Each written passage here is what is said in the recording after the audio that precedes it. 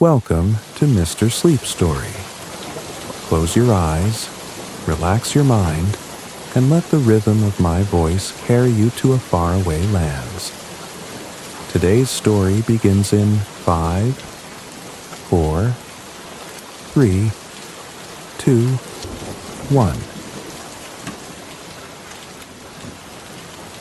1. In tonight's tale, we step into the foggy streets of Victorian London, where the brilliant and ever-curious detective, Sherlock Holmes, uncovers secrets hidden in plain sight.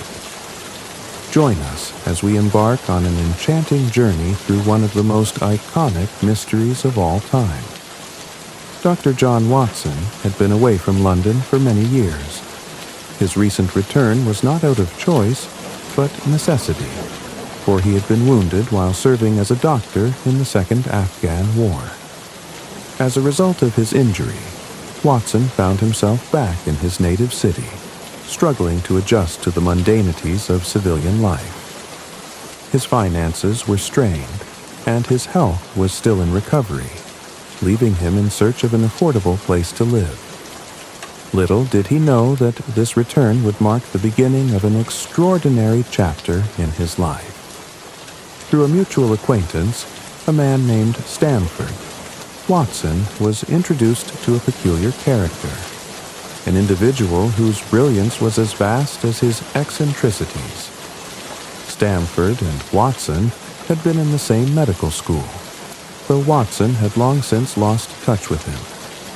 It was Stamford who suggested the idea of sharing rooms with the man he had just met, a decision Watson felt reluctant about, but was left with no other option.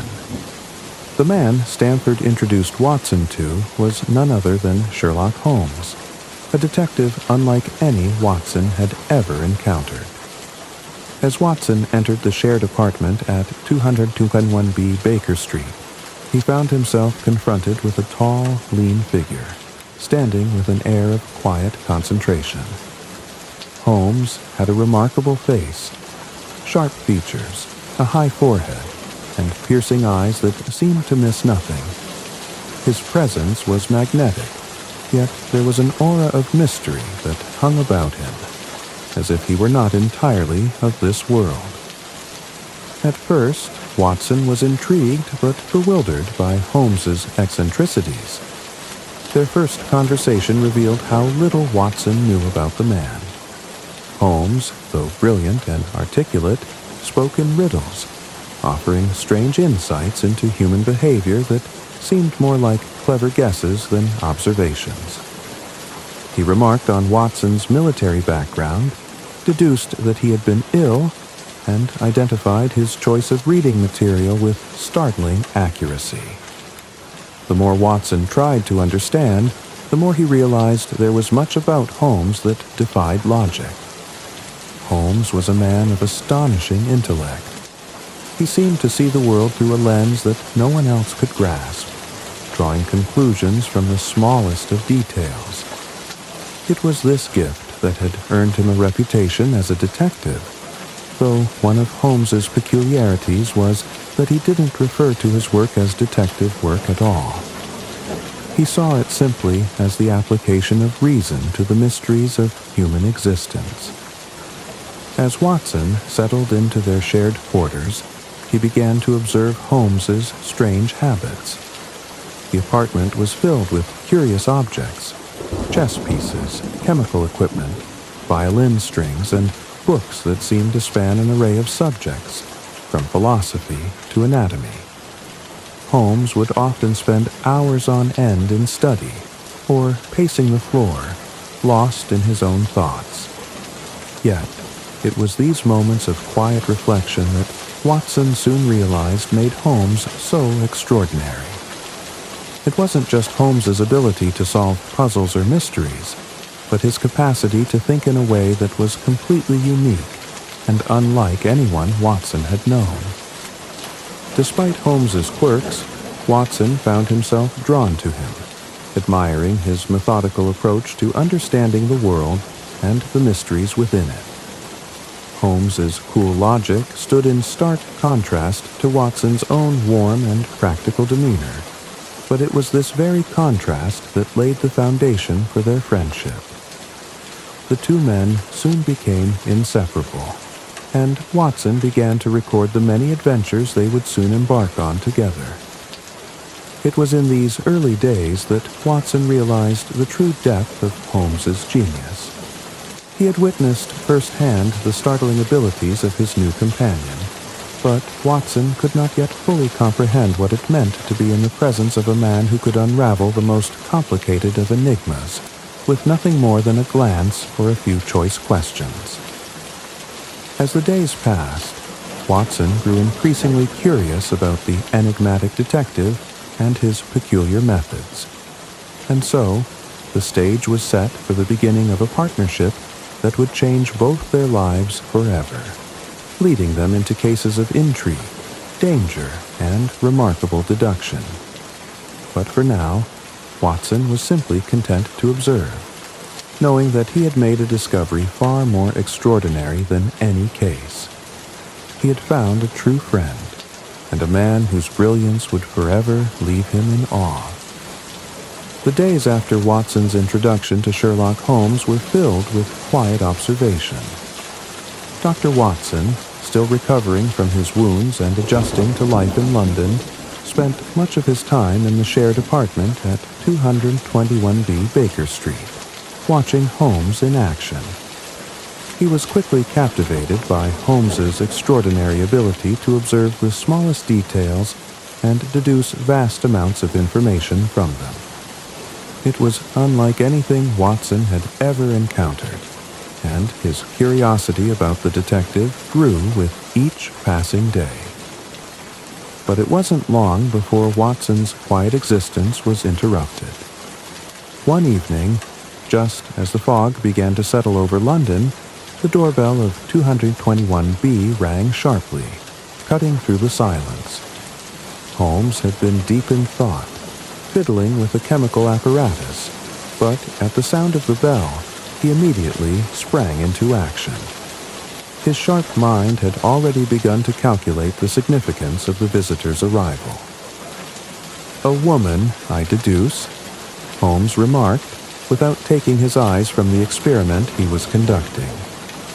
Watson raised an eyebrow. "How do you know?" Holmes glanced up, his eyes sparkling with intensity.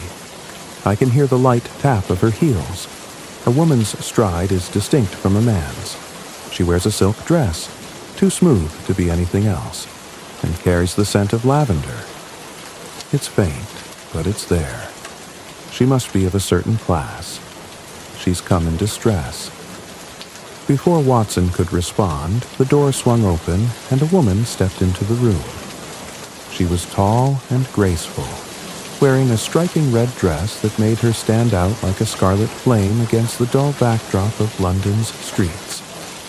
Her face, though pale, held an air of determination. Her eyes were wide with a mixture of fear and urgency. "I need your help, Mr. Holmes," she said, her voice trembling slightly. Holmes stood up and motioned for her to sit. "Of course, madam. Please tell us what brings you here this evening." The woman took a seat, and after a moment of hesitation, she began her story. Her name, she said, was Miss Mary Morstan, and she had come seeking assistance with a mystery that had plagued her for many years. Her father, a sea captain, had disappeared many years ago under mysterious circumstances, and since then, she had been receiving a series of anonymous letters and small gifts. But now, the situation had taken a dark turn, and she feared for her life. Holmes listened intently, his piercing gaze never leaving her face as she spoke. The more she told him, the more intrigued he became. There was something about her story that seemed to hint at a larger, more complex mystery, one that could involve not just her missing father, but a web of secrets and deceit that stretched far beyond her own experience. The letter that had arrived that morning was the most troubling of all. It contained a cryptic message, accompanied by a single pearl, a gift she had received before but never understood the meaning of. The message in the letter was simple. The game is afoot. The phrase was familiar to Holmes, but he made no immediate comment, choosing instead to focus on the woman's appearance and behavior. She was calm, but there was an underlying tension that Holmes could easily detect. He could see that she was frightened, but whether it was from the letters or something else, he was unsure. "I've been receiving these gifts for years," Miss Morstan continued, her eyes fixed on the letter. "But now, I fear something terrible will happen. The pearls. They are connected to my father's disappearance, but I don't know how. I don't know who is behind it." Holmes's eyes glinted with excitement. "I believe we have a case to investigate," he said, his voice calm but filled with determination. "We will need to examine all the evidence carefully. Those pearls, the letters, and any other clue that might shed light on the mystery." As he spoke, Watson could sense Holmes's mind already working at full speed, sifting through possibilities and analyzing every word Miss Morstan had said. To Holmes, this case was more than just a simple inquiry. It was a puzzle that needed to be solved. He had already begun to piece together a theory, though he kept it to himself for the moment. Miss Morstan left them with the promise to return the following day with more details, and Holmes wasted no time in turning his attention to the case. He instructed Watson to accompany him the next morning as they began their investigation into the strange disappearance of Mary Morstan's father. Watson had watched as Holmes worked, amazed at the detective's speed and focus. The pieces of the case began to fall into place in Holmes's mind, though Watson could not yet see the full picture. The woman's story, the pearls, the cryptic letters, all of it was leading somewhere, but Holmes was content to follow the trail, waiting for the right moment to make his move. "Tomorrow, Watson," Holmes said, as they prepared to leave for the day. "We shall begin our search for the truth. The game, as it were, is indeed afoot." Watson, intrigued and captivated by the unfolding mystery, followed Holmes, knowing that this was only the beginning of an adventure that would test both their wits and their courage. As Sherlock Holmes and Dr. Watson delved deeper into the mystery surrounding the disappearance of Captain Morstan, they began to piece together a narrative that was far more complex and ominous than they had initially expected. Miss Morstan's plight, her mysterious inheritance of pearls, and her father's strange disappearance were the threads that Holmes was pulling on, each clue leading them down a more winding and shadowy path. The detective's first step was to gather more information from the police, so he arranged a meeting with Inspector Lestrade of Scotland Yard. Holmes's interactions with the inspector were always tinged with a mixture of professional admiration and gentle disdain. Lestrade, though competent, lacked the keen observational skills and razor-sharp intellect that Holmes brought to the table. However, Holmes had no qualms about accepting the help of the police when necessary, and the inspector's access to resources and records would be useful in uncovering the truth. The meeting took place in a small, dimly lit office at Scotland Yard.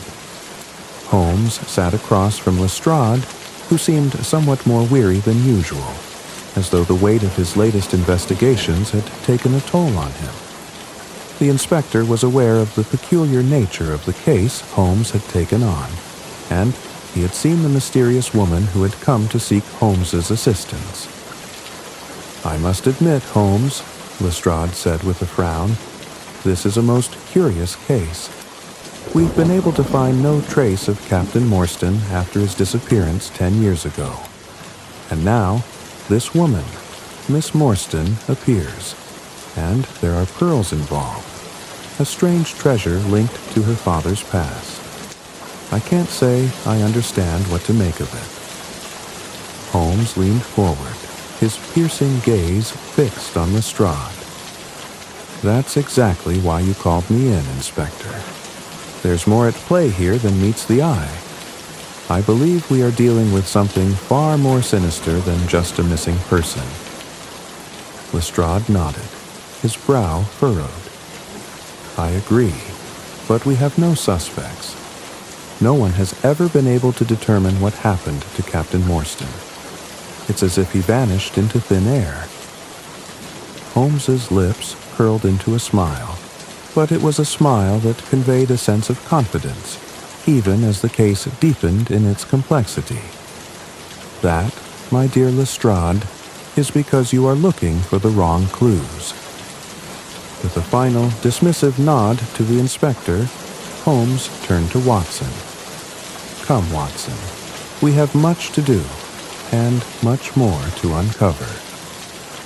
That evening, Holmes and Watson returned to 200B Baker Street, where they began their investigation into Captain Morstan's past and his connection to the mysterious treasure.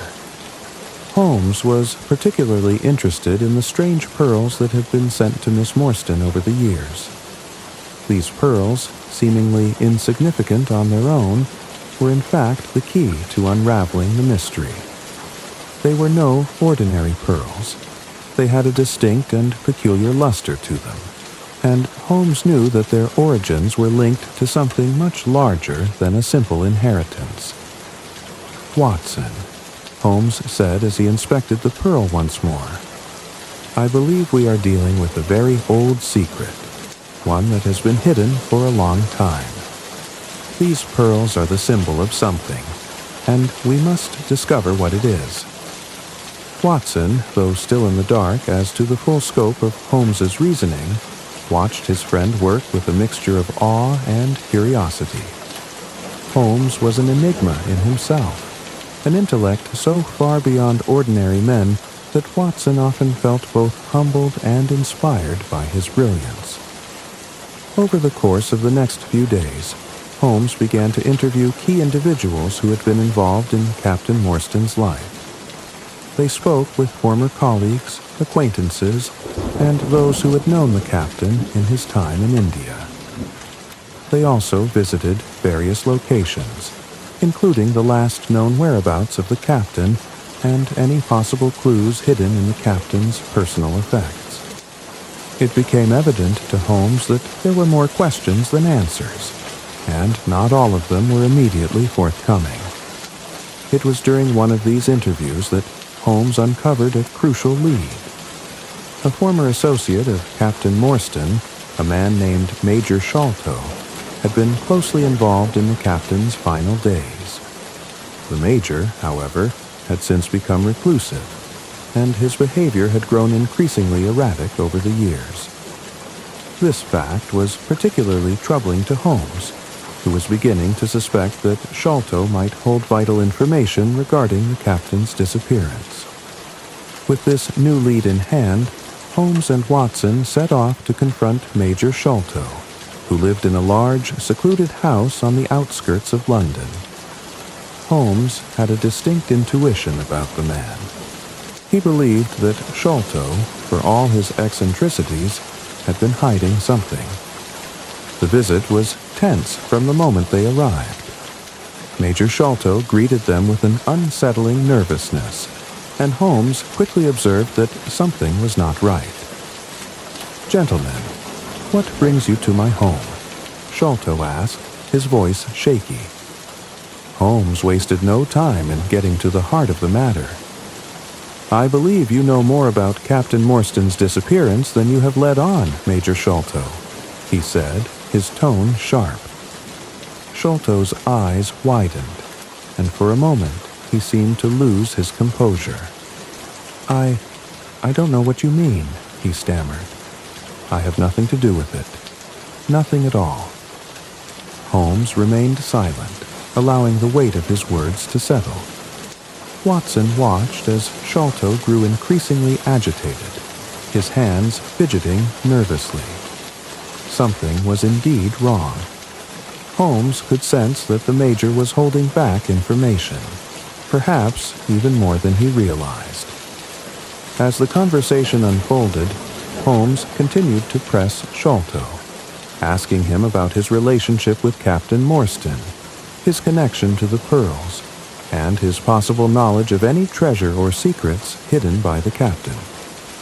Sholto's answers were evasive and, at times, contradictory. The more Holmes asked, the more it became clear that the Major knew something that could solve the entire mystery. In the end, Holmes left Major Sholto with a warning. "We will get to the truth, Sholto. The pearls, the treasure, and Captain Morstan's disappearance. They will all be revealed, whether you want it or not." As Holmes and Watson left Sholto's house, the shadows of danger seemed to grow longer. They were closer than ever to uncovering the dark truth, but they were also walking into a trap set by forces far more powerful and dangerous than they had anticipated. The encounter with Major Sholto left Sherlock Holmes more determined than ever to uncover the truth behind Captain Morstan's disappearance. Sholto's erratic behavior and his unwillingness to provide clear answers only deepened Holmes's suspicions. The detective was certain that the Major knew something vital, something that could unlock the mystery that had stumped both the police and the missing captain's daughter, Miss Morstan, for years. Holmes and Dr. Watson left Major Sholto's house, their minds buzzing with the questions they still needed to answer. Holmes was convinced that the key to the puzzle lay in the strange pearls sent to Miss Morstan and the secretive actions of Captain Morstan's former associates. The more they probed, the clearer it became that something far larger and more sinister than just a missing persons case was unfolding before them. "The pearls are significant, Watson," Holmes said, his voice low but certain. "They are not merely tokens of affection or sentimental gifts. There is a deeper meaning to them, and Major Sholto knows exactly what it is." Watson nodded, but the puzzle was still not entirely clear to him. He had seen how the pearls seemed to unnerve the Major, but the connection between them and Captain Morstan's disappearance remained elusive. "We must find the treasure," Holmes continued as if reading Watson's thoughts. "The treasure that Captain Morstan was involved with. Sholto, for all his bluster, is hiding something. We must make him speak the truth." They spent the following days gathering more information.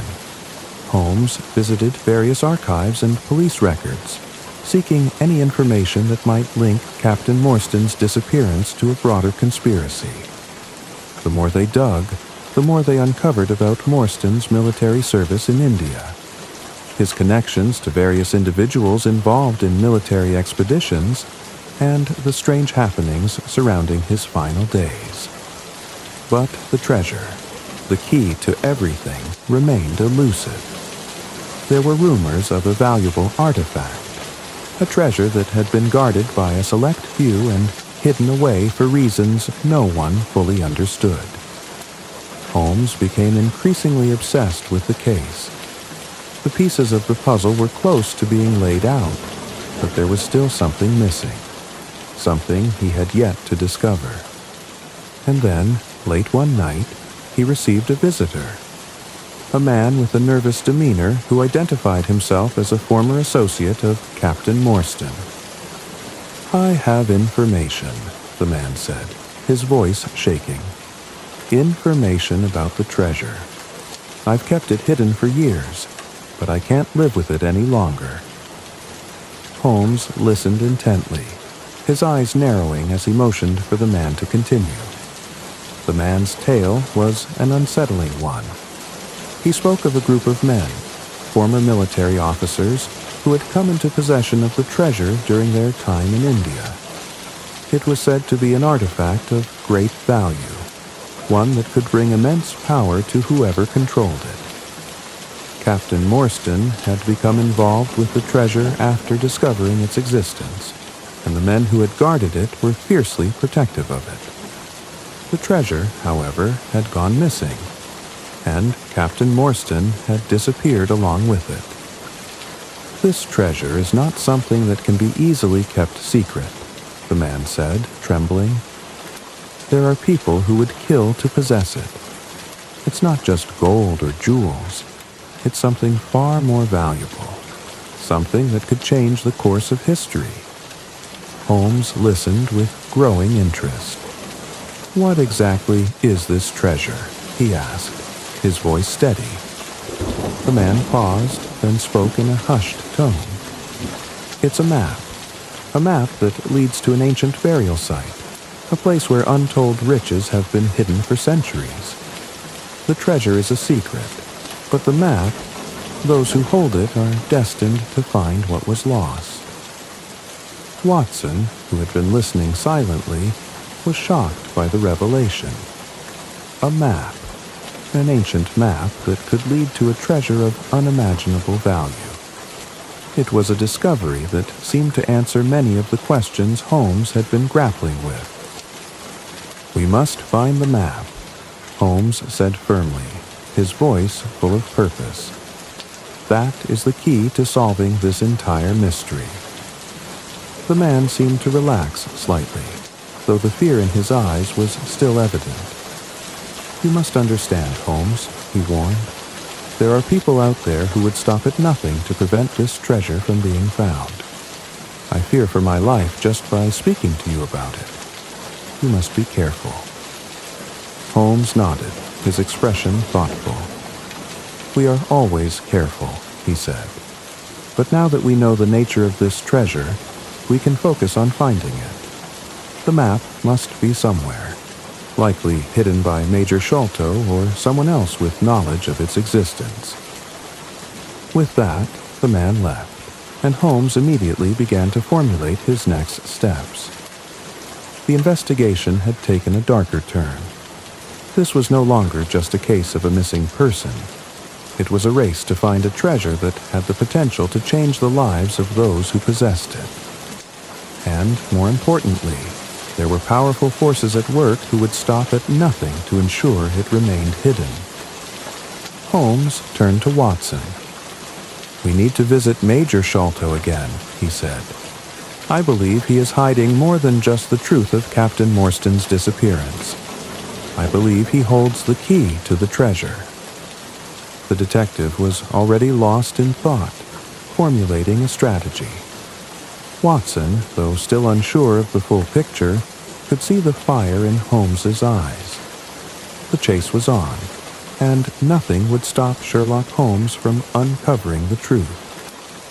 Sherlock Holmes, ever keen on uncovering the truth, wasted no time after his meeting with the terrified man who had revealed the existence of the treasure map.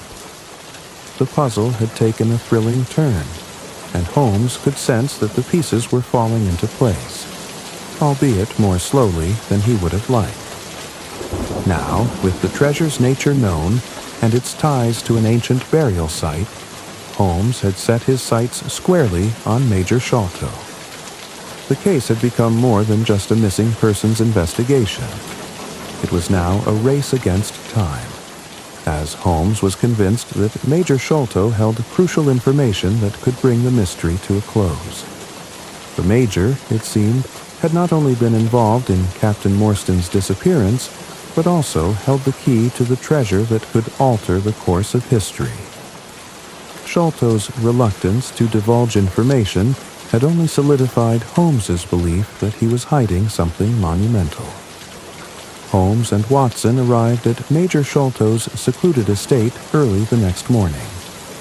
The house was an imposing structure, set on a quiet, winding road, with stone walls rising high against the dreary sky. It was an atmosphere that seemed to fit the gravity of the situation. There was something dark and foreboding about the place, and Holmes couldn't help but wonder what secrets the Major had buried within it. They were greeted at the door by a servant who led them through the long hallways and into a large drawing room, where Major Sholto was waiting. His nervous demeanor was still as palpable as ever, but now there was a certain anxiety in his eyes. He seemed to know that Holmes was closing in on something crucial. The tension between them was thick, as though a secret had been hanging in the air for years, waiting to be exposed. Holmes wasted no time with pleasantries. He fixed his sharp gaze on Sholto and spoke in his usual matter-of-fact tone. "Major Sholto, I trust you know why we are here. Captain Morstan's disappearance, the treasure, the map. It is all connected. I know you have the key to unraveling this mystery." The Major's face tightened, and his fingers drummed nervously on the arm of his chair. "I've already told you everything I know, Holmes," he replied, his voice strained. "I have no involvement in this, and I know nothing about any treasure." Holmes leaned forward slightly, his eyes narrowing. "That, Major, is where you are mistaken. You do know something.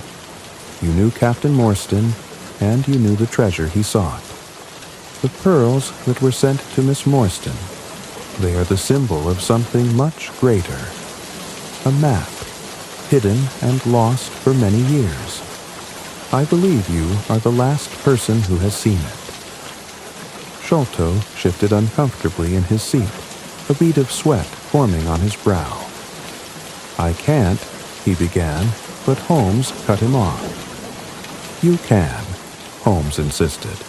"You must tell us everything.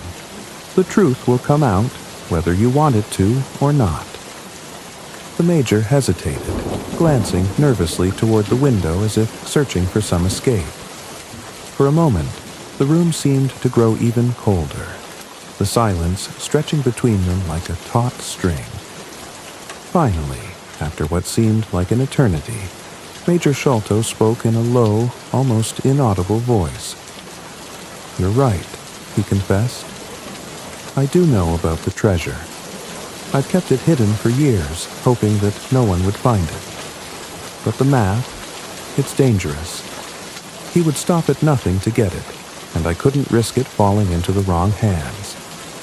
It wasn't just Captain Morstan who was involved in this.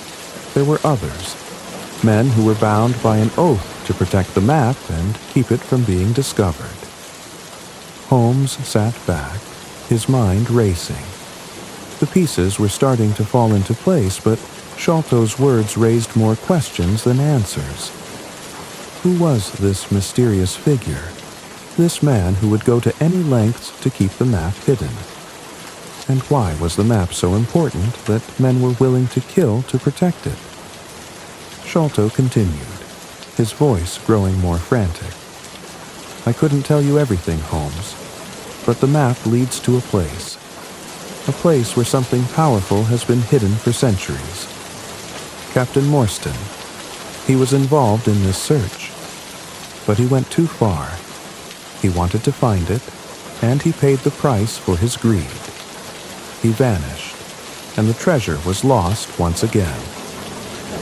Watson, who had been quietly observing the conversation, now stepped forward.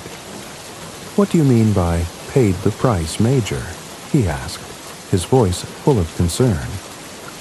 Sholto looked at him with a haunted expression. "The treasure is cursed," he whispered. "Anyone who seeks it is doomed to suffer. Captain Morstan learned that the hard way. He thought he could control it, but in the end, the curse claimed him. Now, I fear that Miss Morstan, she's in danger too. She's the key to it all, and whoever controls her will have the power to control the treasure." Holmes stood abruptly, his mind spinning with the implications of Sholto's words. This was no longer just a case of missing persons and hidden riches. This was about a curse, something far darker and more sinister than any simple treasure hunt. "We must find the map," Holmes said, his voice firm. "If Miss Morstan is in danger, we must protect her. But we need that map to understand how everything fits together." Sholto's eyes filled with dread. "It's hidden," he said, almost as if speaking to himself. "But even if you find it, you'll be too late. He's already looking for it." Holmes turned sharply toward Watson. "We need to act quickly," he said. "The race to find the treasure and the truth has only just begun." With a final, lingering glance at Sholto, Holmes and Watson left the Major's estate. As they walked through the estate's iron gates, Holmes's mind was already working at full speed, piecing together the information they had gathered. The map was hidden, and the danger was real. Whoever sought the treasure would stop at nothing to possess it, and Miss Morstan's life was at risk. The detective knew that they were on the cusp of something enormous, something that would change everything they thought they knew about the case. And with every step they took, the shadow of the mystery loomed ever larger. Sherlock Holmes and Dr. Watson left Major Sholto's estate with more questions than answers, but one thing had become abundantly clear. The stakes of their investigation had been raised to a level far beyond a simple missing persons case. The map, the treasure, the curse. Each element of the mystery had led them to an even darker and more dangerous reality than they had first imagined. And the ominous warning from Major Sholto that there was someone else searching for the treasure lingered in Holmes's mind, making every moment feel increasingly urgent. The detective's pace quickened as they made their way back to Baker Street. Holmes was deep in thought, his sharp eyes scanning the streets around them as if he expected danger to leap out from every corner. Watson, ever the faithful companion, could not help but feel the weight of the case pressing down on him. What had they gotten themselves into? Who was this mysterious figure who would stop at nothing to find the treasure? And what was this curse that seemed to loom over the entire affair? Once they returned to their lodgings, Holmes immediately set to work. He had a singular focus now. They needed to find the map. That was the key to unlocking everything: the treasure, the fate of Captain Morstan, and the safety of Miss Morstan. With the information they had gathered so far, Holmes knew that the map was not just a piece of paper. It was the key to a long-buried secret, one that could change the course of history. The treasure it led to was more than just gold or jewels. It was something far more powerful, something that could not be allowed to fall into the wrong hands.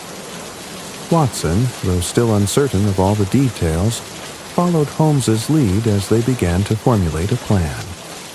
They would need to act quickly and quietly. If anyone else knew of the map's existence, they would be searching for it too. And, as Sholto had warned, those who sought the treasure were ruthless, willing to go to any lengths to possess it. The danger was real, and it was closing in on them. Holmes paced the room, his mind working at full speed. "We must find the location of the treasure," he said, more to himself than to Watson. "And to do that, we need to locate the map. We know Sholto is hiding it, but where?" Watson looked at Holmes, a sense of unease creeping into his chest. "How will we find it?" he asked. "We've already spoken to Sholto. He's not going to tell us anything more." Holmes paused, a gleam of determination in his eyes. "You're right, Watson. We must take a different approach. Sholto may be hiding the map, but it is likely that someone else knows of its whereabouts. We need to find those who were involved with Captain Morstan in India, the men who knew of the treasure. There must be someone who can point us in the right direction." They spent the following days scouring every available lead. Holmes made inquiries into the men who had served with Captain Morstan, looking for any connection to the treasure or to Major Sholto. They spoke with military officials, former associates, and anyone who might have crossed paths with the captain during his time in India. But each lead seemed to take them further into a labyrinth of secrecy, each door closing just as quickly as it opened. Then, on the evening of the third day, a breakthrough came. Holmes received an anonymous letter, one that had been delivered under the cover of darkness. The letter was short, but its contents were significant. The treasure lies where the bones rest. Look to the east. The map is close. Holmes stared at the letter, his mind racing. "This is it," he murmured. "This is the clue we've been waiting for." Watson leaned in to read the note, though he was still puzzled by its cryptic message. "The bones rest? What does that mean?" Holmes looked up, his eyes burning with excitement. "It's a reference to something ancient, something tied to the burial site of the treasure. The bones could refer to the remains of those who have guarded it for centuries, or to a place where something or someone of great importance lies buried. It is a clue, Watson, and we are going to follow it." The message was clear. If they wanted to find the treasure, they had to look east. Holmes was convinced that the burial site mentioned in the letter was the key to everything. The map, the treasure, and the curse all seemed to converge in one location. But where exactly? Holmes wasted no time. He began to study maps of India and the surrounding regions, cross-referencing ancient texts and records of military expeditions. Watson could see the intensity in his eyes as he pored over every detail, each line on the map becoming a potential clue. It was clear that Holmes was closing in on something monumental, something that had eluded everyone for decades. As they prepared for their journey, Holmes's thoughts turned to Miss Morstan. She was at the center of everything: the treasure, the map, and the curse. Holmes knew that they had to find her before anyone else did. She was in danger, and if the treasure's true nature was as dangerous as Sholto had suggested, they had to act fast. "There is no time to waste, Watson," Holmes said firmly. "We must protect Miss Morstan, find the map, and uncover the truth before it's too late." As the two men prepared to embark on the next phase of their investigation, the shadow of danger loomed ever larger. They were no longer merely investigators. They were now part of a race against time, a race to find a treasure that could change everything. And someone, somewhere, was watching their every move, waiting for the moment when they would make their move. Holmes and Watson set out the next day, their minds filled with anticipation and trepidation. The treasure, the map, and the mystery of Captain Morstan's disappearance were all waiting to be uncovered. But, as they would soon discover, the dangers they faced would be far greater than they could have imagined. The days following the arrival of the mysterious letter were filled with a sense of anticipation. Sherlock Holmes and Dr. Watson knew that they had uncovered a crucial clue, but it was clear that the journey ahead would not be an easy one. The treasure, the hidden riches of the East, was still shrouded in mystery, as was its terrible curse. The letter's cryptic words echoed in Holmes's mind. "The treasure lies where the bones rest. Look to the east. The map is close." Holmes was convinced that the reference to the bones had something to do with the ancient burial grounds, perhaps an old burial site tied to the treasure or its guardians. But the key question was, where to begin? The East, in all its vastness, could mean any number of places. It was a riddle that needed solving, and Holmes, with his razor-sharp intellect, was determined to crack it.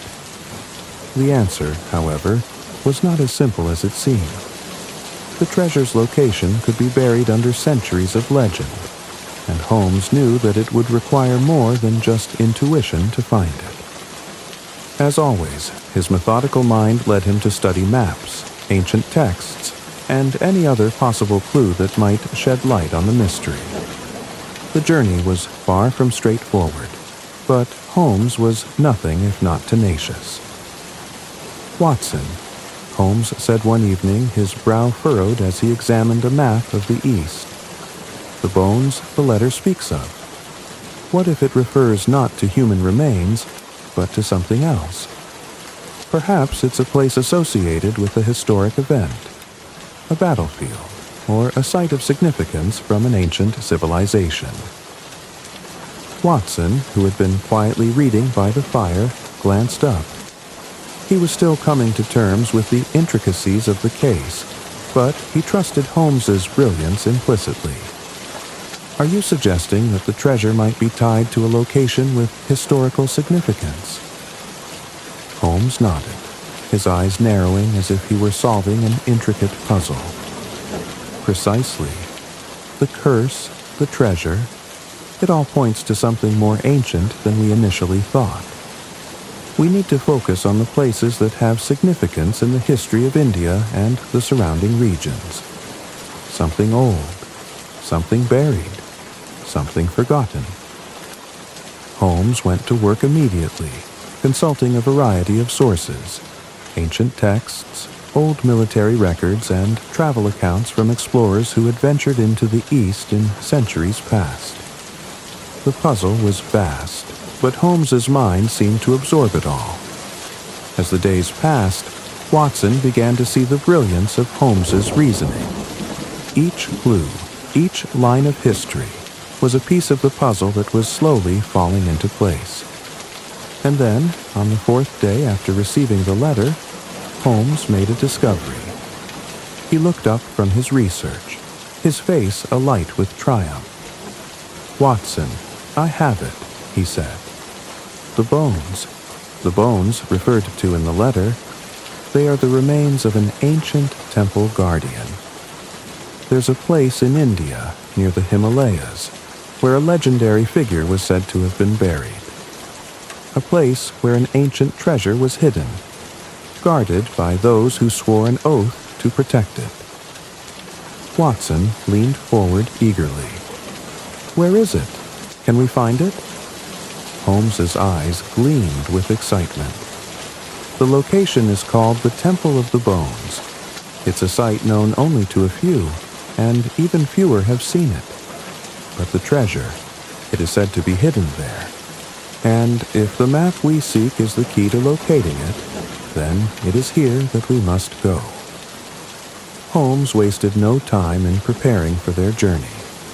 Watson, ever loyal and ready for adventure, packed his things without hesitation.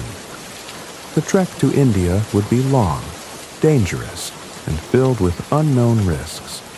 But they had no choice. They were closer than ever to uncovering the treasure, and the truth about Captain Morstan's disappearance.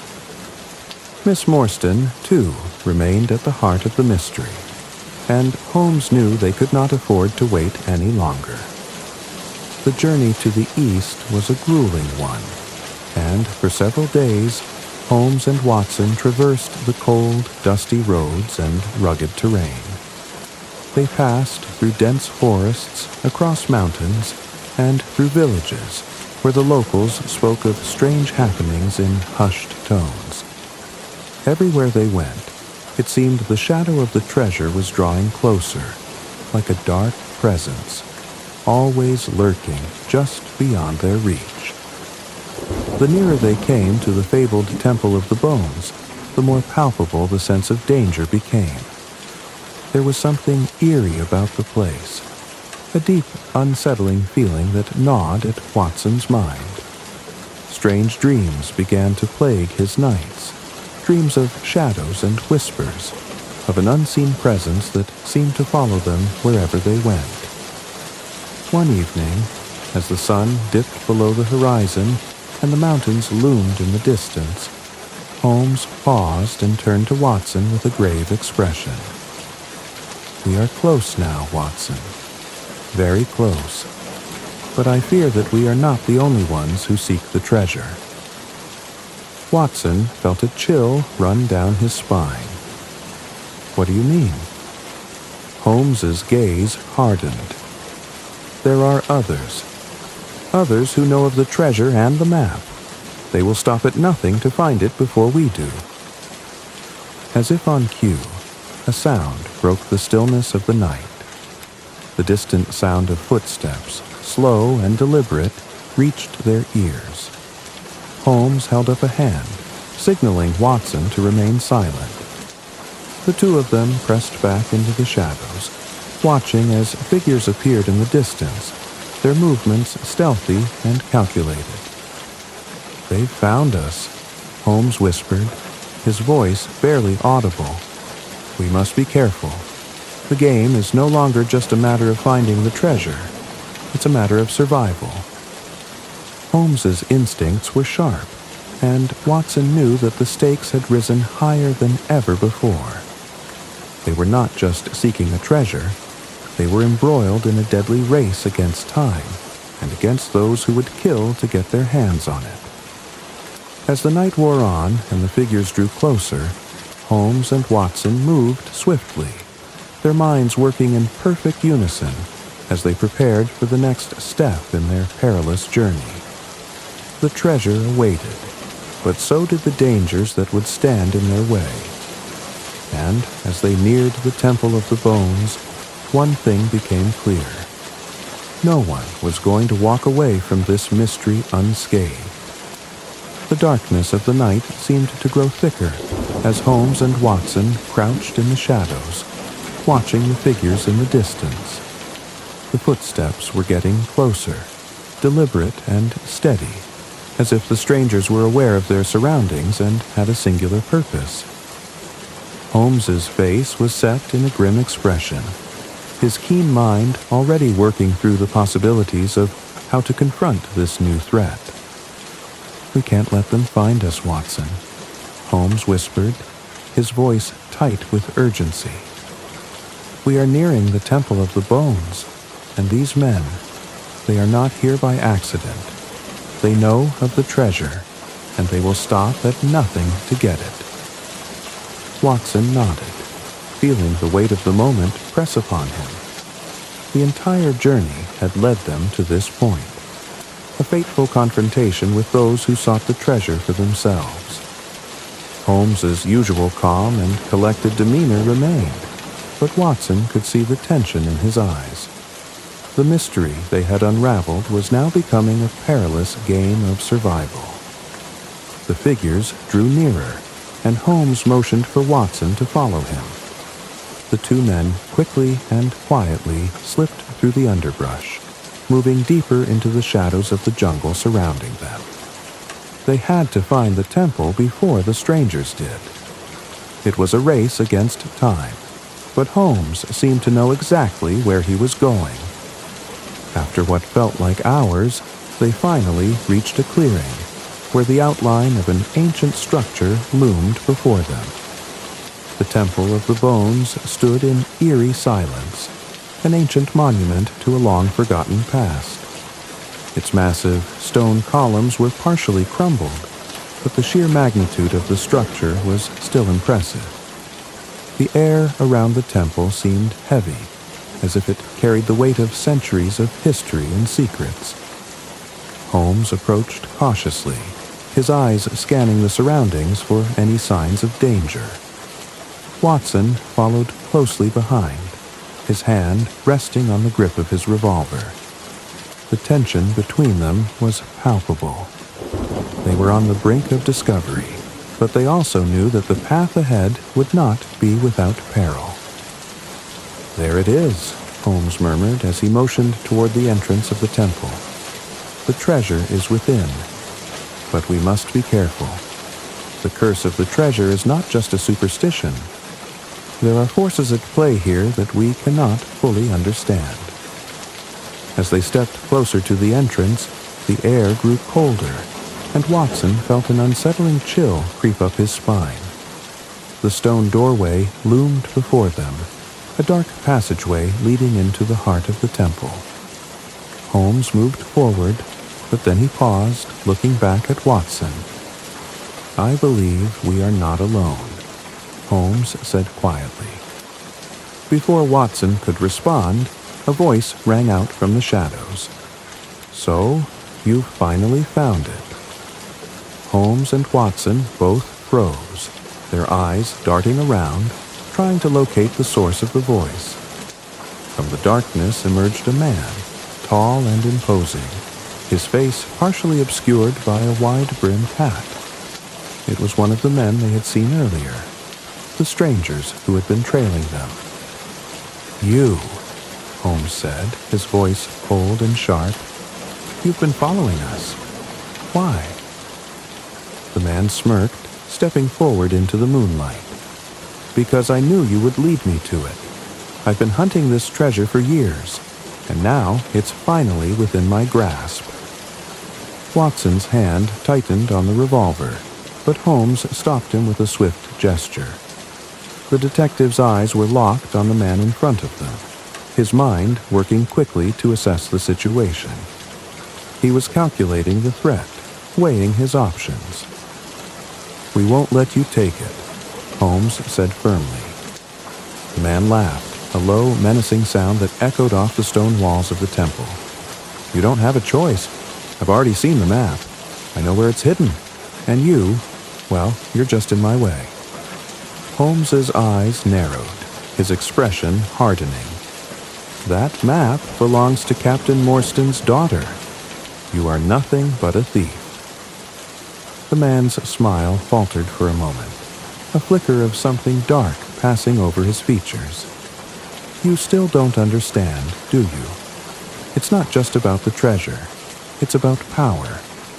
The treasure is the key to something much greater, something that can change the world. You've unwittingly become part of something much bigger than yourselves." Holmes took a step forward, his mind racing. "The curse you speak of. What is it really? What is the treasure hiding?" The man's eyes gleamed with a dark satisfaction. "It's not gold or jewels, Holmes. It's knowledge. The power to control, to reshape history. And now, I'm going to claim it." Before the man could make another move, Holmes acted swiftly. With a sudden motion, he pulled out a small device from his coat pocket, a flare gun. He fired it into the sky, sending a bright, fiery streak into the air. The noise echoed across the jungle, signaling their position. The man's face twisted with fury. "You fool!" he spat, reaching for his weapon. But in the moment of chaos, Holmes and Watson seized the opportunity.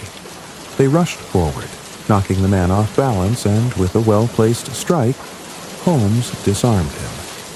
As the stranger fell to the ground, groaning in defeat, Watson stepped back, still watching for any other threats. But in that moment, they knew they had won.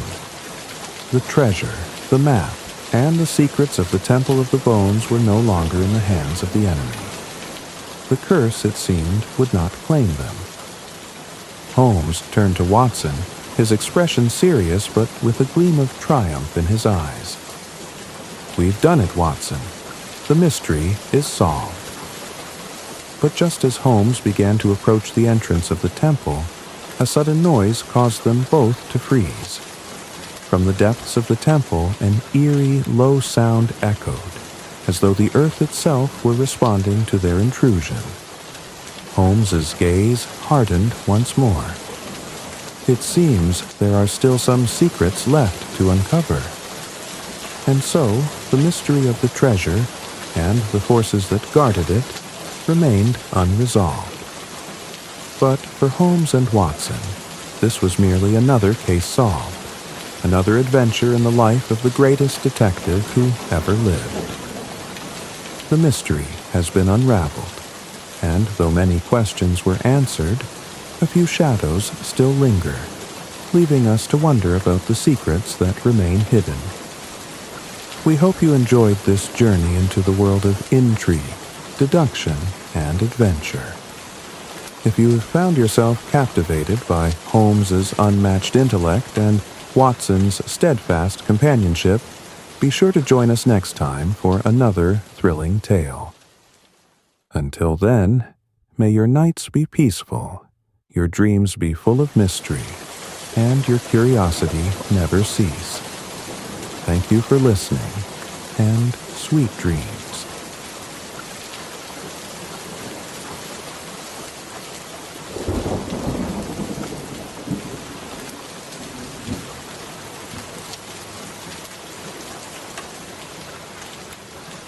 Tonight, we delve into the world of The Sphinx Without a Secret, a fascinating short story by the renowned author Oscar Wilde. In this intriguing tale, Wilde explores the mysteries of love, identity, and the allure of the unknown, with his signature wit and depth. There are moments in life when we encounter something so extraordinary, so tantalizingly out of reach, that it lingers in our minds long after the experience has passed. This is a story of one such encounter, though, as with all mysteries, it begins with the smallest of impressions, an almost imperceptible glimpse into something far greater than we could understand at the time. It was many years ago, on an evening in the heart of London, that I first saw her, the woman who would become the subject of my deepest musings, my most fervent curiosity, and, dare I admit, the woman who would haunt me long after the fleeting moments of our brief acquaintance had dissolved into the ether of time. I was not a man given to flights of fancy, nor to the intoxications of passion that seem to hold sway over the hearts of lesser men. No, I prided myself on my logical mind, my ability to separate sentiment from reason. Yet, there are forces in this world that defy all attempts to categorize them, and she was one such force. I had been invited to a gathering of some notable acquaintances, men of wit, women of beauty, and intellectuals who prided themselves on their sharpness. It was there, amid the idle chatter and the flickering candlelight, that I saw her. She entered the room with an ease that seemed almost unnatural, her presence marking the air like the sudden shift of a summer breeze. The hum of conversation stilled for a moment, imperceptibly, yet unmistakably, as if the very room had noticed the change. Her beauty was not of the usual sort. There were no overt displays of charm or flirtation. No need for such things. She wore a simple gown, its color subdued, but it was the quiet dignity with which she carried herself that made all others pale in comparison. There was a gravity to her, an elegance that seemed to come from a place far removed from the ordinary world. I had seen beautiful women before, of course. Women whose charm was in their laughter or the artifice of their makeup. Women whose beauty seemed fleeting, the kind that you could admire from a distance but knew would lose their shine with the passing of time. But this woman was different. There was something eternal about her, something that made her seem both of this world and not of it. She did not speak much at first, preferring to listen, her dark eyes scanning the room, assessing it with a quiet intensity that left you feeling exposed, as though she could see through the very fabric of your soul. I, like the others, found myself drawn to her presence in a way that I could not explain. The men around her, the so-called men of culture and experience, seemed to forget themselves entirely in her presence. They fumbled over their words, attempting to appear more than they were, and in doing so only made themselves seem less. She, however, remained composed, serene, as though untouched by their affections, or perhaps merely amused by them. I could not take my eyes off her. It was as though she had cast a spell over the room, and I, too, had become an unwilling participant in whatever strange enchantment she wielded. And yet, there was no overt magic, no grand gestures. There was only her quiet poise, her subtle power, the way her gaze held everything in place without lifting a finger. I did not approach her immediately. I observed, as a man of reason does, calculating the nature of the mystery that stood before me. She seemed untouchable, not in the way that some women are distant, but in a manner more profound, untouched by time, untouched by the expectations that governed ordinary lives. It was then that I realized I was not merely looking at a woman. I was looking at an enigma, a puzzle that seemed too complex for even my sharpest faculties to untangle. I spoke with others at the gathering, exchanged pleasantries, and engaged in the usual social rituals. But all the while, my mind returned to her, circling her like a moth drawn to an unseen flame. Who was she? Where had she come from?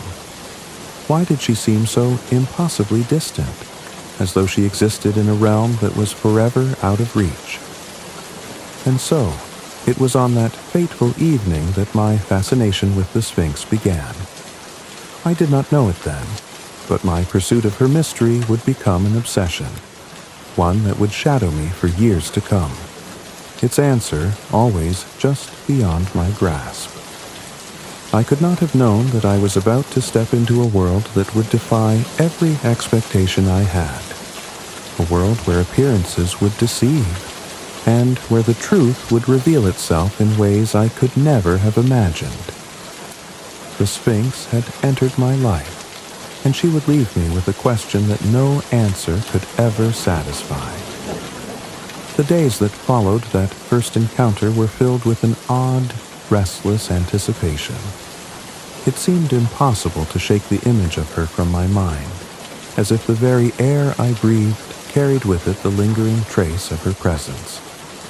I had seen many women in my time, of course, some fairer, some more charming, some far more approachable. But none had left such a mark upon me as she had. There was something uniquely compelling about her, something that resisted explanation. Perhaps it was the way she moved through the world as if it were not quite her world to begin with, as though she were merely an observer in a play whose script she had long since memorized, yet no longer found interesting. The opportunity to speak with her again came sooner than I had expected. A mutual acquaintance, a man of considerable social standing and charm, invited me to another gathering, a party, if you will, at his lavish estate. I did not attend these gatherings often. I preferred the company of books and solitary thought. But the pull of the enigma, the lure of what I had begun to suspect was a secret, proved too great. I could not resist. I told myself it was mere curiosity, nothing more, and certainly nothing that could lead to an obsession. After all, I was a man of reason. What could possibly be so intriguing about a woman whose only real characteristic seemed to be an aura of mystery? As I arrived at the host's grand house, I was greeted by the usual trappings of such events. Laughter, the soft clink of crystal glasses, and the rustle of fine fabrics as guests maneuvered through the rooms, exchanging pleasantries and polite conversation. Yet, amidst all this, my attention was immediately drawn to her. She stood in the far corner of the room, almost as if she were intentionally distant from the buzz of the gathering. Her posture was impeccable, and though her face remained serene, there was a certain unreadable quality in her eyes. She was not looking at anyone in particular, yet it seemed as if she were aware of every movement in the room, every whispered conversation, every shifting glance. I was determined this time. I would speak with her. I could no longer ignore the question that had gnawed at me ever since our first meeting. Who was she really? What lay beneath the surface of her immaculate composure? I made my way across the room, my steps deliberate but not hurried. As I approached, I noticed a slight change in her demeanor, Her gaze flickered, acknowledging my approach, yet it was neither welcoming nor dismissive. It was simply there. She was neither interested in evading my presence nor in encouraging it. It was as though she had already decided that I was an observer and nothing more. "Good evening," I said, my voice betraying a hint of unease, for even now, after all this time, I was aware of the subtle power she wielded without speaking. "Good evening," she replied, her tone as cool and poised as ever. It was impossible to detect any warmth or coldness in it, only a perfect calm. "How are you this evening?" It was a simple question, one of those social niceties that one exchanges without much thought. Yet, when she asked it, it felt weighty, as if she were truly waiting for an answer, as though she already knew the answer before I even spoke it. "I am well, thank you," I replied, my voice carrying more confidence than I truly felt. The words were polite enough, but I could not help but sense that this conversation would not be like the others I had with people here. There was something more to her, something hidden just out of reach, like a puzzle where the pieces did not yet fit.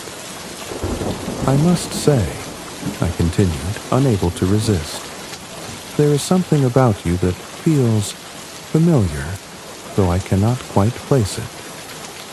Her lips curved into the faintest of smiles, a smile that seemed to hold 1,000 secrets within it, secrets that I could never hope to uncover.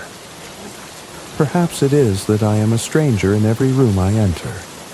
I suppose that makes familiarity a rare thing."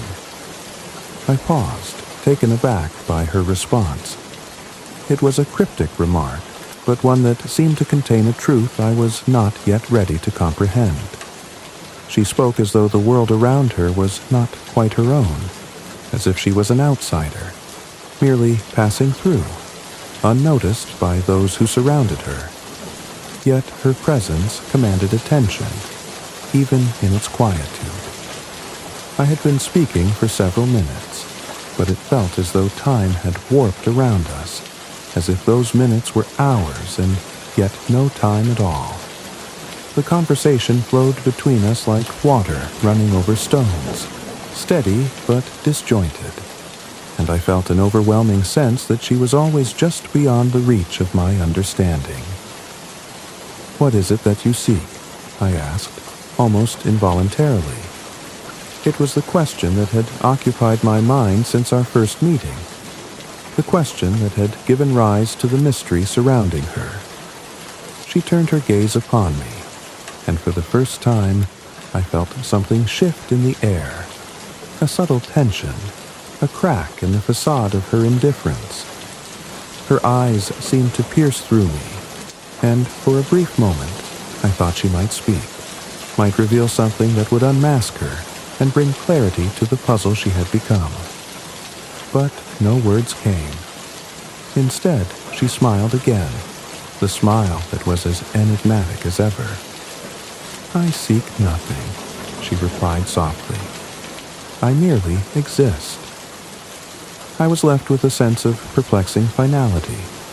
What did it mean to merely exist? Was this her secret? Was she truly as simple as that? A woman with no hidden depths, no tortured past, no mystery at all? And yet, as I stood there, looking into her calm eyes, I knew that such a simple answer could not possibly be the whole truth. No, there was more to her. I could feel it in every word she did not say, in every gesture she did not make. I had only scratched the surface of her mystery, and something told me that the answers I sought would not come easily. The days after our second meeting seemed to stretch before me like an endless maze, each turn more perplexing than the last. I found myself haunted by her presence, yet more so by the utter lack of clarity surrounding her. What did she mean when she said she merely existed? What lay beneath that serene exterior, behind the quiet, unspoken words? And why was it so impossible for me to move beyond the illusion of her mystery, even when she gave so little of herself away? In my growing obsession, I began to inquire about her past, though I found no easy answers. I would ask others in the circles I frequented, searching for any clue that might explain the enigma that was her. But it was as though the very mention of her name caused a shift in the room, a subtle shift that made others uneasy, as though the subject were one best avoided. I heard fragments of stories, rumors that hinted at a shadowy past, but nothing substantial. Each tale was a mere whisper in the dark, a fleeting mention that quickly dissolved into the air, leaving only more questions behind. It was said that she had been raised in distant lands, perhaps in the East, or perhaps in the depths of some long-forgotten country. But no one could confirm where. There were murmurs that she had once been part of some grand family, a lineage so ancient that even the most well-read men could not trace it. Some said she had lived through events that would have broken lesser souls, yet still she carried herself with an air of unshaken calm. I spoke with a friend one evening who claimed to have known her for many years, and his words offered more questions than answers. "She's always been like that," he said, his eyes darting uneasily as if he himself feared uncovering something that was better left untouched. "There's no past to speak of, really. She's a woman apart, a mystery that will never be solved." His cryptic words only deepened my obsession, a mystery that will never be solved. There was something in the way he spoke that made the idea both tantalizing and maddening. How could there be no past? How could such a remarkable woman simply be without any origin to explain her presence in the world? I had seen her at several more gatherings, each time more distant, more aloof than before. The longer I observed her, the more convinced I became that there was something hidden beneath her composed surface. A secret, a truth, a past that had yet to be revealed. I began to see patterns in her behavior.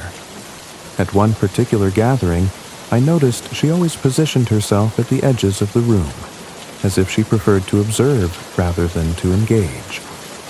When others spoke to her, she replied briefly, her words carefully chosen, as though she were measuring every interaction before it left her lips. And yet, no one ever seemed to press her for more, as if they, too, were afraid of what might lie beneath. On another occasion, I overheard a conversation between two men discussing her, their voices low, filled with caution. "She has a past, you know," one of them said, "but it's not the kind of thing you ask about, not if you value your peace of mind." The other man laughed nervously, as if the very mention of it was enough to make him uncomfortable. "I've heard things," he added, "but none of it makes sense. It's as if she was someone else entirely in another life. But that's just nonsense. We all have our histories, don't we?" And yet, there it was again, the hint of something other in the words that were said, the suggestion that there was something profound and unsettling about her past that no one dared to confront. It was as if a veil had been cast over the very idea of her history, and those who might have known it were reluctant to lift it. I took to following her more closely, not in any overt way, but simply as an observer, a silent witness to her movements. Every evening she attended the gatherings with the same air of quiet detachment, never allowing anyone to get too close, yet always remaining the center of attention. She moved like a figure out of legend, untouchable, ethereal, as though the world around her were mere scenery. One evening, when she had retreated into the garden to escape the crowd, I found myself, once again, drawn to her side. She stood by a fountain, staring into the water, lost in thought. The silence between us felt oppressive, yet I could not bring myself to speak. It was as though words would break the spell, shatter the delicate atmosphere between us. And then, as though sensing my hesitation, she turned her gaze toward me. Her eyes, as always, seemed to pierce through me, seeing far more than I could ever hope to reveal. "Why do you watch me so closely?" she asked, her voice barely above a whisper, as though speaking louder might disturb something sacred between us. I hesitated, unsure how to respond. I find myself wondering about you," I admitted. "There is something about you, something that feels as though it should be known, yet remains beyond reach. It is as if you have a secret, a past that you keep hidden. What is it?" She regarded me with that same inscrutable expression, and for a long moment she said nothing. The silence stretched, thick and heavy, as though she were deciding whether or not to grant me the answer I sought. Finally, she spoke again, her voice low, almost tired. "It is not that I have a secret," she said, her words so softly spoken that I had to strain to hear them. "It is simply that I have no past worth sharing. What would you have me say? That I am something I am not? Or would you prefer the illusion that I am someone I could never be?" Her words hung in the air, elusive and unsettling, and I realized that perhaps the mystery was not in what she had hidden, but in what she was not revealing, and what I had imagined her to be. And yet, despite her words, I could not shake the feeling that there was more beneath the surface than she was willing to admit. The truth, I began to realize, was not in her past. It was in the way she made you question your own assumptions, your own perceptions. She was a puzzle not because of her history, but because of how she made you see the world, how she made you want to see the world. The more I searched, the more I uncovered about myself than I ever could about her. The mystery was not hers alone, but mine as well. The weeks that passed after our last conversation seemed to blur into one another, each day indistinguishable from the next. I found myself immersed in a quiet obsession, chasing fragments of her image in every conversation, every gathering, every fleeting moment of solitude. There were times when I questioned whether I had made the right decision by becoming so consumed by her. Yet there were other times when I felt drawn to the mystery of her like a moth to the flame. I could no longer distinguish where my fascination with her began and my own introspective desires ended. The lines between the two had blurred, and I could only follow the current wherever it led. And so, I returned to the gathering once more, hoping, perhaps desperately, for another glimpse of the woman who had so thoroughly bewitched my thoughts. I had grown accustomed to the lavish events, the laughter that echoed through gilded halls, and the delicate clinking of glasses filled with wine.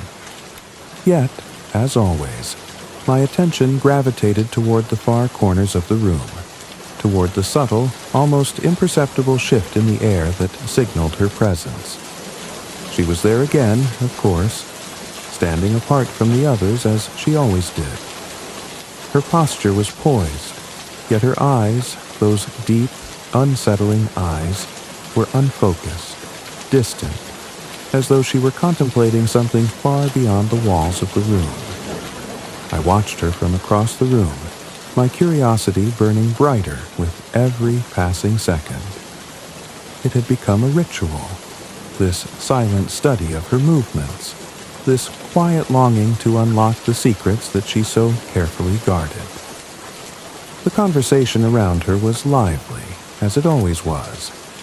There were men who attempted to win her attention with extravagant stories, women who whispered behind their fans, pretending not to notice her gaze. Yet no one, it seemed, could could truly penetrate the calm, serene shell she had so carefully constructed. Everyone treated her with a kind of reverence, an unspoken agreement that, though she existed among them, she was something beyond their reach. I found myself moving closer, unable to resist. As I approached, I noticed a slight shift in her demeanor. Her head turned ever so slightly, as if she had known I was coming long before I had even made the decision to walk toward her. She looked at me, her gaze steady but unreadable, and for a moment I felt an overwhelming sense of inevitability. Like the closing of a door that had never been open, and yet, once closed, it was as though it had never been anything but shut. "You're watching me again," she said softly, the words like a feather brushing against my skin. Her voice was a whisper, barely audible over the murmurs of the room, yet it seemed to resonate deep within me, in places I had never before acknowledged. I nodded, unable to speak, my heart beating faster than it should. I cannot help myself. There is something about you, something I cannot understand." She tilted her head ever so slightly, a gesture that seemed to carry with it 1,000 meanings, none of which I could fully grasp. "I have nothing to offer you," she said, her tone now laced with an eerie calm. "No story to tell, no secret to reveal. I am only what you see before you." Her words, so simple, should have satisfied my thirst for answers, but instead they left me with even more questions. Was this really all there was to her? No hidden past, no mystery to unravel? Or was she simply toying with me, playing the role of the inscrutable woman who could never be understood, forever just beyond my grasp? I took a step forward, compelled by something I could neither name nor resist. "But there must be something more," I insisted. "I have heard things, rumors, stories. I know there is something you are hiding, something I am meant to find." She gave a small, almost imperceptible smile, the kind of smile that could mean 1,000 things, none of which were easily understood. It was a smile that spoke of knowledge, of secrets held close, and of the utter futility of my pursuit. "What if I told you," she said, her voice barely a murmur, "that the truth is far more mundane than you think? What if I told you that the very thing you seek is nothing more than an illusion?" My mind raced, desperate to make sense of her words, but she offered no more explanation. Instead, she turned her gaze back toward the crowd, as if I had never spoken, as if I were a mere shadow in the background of her life. For a moment, I stood frozen, as if the words had carved their way into my soul, leaving me with nothing but the emptiness of their meaning. I could not let it go. I could not accept that the answer was so simple. I had to know more, had to pierce the veil that she had wrapped around herself, had to understand why she insisted on remaining so distant, so unreachable. My mind spun with possibilities, each more improbable than the last. Perhaps she was hiding something far darker, something too terrible for the light of day.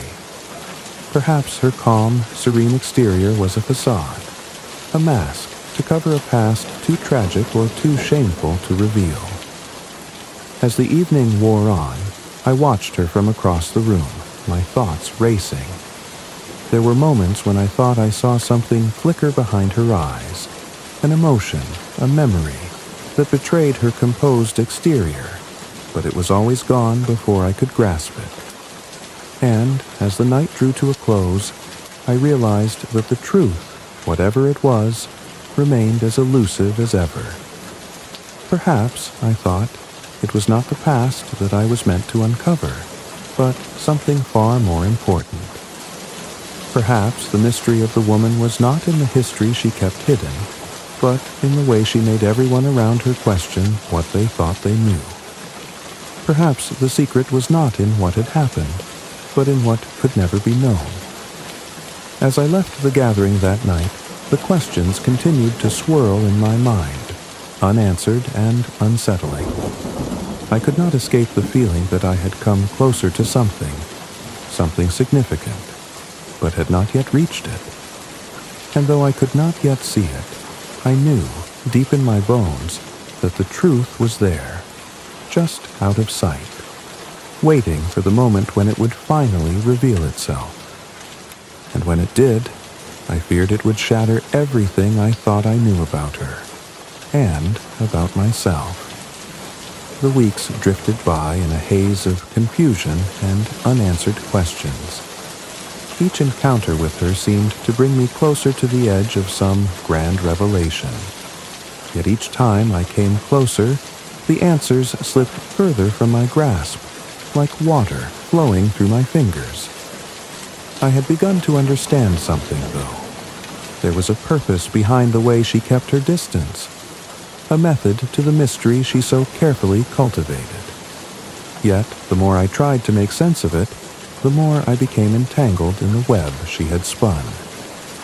One afternoon, a letter arrived at my doorstep, an invitation of sorts.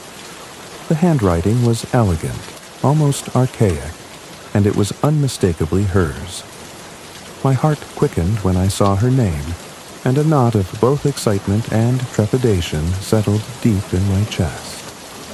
The note was brief, but its contents were enough to send my thoughts spiraling. If you wish to know me truly, then come to my home at dusk. There, we shall have no distractions, and perhaps you will find the answers you seek. The words were cryptic, of course, but there was something in them that tugged at me, something in the quiet simplicity that made it feel almost like a command.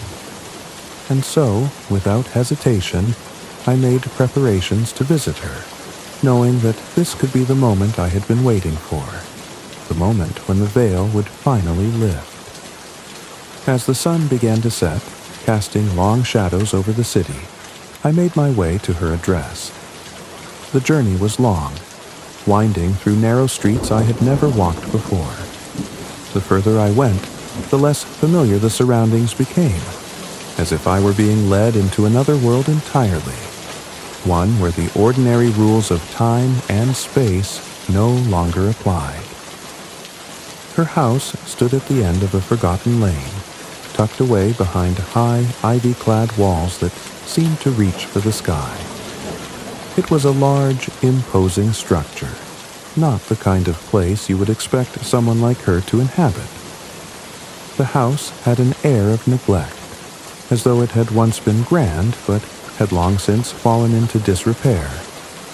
The windows were dark, and the front door, when I knocked, seemed to take an eternity to open. When it finally did, the woman herself appeared, as serene as ever, her expression unreadable. "Come in," she said, stepping aside to allow me entry. Her voice was soft, yet firm, and the way she spoke left no room for refusal. I stepped across the threshold, and instantly I felt a shift in the air. The house was cool, almost unnaturally so, and there was an unsettling stillness that hung over everything. The walls were lined with heavy tapestries, their rich colors faded with age, and the furniture, though expensive, appeared unused, as if it had been arranged for an audience rather than for living. It was a place frozen in time, untouched by the hands of those who might have once inhabited it. "Please, make yourself comfortable," she said, gesturing toward a chair in the dimly lit sitting room. As I sat, I could not help but feel that every object in the room was deliberately placed to keep me from seeing something, as though it were hiding a truth I was not yet ready to understand.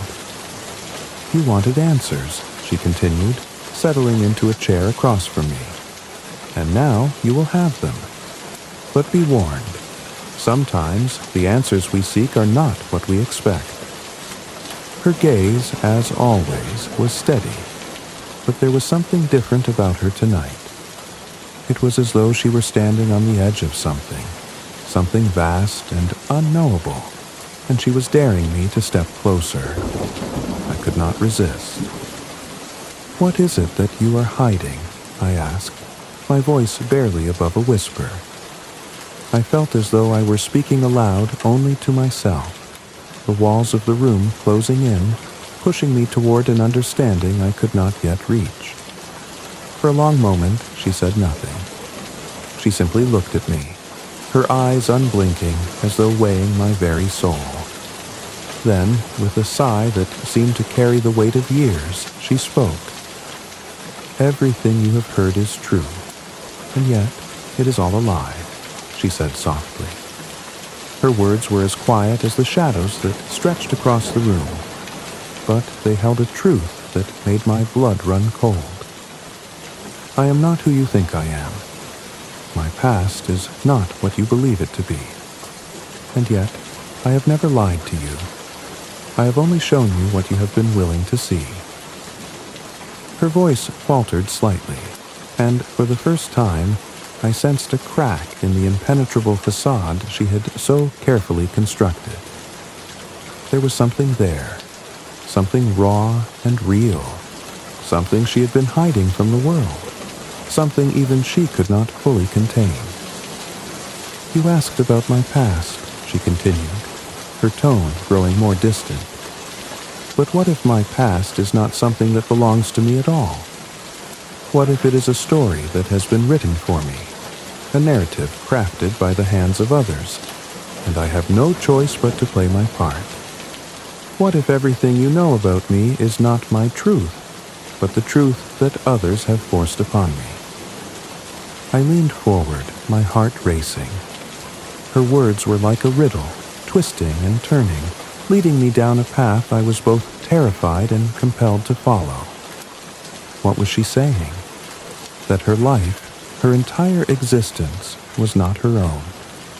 That someone else had shaped her into this enigma? "There are things in this house," she said, her voice barely a whisper. "Things that have been hidden for so long that I no longer know where the truth ends and the lies begin. I have spent my life running from them, from the people who want to control me, to make me into something I am not. But I can never escape." I was overwhelmed, my mind reeling from the implications of her words. What did she mean? Who were these people? What did they want with her? The silence that followed felt oppressive, as though the very air around us had grown thick with secrets too dangerous to speak. And then, as if sensing my inner turmoil, she stood and moved to a nearby shelf. She reached for an old, dust-covered book and handed it to me without a word. As I took the book from her hands, I felt a cold shiver run through me. The leather was aged, the pages yellowed with time, and there was something almost forbidden about the way it seemed to pulse with hidden energy. "Read it," she said, her voice now barely audible, "and you will know the truth. But be warned, some truths are not meant to be known."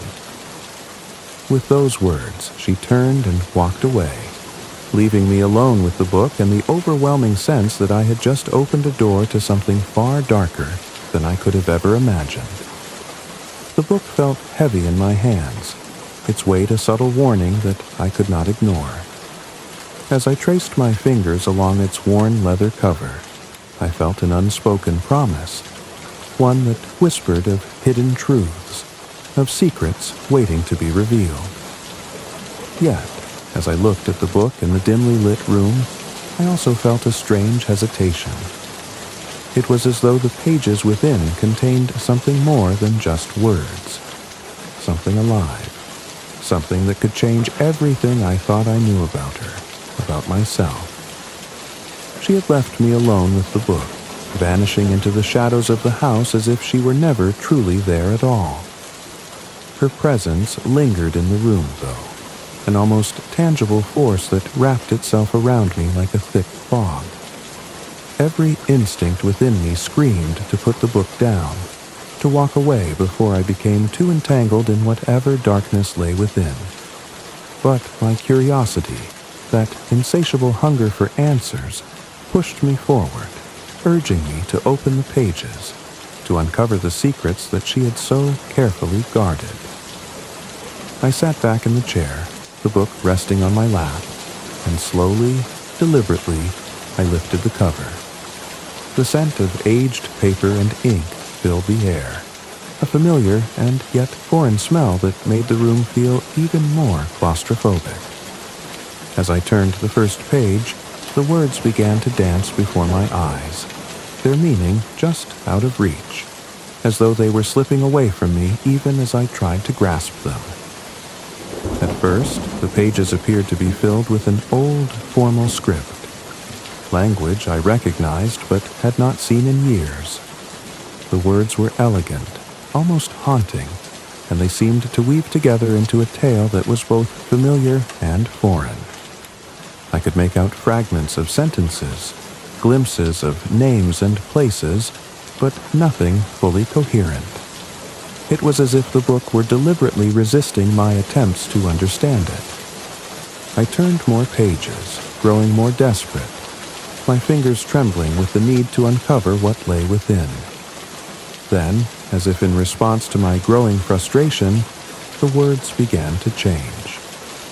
The ink seemed to shift before my eyes, becoming bolder, more distinct, and the text transformed into something clearer, more understandable.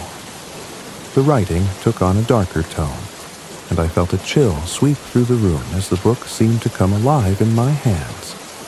The words began to describe a story, one that felt disturbingly familiar.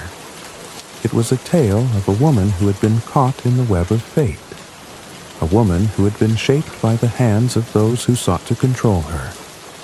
The name that appeared on the page sent a jolt through my body.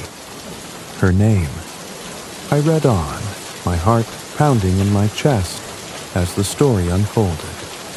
It spoke of her childhood, of a life marked by secrets and shadows, of people who had pulled the strings of her existence from the very beginning. There were mentions of her family, her upbringing, and of an event that had changed the course of her life forever. But the details were vague, clouded by layers of obfuscation, as though someone had intentionally sought to bury the truth. The deeper I read, the more unsettling the story became. There were passages that spoke of manipulation, of betrayals too deep to comprehend, and of a past that had been buried so thoroughly that even she seemed unaware of its true nature. It was as though the very fabric of her life had been woven with lies, and now these lies were beginning to unravel, exposing a truth she had never known. But then, just as I thought I was on the verge of understanding, the words shifted again, this time into a strange, cryptic language. Symbols and characters appeared on the pages, ones I did not recognize, as if the book were speaking to me in a tongue I could not decipher. A sense of dread crept over me, and for a moment I felt as though the room itself were closing in, as though the book were drawing me into its web. I closed it quickly, snapping the cover shut, but not before I had glimpsed the final line, an inscription that burned itself into my memory. The Sphinx will remain silent, but the truth shall be heard by those who dare listen. I sat there in stunned silence, my mind racing with the implications of what I had just read. The book had revealed enough to leave me both shaken and confused, but it had also left me with more questions than answers. Who had written this? Was it meant for me to find? And what did this cryptic message about the Sphinx truly mean? It was at that moment that I heard footsteps approaching from the hallway. I looked up, my heart pounding as I realized she was coming back. The door to the sitting room creaked open, and she appeared once more, as composed and serene as ever. But there was something different about her now, an aura of knowing, a quiet confidence that hadn't been there before. It was as though the woman before me had become someone else entirely, someone who had been shaped by the very secrets I had uncovered. "You've read it, haven't you?" she said softly, her eyes locking with mine. There was no accusation in her voice, only a strange sense of acceptance. I nodded, unable to speak, my thoughts still tangled in the pages of the book, still reeling from the revelations it had offered. "Good," she continued, her voice taking on a strange, almost detached quality. "You have seen a part of my story, but what you do with that knowledge is up to you." I opened my mouth to ask her about the cryptic message, about the Sphinx, about everything I had just read, but the words caught in my throat. Something about her presence, the way she stood there, holding herself with such quiet power, kept me from asking. It was as if I were on the edge of something far deeper, something darker, and the questions I wanted to ask were not meant to be spoken aloud. "You must understand," she said, her voice almost a whisper now, "that some truths are dangerous to know. Some doors, once opened, cannot be closed again." She turned away from me then, her figure retreating into the shadows of the house, leaving me alone with my thoughts and the weight of what I had just learned. The book had offered me a glimpse into her world, but it had also warned me that some knowledge is not meant to be possessed. As I sat there in the fading light, I realized that I had crossed a threshold I could never return from. The truth, whatever it might be, was no longer a distant concept. It was something I had touched, something that now lingered in the corners of my mind, waiting to reveal itself in ways I could not yet comprehend. And though I knew the path ahead would be treacherous, I also knew that there was no turning back. The Sphinx, it seemed, would remain silent. But I had heard its riddle, and I knew that my journey had only just begun.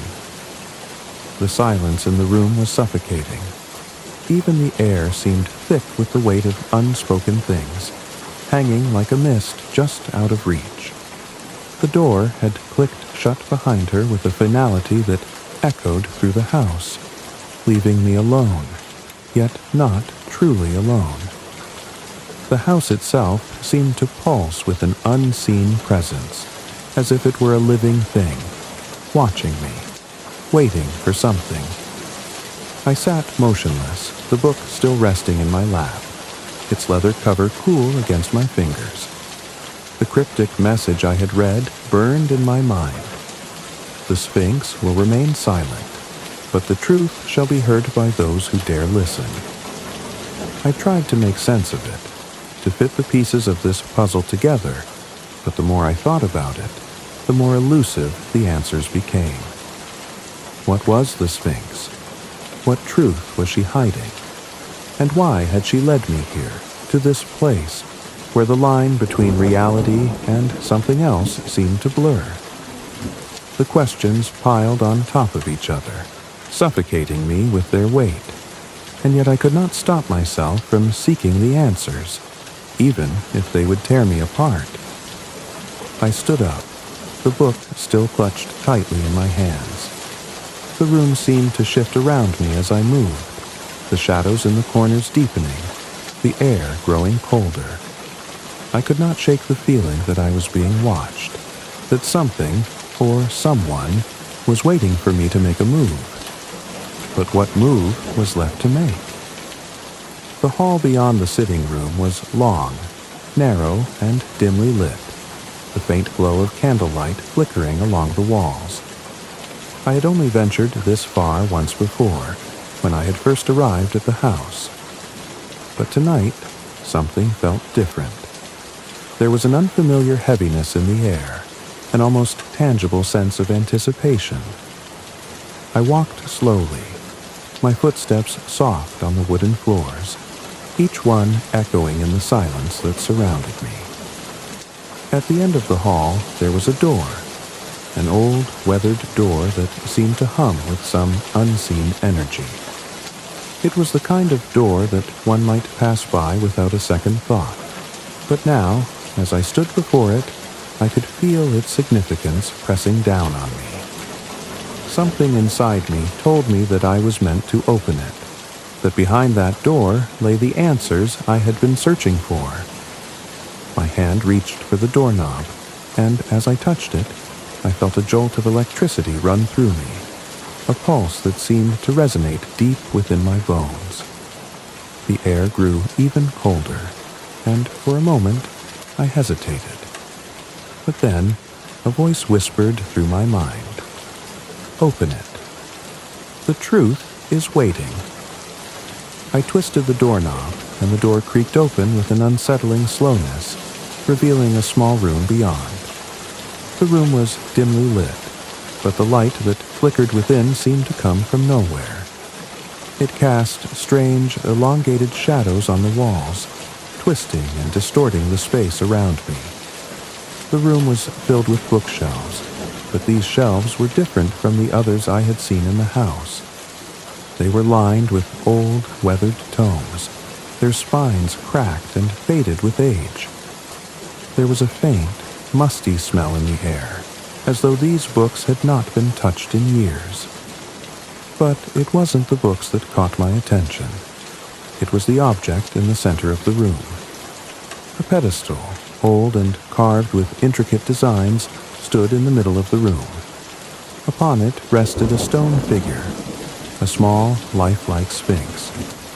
It was an object of undeniable beauty, yet it exuded an aura of menace, as though it were not meant to be touched, not meant to be examined. The figure was exquisitely detailed, with eyes that seemed to follow me as I moved, as though it were alive, aware of my every action. I approached it cautiously, my heart pounding in my chest. The closer I got, the more I could feel the weight of its presence, as though the Sphinx were watching me, waiting for me to do something. The closer I came to it, the more I felt as though I were being drawn into its mystery, as though it were calling to me, urging me to uncover the secret it held. I stood before it, unsure of what to do next. I could feel the power of the Sphinx radiating from it, a quiet strength that seemed to hold the room in its grasp. I reached out tentatively, my fingers brushing against the smooth stone surface. It was cold to the touch, but as soon as I made contact, something shifted in the room. The air thickened, the shadows lengthened, and I felt the ground beneath me tremble ever so slightly. The Sphinx's eyes seemed to glow in the dim light, and then, to my astonishment, its lips parted slightly, as if it were about to speak. I took a step back, my breath caught in my throat, as I wondered if I had truly seen what I thought I had. Could this statue, could it truly be alive? Or was it something more, a manifestation of the very mystery I had been chasing? The room grew eerily quiet, and then, from deep within the walls of the house, came a low, distant sound, almost like a sigh. It was as though the house itself were exhaling, releasing a breath it had been holding for centuries. And then, before I could even react, the Sphinx spoke. It was a soft, almost melodic voice, one that seemed to echo from every corner of the room, reverberating in my mind. The words were strange, and yet they felt familiar, as though I had heard them before in some distant dream. The truth you seek is buried beneath the sands of time, lost to the world for reasons that none may know. But those who search with open hearts and clear minds will find it, and the cost of that knowledge will be great. The Sphinx may remain silent, but the truth is a key, and those who possess it may unlock doors no mortal should ever enter. The voice faded, leaving only the lingering echo of its warning in the air. My hand was still resting on the stone sphinx, and I could feel the weight of its words pressing down on me. A key, a door, the truth, hidden beneath the sands of time, and the price of uncovering it. A price I was not sure I was willing to pay. As I pulled my hand away from the Sphinx, the room seemed to return to its normal stillness, the shadows settling once more. The pedestal, the books, the figure. It all appeared as if nothing had changed. But I knew that something had shifted. I had touched something forbidden, something that had set in motion a series of events I could not undo. The Sphinx had spoken, and now there was no turning back. The air had thickened around me, charged with an energy I could not describe. The words of the Sphinx still echoed in my mind, repeating over and over like a warning bell. The truth is a key, and those who possess it may unlock doors no mortal should ever enter. I had been warned. There was no denying it. And yet, despite the dread that settled in my chest, despite the weight of the revelation pressing down on me, I could not tear myself away. The truth had been placed before me, and it was impossible to resist the allure of discovery. I stepped back from the pedestal, my mind racing with the implications of what I had just learned. The room was silent again, almost too silent, the absence of sound now suffocating. The Sphinx, with its inscrutable gaze and carved smile, stood motionless in the center of the room, as though it were awaiting my next move. It felt as though time had stopped altogether, as though I were caught in a moment that stretched endlessly into nothingness. But even in the stillness, I knew I couldn't remain here forever. The house itself seemed to pulse, the walls shifting subtly as if they were aware of my hesitation, aware that I was standing on the brink of something profound. The truth was out of reach, just beyond my grasp, but it had already begun to change me. I could feel the pull of it, the desire to know, to understand, to unlock the mystery that had been buried for so long. I turned away from the Sphinx, my feet moving automatically toward the door. But as I crossed the threshold, something within the house shifted again. The shadows along the walls seemed to stretch longer, more menacing, and the floor creaked under my weight as though the house itself was groaning, protesting my departure. My hand reached for the door, but before I could open it, a voice, her voice, sounded from behind me. "You think you understand, don't you?" she asked, her words calm, but there was an edge to them, a dark undertone that I had not noticed before. She stood at the entrance to the room, her presence somehow more intense than before, as if the very air around her was charged with something ancient. "You think you've uncovered the truth, but there is more to this than you know. Much more." I turned to face her, my heart hammering in my chest. There was something different about her now, something I couldn't quite place. The woman I had come to know in fragments, whose secrets had always seemed just out of reach, now felt like a shadow herself. She was no longer the enigma she had been when I first arrived. Now, she was the key, the answer, the one who held the final piece of the puzzle. "I've seen the Sphinx," I said, my voice unsteady, unsure of what to ask or how to phrase the questions that consumed me. "I've touched it. I've heard its words. What does it mean? What does all of this mean?" Her eyes softened slightly, but the air around her grew colder. The Sphinx spoke the truth, yes, but the truth is not always a gift, and the key it offers is not one you can turn lightly. I felt a shiver run down my spine as the weight of her words settled in. "What price will I pay for the knowledge?" I asked, my voice barely more than a whisper. "The price is not always what you expect," she replied, her gaze unwavering. "The key may open doors, but it will also close others, and once you cross that threshold, you cannot return." A chill swept through the room, as though the very walls were closing in on me. I could feel the pull of the house, the pull of the truth that lay just beyond reach, beckoning me to continue, to move forward, to face the darkness that awaited. But there was something in her eyes now, something that warned me of the dangers of going too far. "You're not ready," she said, her voice barely audible, the words hanging between us like a cloud of inevitability. "But you will be, in time." She moved closer, and for the first time, I felt something like pity in her eyes.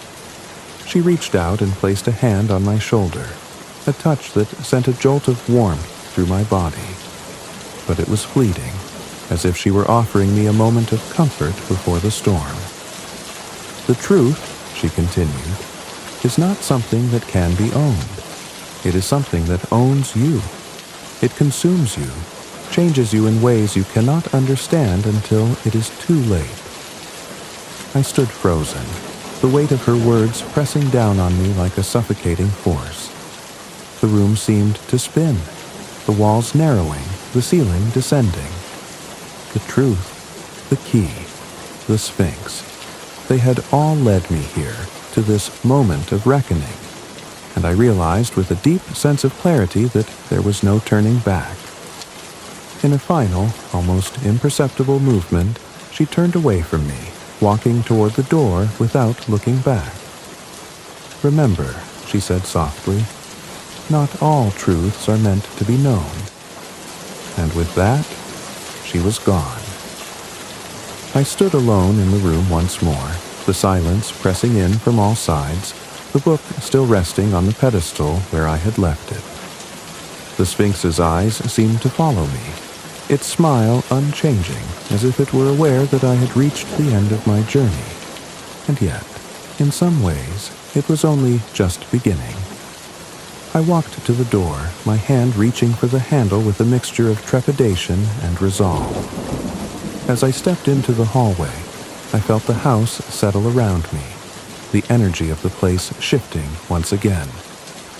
The truth I had sought, the truth that had both beckoned and warned me, was now a part of me, a part I could never escape, no matter how hard I tried. The key had been turned, the door had been opened, and now there was no going back. As I left the house that night, the stars above me seemed distant and cold, the moon a pale witness to my departure. I had uncovered the truth, but it had come at a cost, one that I could not yet comprehend. The Sphinx had remained silent, but I knew the truth would not let me go so easily. I would carry its weight with me forever. As the final words of the Sphinx linger in the air, we are left to ponder the cost of knowledge and the secrets we choose to uncover. The house, the woman, the Sphinx, all of it now part of a greater mystery, one that will continue to haunt the corridors of our minds long after the tale has ended. Thank you for joining us on this enigmatic journey into the unknown. As always, remember to tread carefully when seeking truths that may be better left untouched.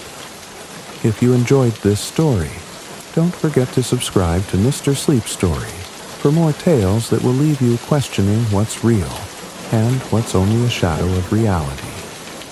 Until next time, may your dreams be as mysterious as the stories we share. Good night.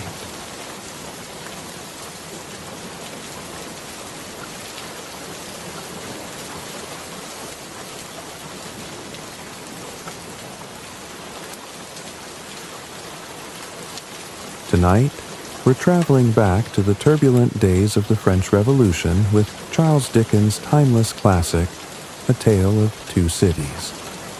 In this retelling, we'll journey through the streets of Paris and London, witnessing love, sacrifice, and the powerful forces of history that shape the lives of unforgettable characters. It was a time of extremes where the world seemed to be teetering between hope and despair, prosperity and poverty, life and death. The opening lines of A Tale of Two Cities capture this paradox perfectly. It was the best of times, it was the worst of times. It was the age of wisdom, it was the age of foolishness. The year was 1775, and the world was about to be changed forever by the forces of revolution. The story begins in England, where the life of Dr. Alexandre Manette takes a tragic turn. Dr. Manette had been a brilliant and respected physician, but one fateful day, he was wrongfully imprisoned in the Bastille, the infamous French prison. For 18 years, he endured the horrors of captivity, his mind slowly unraveling under the weight of his unjust imprisonment. His life, once filled with purpose, was now reduced to a shadow of its former self. When he was finally released, he had no memory of the world outside, or even of his own identity. But Dr. Manette's story didn't end there. In an unexpected twist of fate, he was reunited with his daughter, Lucy, whom he hadn't seen since she was a little girl. Lucy, now a young woman, had been living in London, unaware of her father's fate. When she learned that her father had been found, she immediately rushed to France to bring him back. Upon seeing him, Lucy was heartbroken by the transformation her father had undergone. His mind was shattered, and he could barely recognize her, yet the bond between them was undeniable. Lucy, with her gentle nature, became the one who could begin to heal him, one small step at a time. After Dr. Manette's release, Lucy brought him back to England, where they made a new life in London. They settled into a modest home, and Dr. Manette slowly regained some semblance of his former self, though the scars of his imprisonment never fully disappeared. Lucy was the steady light in his life, a beacon of love and compassion that helped him navigate the darkness of his memories. But the shadows of the past would not be so easily banished.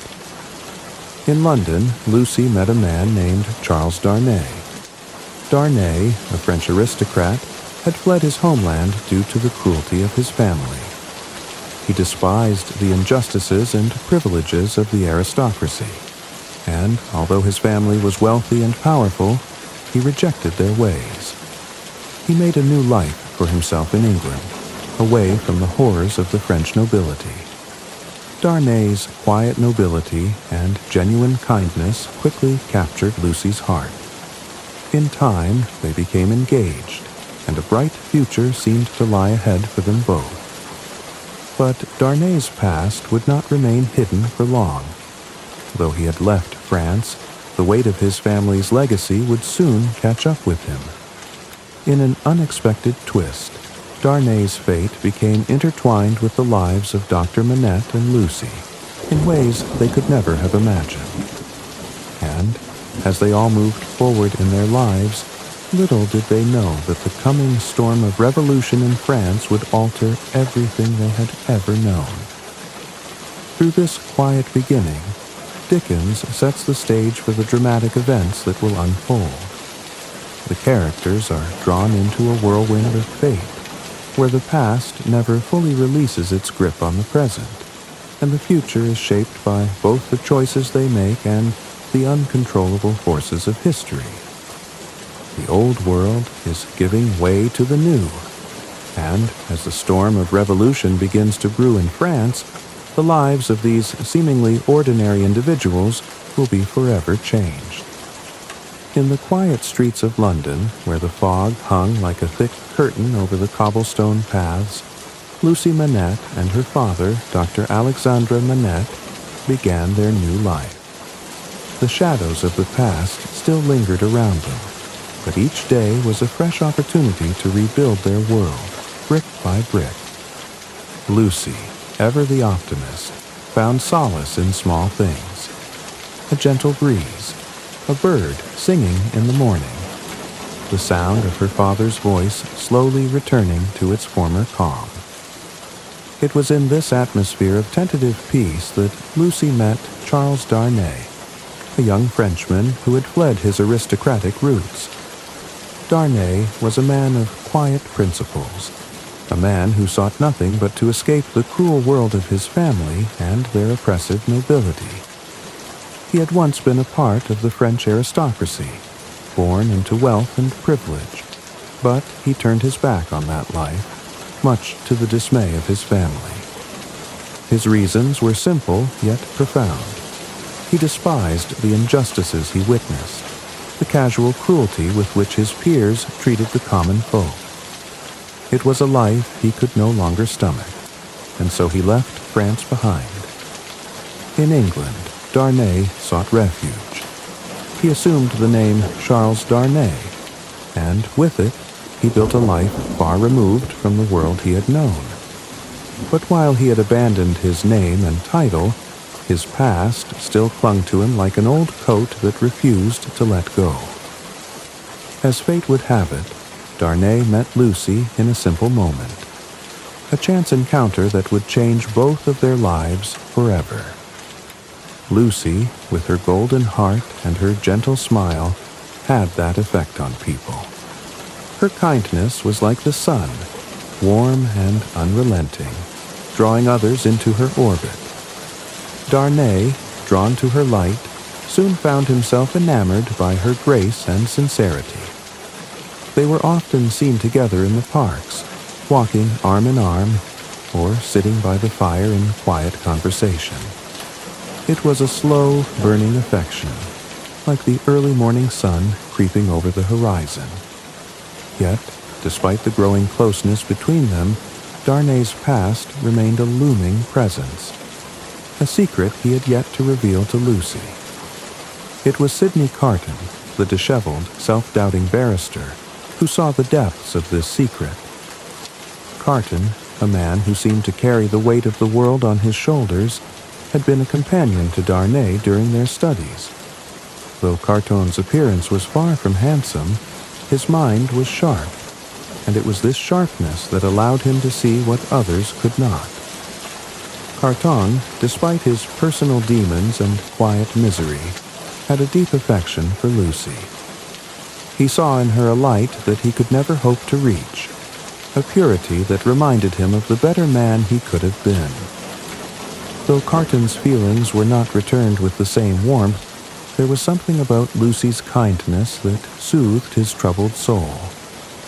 He had never known such selflessness, and perhaps it was that very quality that made him feel like a man who had failed his own potential. He could never be what she deserved, yet he vowed, in his own way, to ensure her happiness. His sacrifice, though subtle at first, would become the driving force of his actions in the coming trials. As Lucy and Darnay's affection deepened, the undercurrents of revolution began to stir across the Channel. In France, the seeds of discontent were taking root in the heart of the nation. The cries of the poor grew louder, and the blood of the oppressed began to boil in their veins. The rich, the aristocrats, people like Darnay's family, had long ruled with an iron fist, and the resentment from the masses was reaching a boiling point. But here, in the safety of England, Lucy and Darnay were blissfully unaware of the impending storm. The two lovers dreamt of a future together, their days filled with quiet moments of joy. They could not know that the echoes of revolution were slowly creeping closer, like the winds before a great tempest.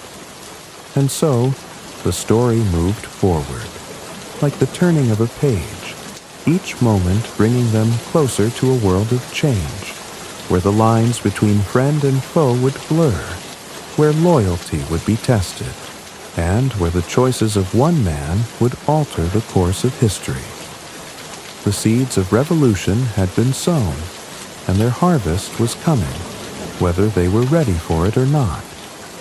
The story, like a train gathering speed, was moving ever closer to the precipice of fate. London, though relatively calm, was beginning to feel the stirrings of tension that echoed across the sea to France. The turmoil of revolution was not a distant whisper. It was a sound, muffled but relentless, coming from the streets of Paris. And yet, in the quiet of their London home, Lucy and Charles Darnay were blissfully unaware of the dangers looming on the horizon. Their love blossomed with each passing day, their lives entwining like two delicate threads, slowly weaving a future of promise and happiness. But hidden in the folds of their shared dreams was a secret that could unravel everything. For Charles Darnay, as much as he tried to leave behind his past, could not fully escape the legacy of his aristocratic family. One evening, as the couple walked along the Thames, their conversation turned to the subject of family. Lucy, ever curious and kind, asked Darnay about his own background. She had heard little about his life before he had come to England, and her gentle inquiry seemed innocent enough. She had no idea that, with her question, she was about to open a door that Charles had worked so hard to keep locked. Darnay hesitated. His smile faltered, and a shadow seemed to cross his face. The words came slowly, as though each one carried the weight of 100 secrets. He spoke of his family in vague terms, describing his upbringing in France, but avoided any mention of his last name or his noble lineage. Lucy, sensing his discomfort, did not press him further, though a flicker of doubt now lingered in her mind. And so, the secret of Charles Darnay's past remained hidden, though not for long. Fate, it seemed, had other plans. Not long after their conversation, Darnay received an urgent letter, a summons. He was called back to France, to the home he had abandoned years ago, to the family that had once treated him as little more than a tool for their own selfish gain. He was needed, not by choice, but by necessity, to help an old servant who was caught in the midst of the growing chaos in France. The revolution had come, and with it, the devastation of everything Darnay had left behind. Though he tried to resist, Darnay knew he could not ignore the call. He knew the time had come to face his past once again, and, with a heavy heart, he made the decision to return to France. Lucy, ever the loving and trusting companion, supported his decision, unaware of the true implications of his return. She believed it to be a simple act of kindness, a man returning to help someone in need. But the truth was far more complicated. As Darnay made preparations for his journey, the atmosphere in Paris grew ever more volatile. The streets were filled with the cries of revolutionaries, demanding justice and retribution for the injustices that had been wrought by the aristocracy. The guillotine had become a symbol of the people's wrath, and no one was safe, not even those who had once believed themselves untouchable. It was here, in this boiling cauldron of violence and vengeance, that the hidden truths of Darnay's past would finally be revealed. For it was not just his family who had cast their shadow over his life, but the very blood that ran through his veins, the blood of the oppressors, the ones who had caused the suffering of so many. As Darnay set sail for France, his heart heavy with the knowledge that his return would bring consequences far beyond what he had imagined. Another figure watched from the shadows, the disillusioned lawyer Sidney Carton. Carton, who had spent much of his life in the depths of self-loathing and regret, had come to care for Lucy in his own quiet way. Though he would never confess his feelings to her, his love for her was profound and unspoken. He knew that Darnay's past, though hidden, was bound to catch up with him. He could feel the storm approaching, and he could not help but wonder if his own life might somehow be intertwined with the fate of these two people he cared for, whether he was ready or not. As the shadows of revolution grew darker, Darnay's journey back to France marked the beginning of a new chapter, one filled with danger, sacrifice, and the inescapable grip of history. The past, it seemed, would not be silenced, and the future would be shaped by the choices made in the midst of chaos. And so the tale continued, hurtling toward a destiny neither Darnay, Lucy, nor Carton could yet comprehend.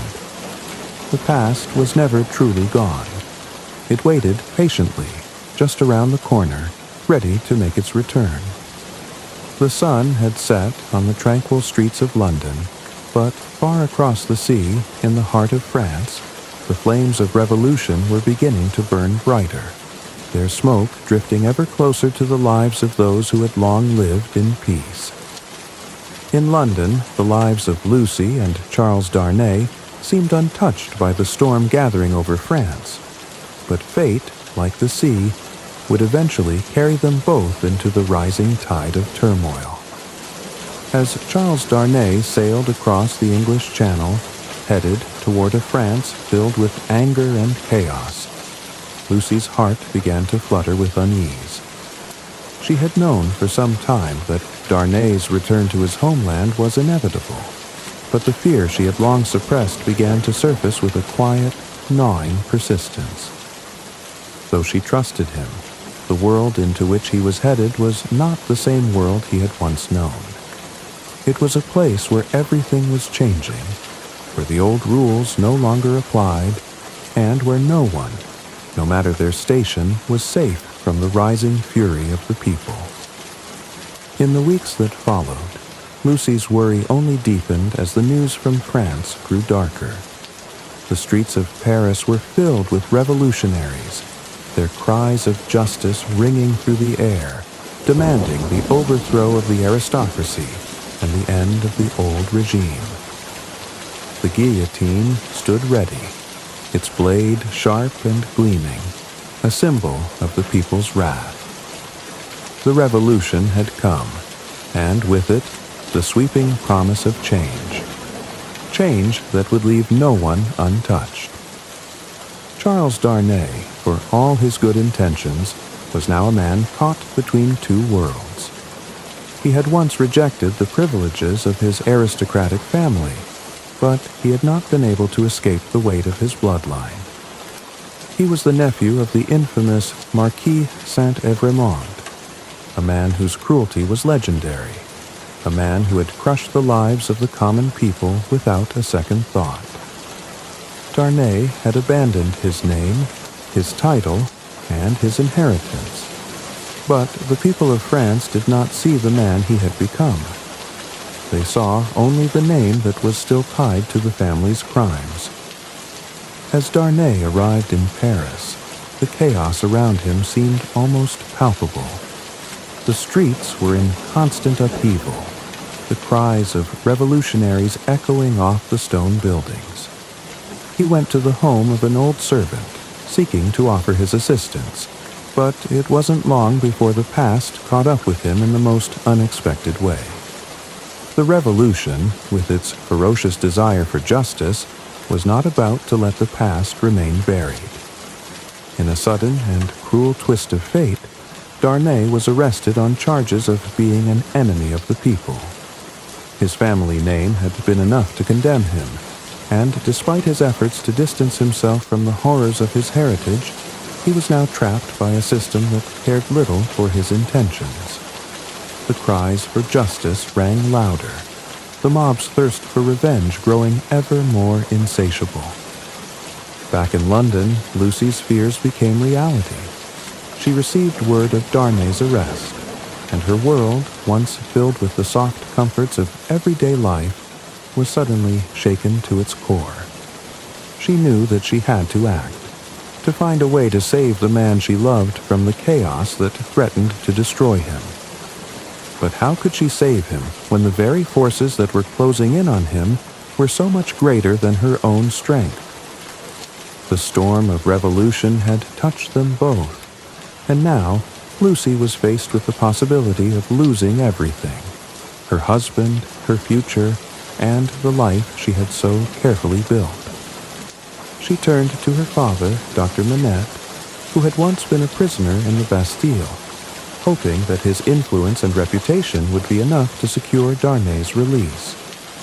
But even Dr. Manette, who had once been a man of power and respect, found himself powerless in the face of the raging tide of revolution. In Paris, Darnay awaited his fate, locked in a dark, cold prison cell. His mind raced, wondering how it had all come to this. He had done nothing wrong.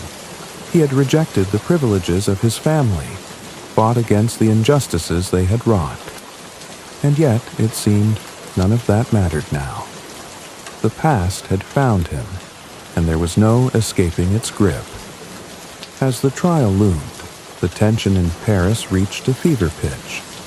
The revolutionaries were not concerned with the nuances of guilt or innocence. They wanted justice, and justice was being defined by the sharp, unrelenting edge of the guillotine. For Darnay, the walls of his past were closing in around him, and the storm of revolution seemed more powerful than ever. Back in London, Lucy clung to the hope that her husband would be freed, even as the storm clouds of uncertainty gathered above her head. But the future, it seemed, would not be kind to those who stood in the way of the revolution's rage. Charles Darnay's fate was now bound to a world of violence and vengeance, and the lives of Lucy, Dr. Manette, and even Sidney Carton would soon be forever changed by the rising storm of the revolution. Paris, once a city of grandeur and culture, was now a city of shadows and fear. The revolution had swept through the streets like a roaring tempest, leaving nothing untouched in its wake. And now, the storm had found Charles Darnay, whose quiet life in England was shattered by the unforgiving reach of his family's legacy. In the prison where Darnay languished, time seemed to stand still.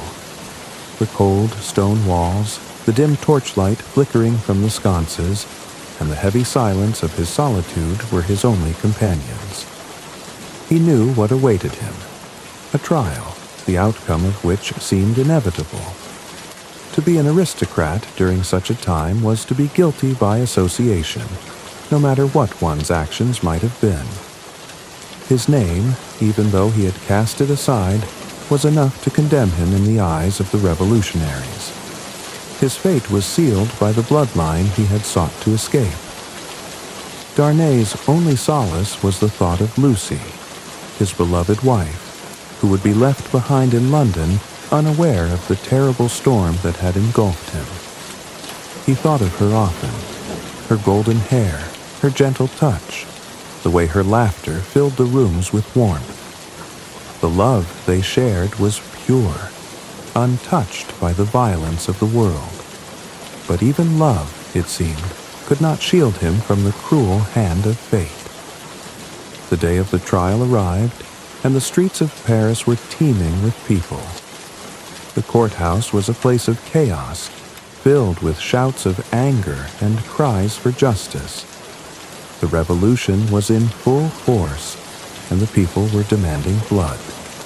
The jury, handpicked by the fervent revolutionaries, would offer little hope for a fair trial. It was a moment when the lines between justice and vengeance had become blurred, and the guillotine's shadow loomed large over all who were accused. In the midst of this, Lucy, Dr. Manette, and their loyal servant Miss Pross had arrived in Paris, desperate to see Darnay and to plead for his release. Lucy's heart was heavy with fear, her face pale with worry as she stood at the courthouse, watching as her husband's fate was debated. Her father, Dr. Manette, though a man of great intellect and moral conviction, was as powerless as she was in the face of the tumultuous world they now inhabited. Dr. Manette, in his years of suffering and healing, had become a figure of authority and respect, and in this moment he hoped that his standing would offer some protection for his son-in-law. Yet, even his influence seemed to hold little weight against the growing tide of bloodlust. Though he spoke eloquently and passionately in Darnay's defense, it was clear that the jury had already made its decision. Sidney Carton, the disheveled and self-deprecating barrister who had long harbored unspoken love for Lucy, was also present. Though Carton had once seemed an unlikely hero, his life defined by wasted potential and an overwhelming sense of despair, he now found himself in the midst of an unexpected struggle. Carton had always been a man of contradictions, brilliant yet apathetic, capable yet resigned to his fate. But as he sat in the courtroom, watching Lucy's anguish, something shifted inside him. For the first time in his life, he saw an opportunity for redemption. Sidney Carton had always believed he was incapable of great acts, convinced that his life had been a series of failures. But in that moment, as he looked at Lucy and saw the depth of her love for her husband, he made a silent vow, a vow that would alter the course of all their lives. Though he had no claim to her affection, Carton was determined to do something, to give something of himself that might save the man who was so loved by the woman he adored. The trial proceeded in the shadow of the Revolution's fury. The witnesses called to the stand seemed more like a parade of vengeance than an attempt to uncover the truth. Darnay's family name was invoked again and again, each mention sealing his fate further. Despite his pleas, despite his denials of any wrongdoing, the atmosphere in the court was one of condemnation, not justice. Finally, the jury rendered its verdict. Charles Darnay was found guilty of being an enemy of the people, a traitor to the Revolution. The sentence was immediate: death by guillotine. Lucy's heart broke as the words echoed through the courtroom. She collapsed, her face pale, her eyes wide with horror. Dr. Manette, his once calm and assured demeanor shattered, could do nothing but watch helplessly. The world had turned against them in the most brutal way possible. But in that moment of despair, it was Sidney Carton who stepped forward. With a calmness that belied the storm inside him, Carton approached the court officials. He had a plan, one that no one expected, one that would forever change the course of events. As Darnay was led away, Carton made a final, unspoken decision. He would take his place. It was an act of selflessness, a sacrifice that would carry with it the hope of redemption, even if only in the eyes of the woman he loved. Carton, who had lived a life of squandered opportunities, would give everything he had to save the man who was undeserving of such a fate. And so, as the guillotine's shadow loomed over the city, a new chapter was written. A chapter in which sacrifice and love would collide in the most unexpected of ways. In the darkened streets of Paris, the Revolution's fury had claimed one life, but in a moment of quiet courage, it would lose another. The storm had come for Charles Darnay, but Sidney Carton would make sure that the storm could not claim the future of those he loved. The ultimate price would be paid, and in that payment, the lives of Lucy and her family would be forever changed. The streets of Paris, once filled with hope and excitement for the promise of revolution, had become an unrecognizable place of dread and fear. Every corner, every shadow, carried the weight of an unforgiving past and an uncertain future. The guillotine, that infamous symbol of justice for the people, stood tall in the square, waiting for its next victim.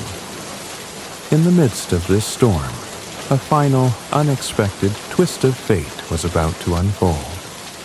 Sidney Carton, the disheveled and often despondent barrister, had made a decision that would forever change the course of the story. In the midst of the chaos of Darnay's trial, when all seemed lost, Carton had vowed silently to himself that he would make a sacrifice that would save the man Lucy loved, and ensure that she and her family could live without the shadow of fear hanging over them. Carton, whose life had been defined by his failures, now found meaning in an act of selflessness. The clock ticked away the hours, each minute drawing nearer to the inevitable moment of execution. Darnay, still unaware of the plans unfolding around him, sat in his prison cell awaiting the end. He could not know that someone had chosen to take his place in the most profound act of love and courage.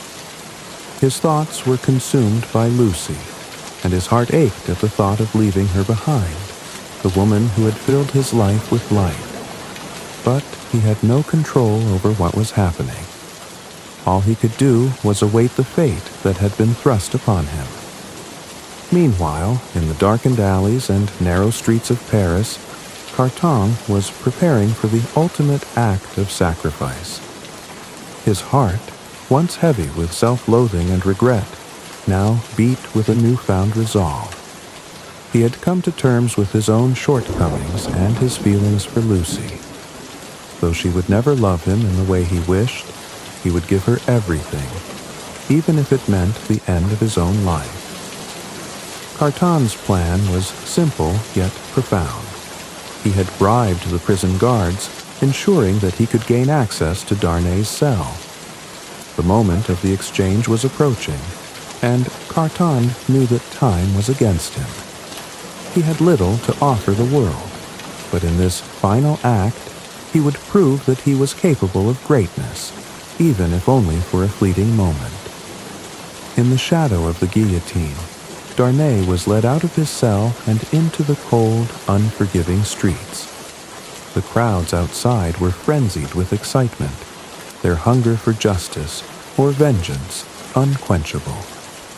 Darnay's eyes were locked on the distant horizon, his mind drifting to Lucy, to the love they had shared, to the life that now seemed lost to him. He would never again feel the warmth of her embrace, never again hear her voice calling his name. But as he was led toward the cart that would carry him to the guillotine, something unexpected happened. A figure appeared in the shadows, Sidney Carton. Carton, with his usual disheveled appearance and air of detachment, stepped forward and made his way through the crowd, walking toward Darnay with a quiet, determined stride. The two men locked eyes for a moment, and in that instant, Darnay felt a strange, unspoken connection between them. Carton, though a man of few words, seemed to radiate a sense of purpose. There was no time for explanations, no time for understanding. Carton reached Darnay's side, and in a quiet, calm voice, he made the most incredible request. Without warning, Carton had switched places with Darnay, taking the prisoner's place in the cart.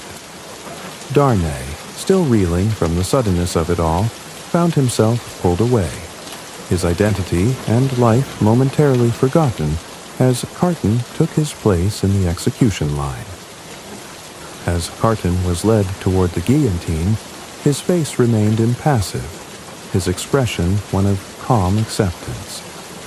The crowds, oblivious to the swap that had just taken place, cheered for the end of an aristocrat's life, never knowing that the man they were about to execute was not the man they thought him to be. Carton, with his unflinching resolve, knew that he was not simply facing death. He was facing redemption. In his final moments, Carton's thoughts turned to Lucy. He thought of her bright eyes, her gentle smile, and the love she had shown him. Though she would never know the depth of his sacrifice, he found solace in the knowledge that his death would give her the happiness she deserved. It was a love that would outlive him, a love that would transcend the fleeting moments of his own existence. And so, as the blade of the guillotine fell, Sidney Carton's life was taken, but in his death, something remarkable was born. He had given everything, his life, his hopes, his dreams, in the name of love, of redemption, and of the woman who had changed him without even knowing it. The storm that had raged through Paris now seemed to quiet, though the echoes of Carton's sacrifice would live on in the hearts of those who loved him. For Lucy, for Darnay, and for those who witnessed this final act, Carton's death would be a reminder of the power of selflessness and the unbreakable bond that can exist between a man's love for others and his desire for redemption. As the dust settled in Paris, the world had forever changed. Charles Darnay was free. Lucy's heart would one day heal, and the memory of Sidney Carton's sacrifice would endure for all time. The bustling sounds of revolution now seemed eerily quiet, as though the very city itself were holding its breath. The guillotine, which had claimed so many lives in the name of justice, stood in the center of the square, its blade no longer casting the same shadow of terror. The people who had gathered to witness the executions had slowly drifted away, their thirst for vengeance temporarily sated. The air felt still, as if the world itself were trying to comprehend the enormity of what had just transpired. Sidney Carton was gone. His life ended in an act of selflessness so profound that it defied explanation. For those who had loved him, or had come to understand him, his death would not be in vain. It would serve as a reminder of the power of redemption, of the human capacity to change, even in the face of the darkest moments. Lucy, unaware of the true nature of the sacrifice Carton had made for her and her family, was left to grapple with the tragic loss. The man she had once known as a disillusioned, unremarkable barrister was gone from her life forever, and yet she felt an inexplicable, bittersweet peace in her heart. There was something comforting, something eternal, in knowing that someone had cared for her so deeply, even if she had never fully understood the depth of his affection. After Carton's death, Lucy and Charles Darnay, though reunited, could not escape the weight of the events that had transpired. The memory of that fateful day, the trial, the execution, the uncertainty, lingered with them both. Charles, who had narrowly escaped the guillotine, was a changed man. The specter of revolution still hung over him, reminding him that his survival had been a matter of luck rather than justice. He had been released, but the terror that had seized Paris was not easily forgotten. No one in France, it seemed, could ever be free of the past, and those who had escaped the clutches of the revolution could never entirely leave its grasp. As for Dr. Manette, who had spent so many years lost to his own mind, he was finally beginning to heal. The trauma of his imprisonment had left deep scars, ones that had only begun to fade when his daughter and son-in-law arrived in London. He was a man of intelligence and strength, but the horrors of his past had shaped him in ways that few could understand. Yet, in the aftermath of Carton's sacrifice, something within him shifted. He felt a renewed sense of purpose, a desire to honor the memory of the man who had given his life so that the Darnay family might live. In the weeks following Carton's death, Lucy and Charles returned to London. The city that had once seemed so distant now felt like a sanctuary, a place of peace in contrast to the chaos that had consumed Paris. The Revolution, with its promises of liberty and equality, had come at a great cost, leaving scars on the hearts of all who had lived through it. But now, with time, the world began to shift once again. Lucy, though grieving, found solace in her love for Charles.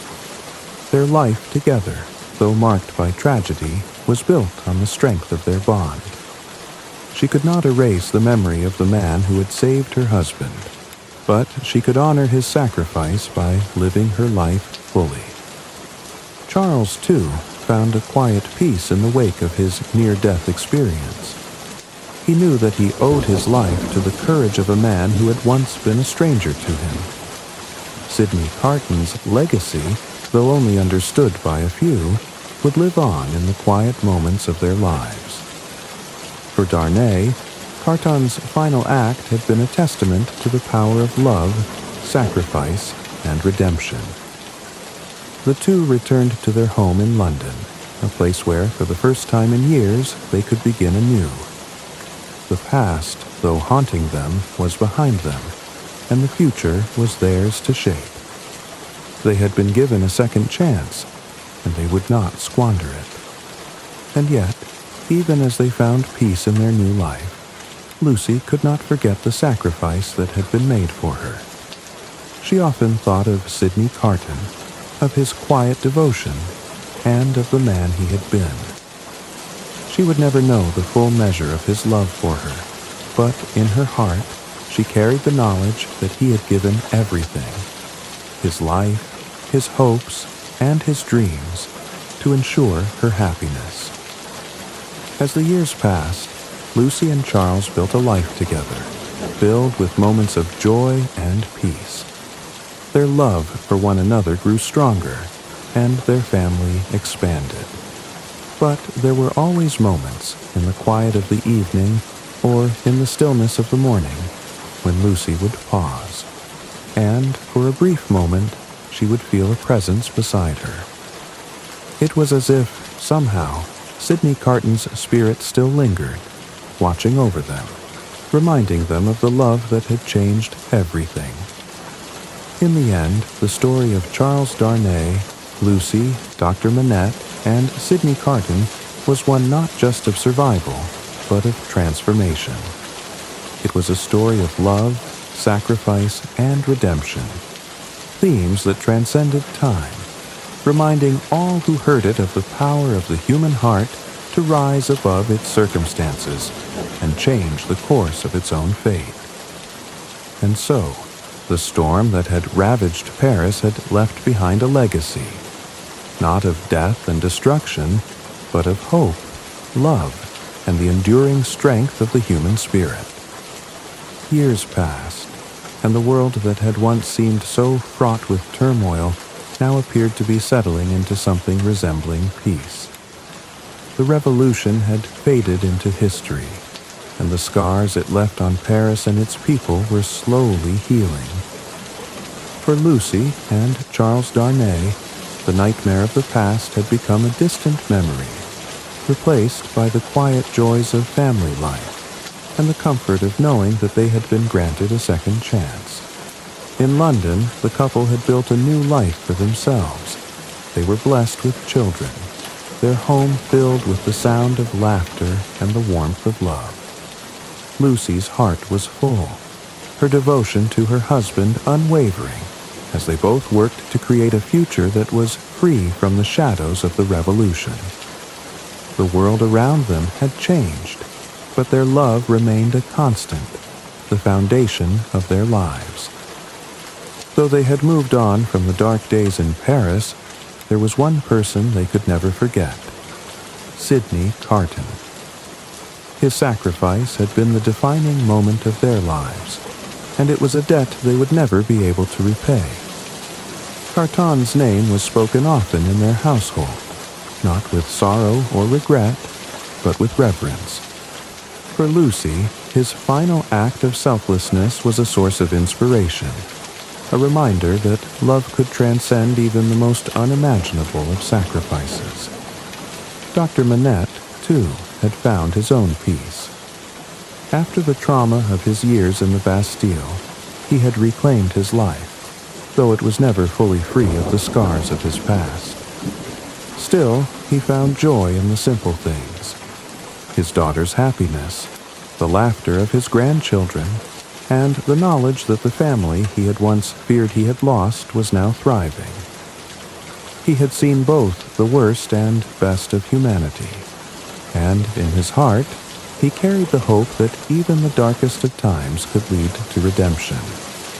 But it was in the quiet moments, in the stillness of the evening, that Lucy would sometimes pause, lost in thought. She would sit by the window, gazing out at the London streets, her mind drifting back to the man who had given everything for her happiness. Sidney Carton had never asked for anything in return. His love had been pure, unspoken, and unrequited. And yet, in his final moments, he had found a way to give the greatest gift of all: a life for a life. There were times when Lucy would feel as though Carton was still with them, as though his spirit lingered in the very air around them. She would imagine that, in some way, he had found the peace he had sought in life through his sacrifice. She often spoke of him to her children, telling them of the brave, selfless man who had given his life for their fathers. The story of Sidney Carton became a cherished part of their family's history, a tale of love, redemption, and the power of selfless sacrifice. For Charles Darnay, too, the memory of Carton's sacrifice never faded. He knew that he owed his life to a man who had nothing to gain, a man who had loved not only Lucy, but the very idea of redemption. Darnay's heart was heavy with gratitude, and though he could never fully repay Carton, he did his best to live a life that would honor the memory of the man who had given him the freedom to live. As the years went on, the story of the Revolution became a distant one, a chapter in history that the world could now reflect upon with a mixture of sorrow and understanding. But for those who had lived through it, the memories lingered, of the people they had lost, the sacrifices they had made, and the love that had endured even in the face of great tragedy. Lucy, Charles, and Dr. Manette had survived the storm, and in its wake, they had found a peace that had once seemed impossible. They had been tested by the cruelty of the world, and yet they had emerged stronger, more determined to live their lives with compassion and grace. They had learned that the greatest acts of love were often the ones that went unnoticed, the ones that required no recognition or reward. They had learned that redemption was not always about grand gestures, but about the quiet choices made in the face of adversity. And so, the legacy of Sidney Carton lived on, not in the grand monuments or in the whispers of history, but in the lives of those he had touched. His sacrifice had rippled through time, shaping the futures of Lucy, Charles, and Dr. Manette.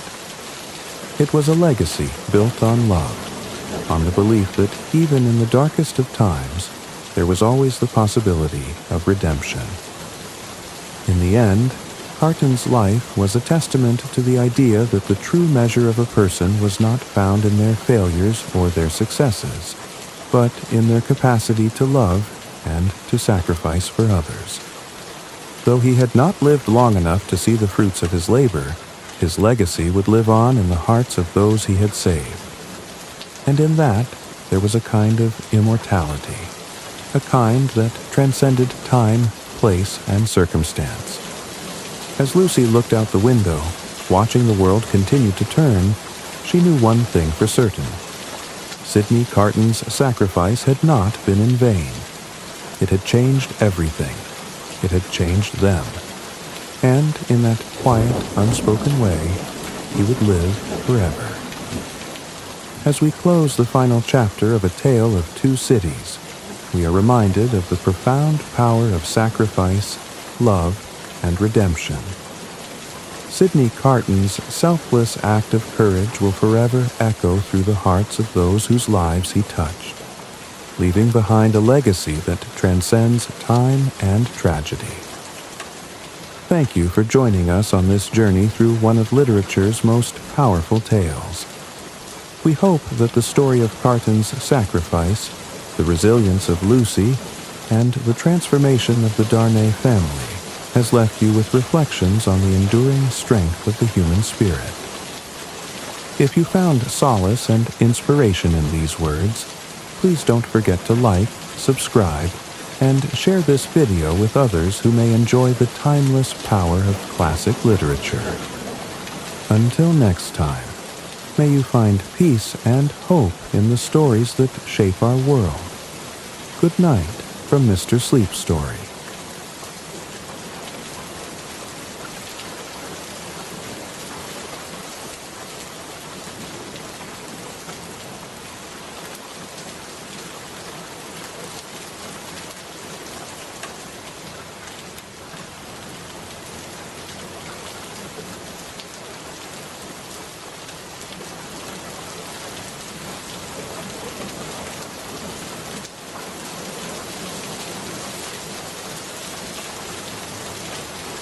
Tonight, we're taking a magical journey down the rabbit hole into the whimsical world of Alice's Adventures in Wonderland. This timeless tale of curious characters, enchanting adventures, and riddles that spark the imagination. Alice was beginning to feel very tired of sitting by her sister on the riverbank, her thoughts wandering in the warm, golden haze of a lazy afternoon. A book without pictures or conversations had utterly failed to entertain her, and she was just pondering whether it was worth the trouble of picking daisies to weave into a chain when, oh, what a curious sight. A white rabbit with pink eyes trotted briskly by, muttering, oh dear, I shall be late." To Alice, this was peculiar enough. But when the rabbit pulled a pocket watch from its waistcoat, she jumped to her feet in astonishment. A rabbit with a waistcoat? A rabbit with a pocket watch. Burning with curiosity, she ran across the field after him, not even pausing to consider how unusual this all was. The rabbit darted into a rabbit hole beneath a hedge, and without a second thought, Alice followed. Down she tumbled, and down, and down, a long, dark well that seemed to have no end. She had time to notice shelves filled with jars, cupboards, and maps along the walls of her descent, even managing to pick up a jar labeled orange marmalade, though it was empty. Well, she thought, after such a fall as this, I shall think nothing of tumbling downstairs. Finally, she landed, softly, thank goodness, in a peculiar hallway lit by strange hanging lamps. Around her were many locked doors, and when she found a small glass table with a tiny golden key upon it, her hopes rose. Yet the key fit none of the doors, until she discovered a little door hidden behind a curtain. It led to the loveliest garden Alice had ever seen, with bright flowers, cool fountains, and green grass that seemed to shimmer with magic. Oh, how she longed to explore that garden, but she was far too big to fit through the tiny door.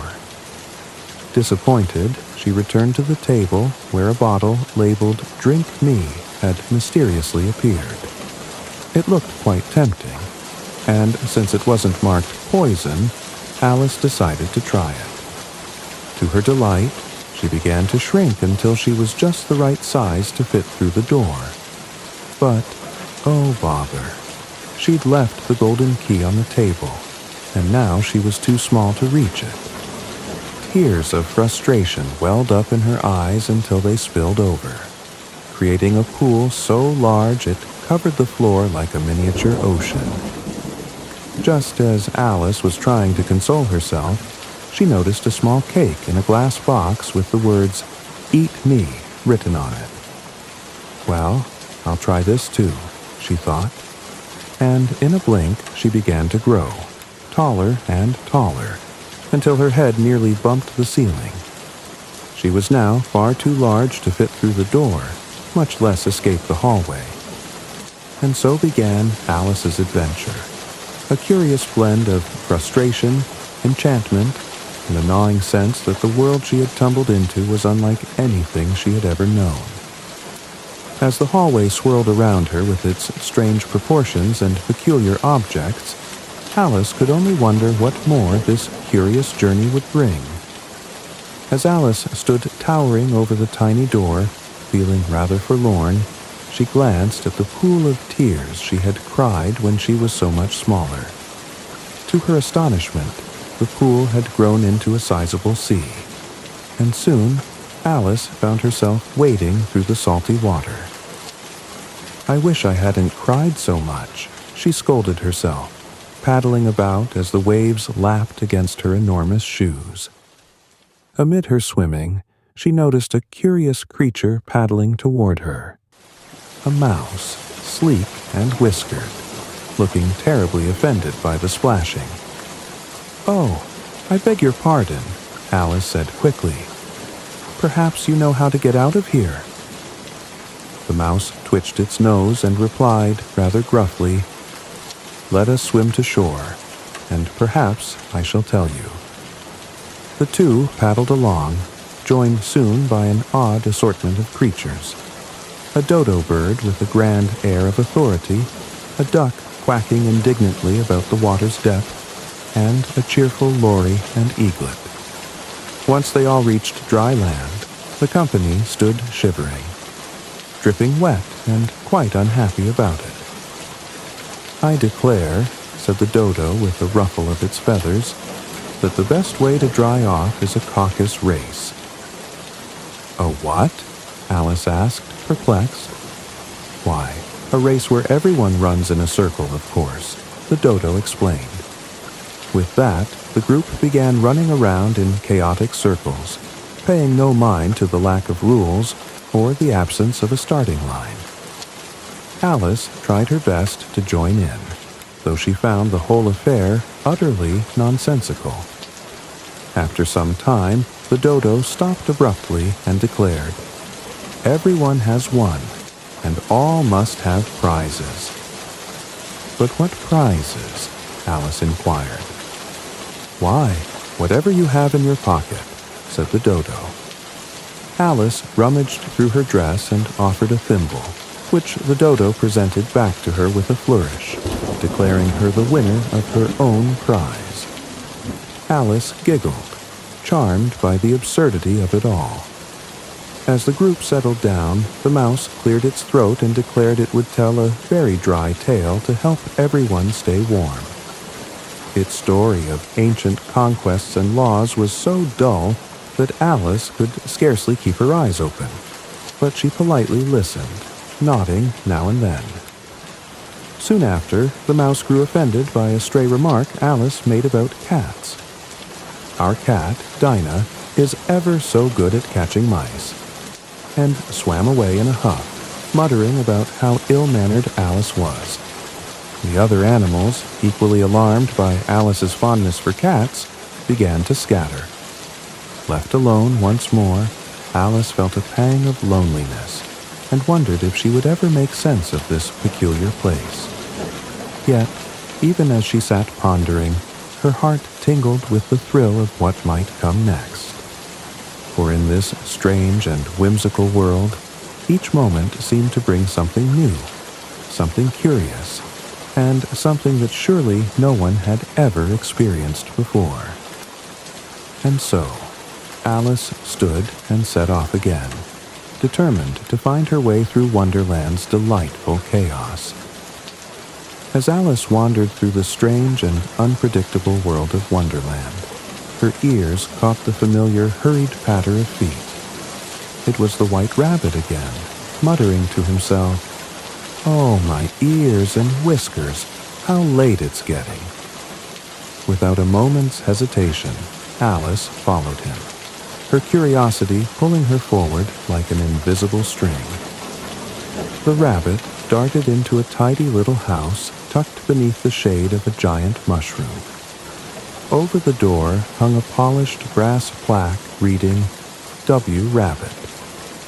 Alice was just about to knock when the rabbit popped his head out and, mistaking her for someone else, barked, "Mary Ann, run inside at once and fetch my gloves and fan." Mary Ann, thought Alice, bewildered but too intrigued to argue. I suppose I might as well help. She stepped inside the house, which was quite cozy but oddly proportioned, with furniture that seemed to tilt and lean in the oddest ways. Alice soon found a pair of gloves and a fan lying atop a small table, but as she glanced around, her eyes fell upon a curious little bottle. "I know better than to drink strange things," she said aloud, though her hand was already uncorking the bottle. "But then again, everything here is strange, so perhaps it won't matter." She took a sip, and before she knew it, her head was pressing against the ceiling, and her arms were sticking out of the windows like great tree branches. "Oh no, not again!" she cried. Outside, the white rabbit was in a panic. Seeing Alice's enormous limbs poking out of his house, he called for help. "Pat! Bill! Fetch me a ladder. She's ruining my home." Pat, a stout little guinea pig, and Bill, a lanky lizard, arrived moments later with a ladder and a great deal of confusion. "What shall we do?" asked Bill nervously. "Try the chimney," commanded the rabbit. Poor Bill climbed up the roof, peering nervously down the chimney, just as Alice sneezed from the soot. The sneeze sent Bill tumbling head over tail through the air and into the garden below. Alice, meanwhile, managed to grab hold of a tiny cake sitting on a shelf just within reach. "Perhaps this will fix me," she hoped. Taking a bite, she began to shrink rapidly until she was smaller than a blade of grass.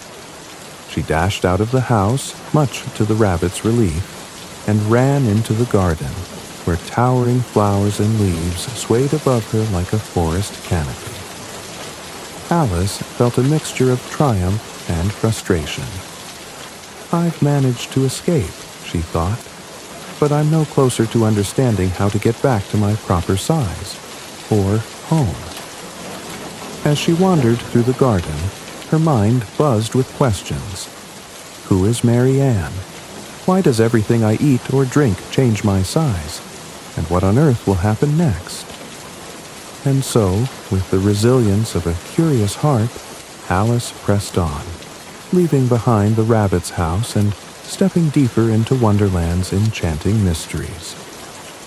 Alice wandered through the lush, oversized garden, where flowers whispered to each other, and blades of grass towered like trees. She felt quite small, and rather uncertain about what to do next. Her steps took her to a clearing where a large blue mushroom stretched toward the sky.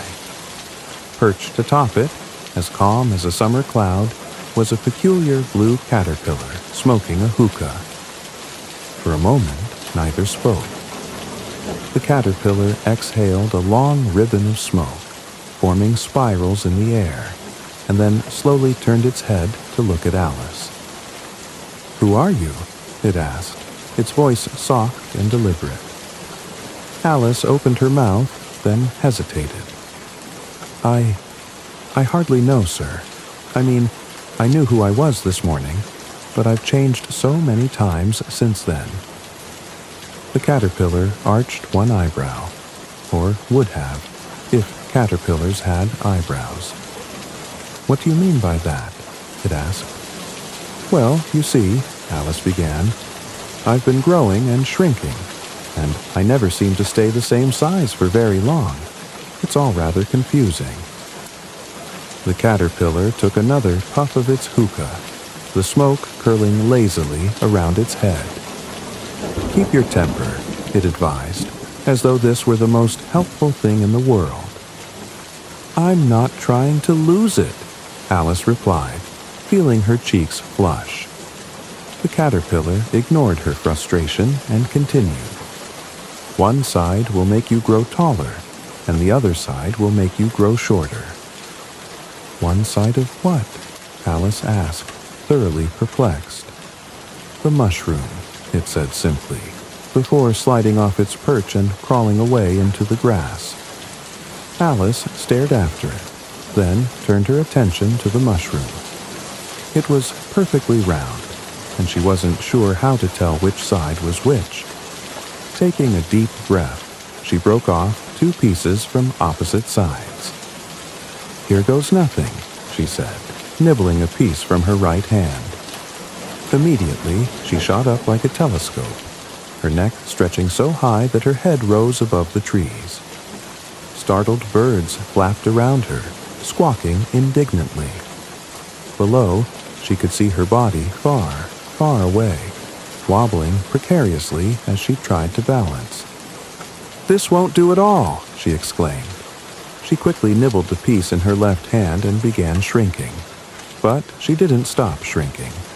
Down and down she went until she was smaller than a pebble. "Oh, bother," Alice sighed. She nibbled more carefully this time, alternating between the 2 pieces until she returned to a size that felt just right.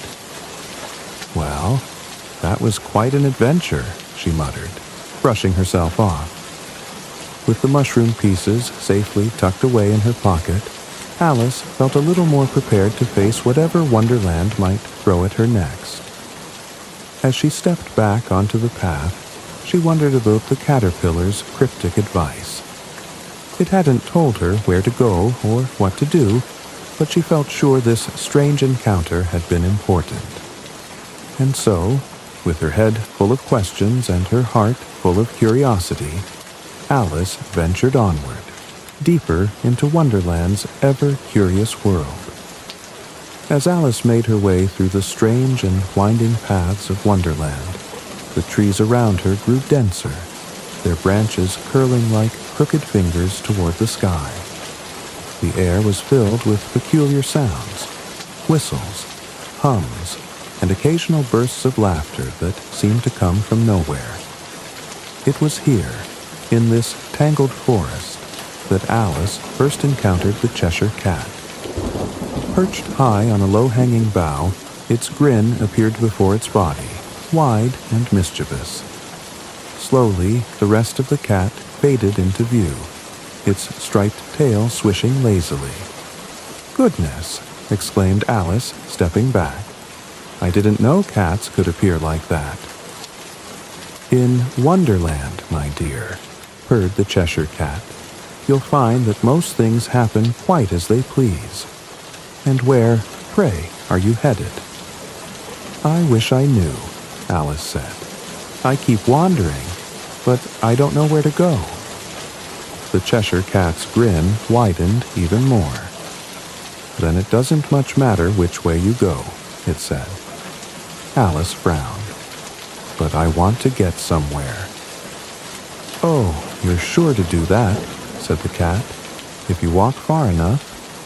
Its tail flicked thoughtfully. "But if you're looking for adventure, you might visit the Hatter. Or perhaps the March Hare. They're both quite mad, you know." "I don't want to meet mad people," Alice protested. "Too late for that," said the cat with a laugh like a ripple of water. "We're all mad here. I'm mad. You're mad." "How do you know I'm mad?" Alice asked, folding her arms. "You must be," replied the cat, "or you wouldn't have come here." And with that, it began to vanish, piece by piece, until only its grin remained, hanging in the air like a crescent moon. "Well, that's the most curious cat I've ever met," Alice said to herself. She chose a path at random, hoping it might lead to some answers, or at least something interesting. Before long, she came upon a sunny clearing where a long table stretched under the shade of a giant tree. The table was covered in mismatched teacups, teapots, and plates of half-eaten cake. At one end sat the Mad Hatter, his top hat tilted at a jaunty angle, and at the other the March Hare, who was busily dunking a watch into a cup of tea. Between them dozed a dormouse nestled in a teapot. "No room, no room," they cried as Alice approached. "There's plenty of room," Alice replied, plopping down in an empty chair. The Hatter squinted at her, as if deciding whether she belonged. "Would you like some wine?" he asked. Alice looked around the table. "I don't see any wine." "There isn't any," said the Hatter. "Then it wasn't very polite of you to offer it," Alice said crossly. "It wasn't very polite of you to sit down without being invited," the March Hare retorted. This was only the beginning of a series of nonsensical conversations. The Hatter asked riddles that had no answers, such as, "Why is a raven like a writing desk?" Alice tried her best to reason with them, but found it quite impossible. The topic of time came up, and the Hatter explained that he had quarreled with time himself, which was why it was always 6 o'clock, tea time. Alice eventually grew tired of their endless chatter and decided she'd had enough. "This is the silliest tea party I've ever been to," she declared, standing up. As she walked away, the sounds of the Hatter and March Hare's laughter faded behind her. She couldn't help but smile, though.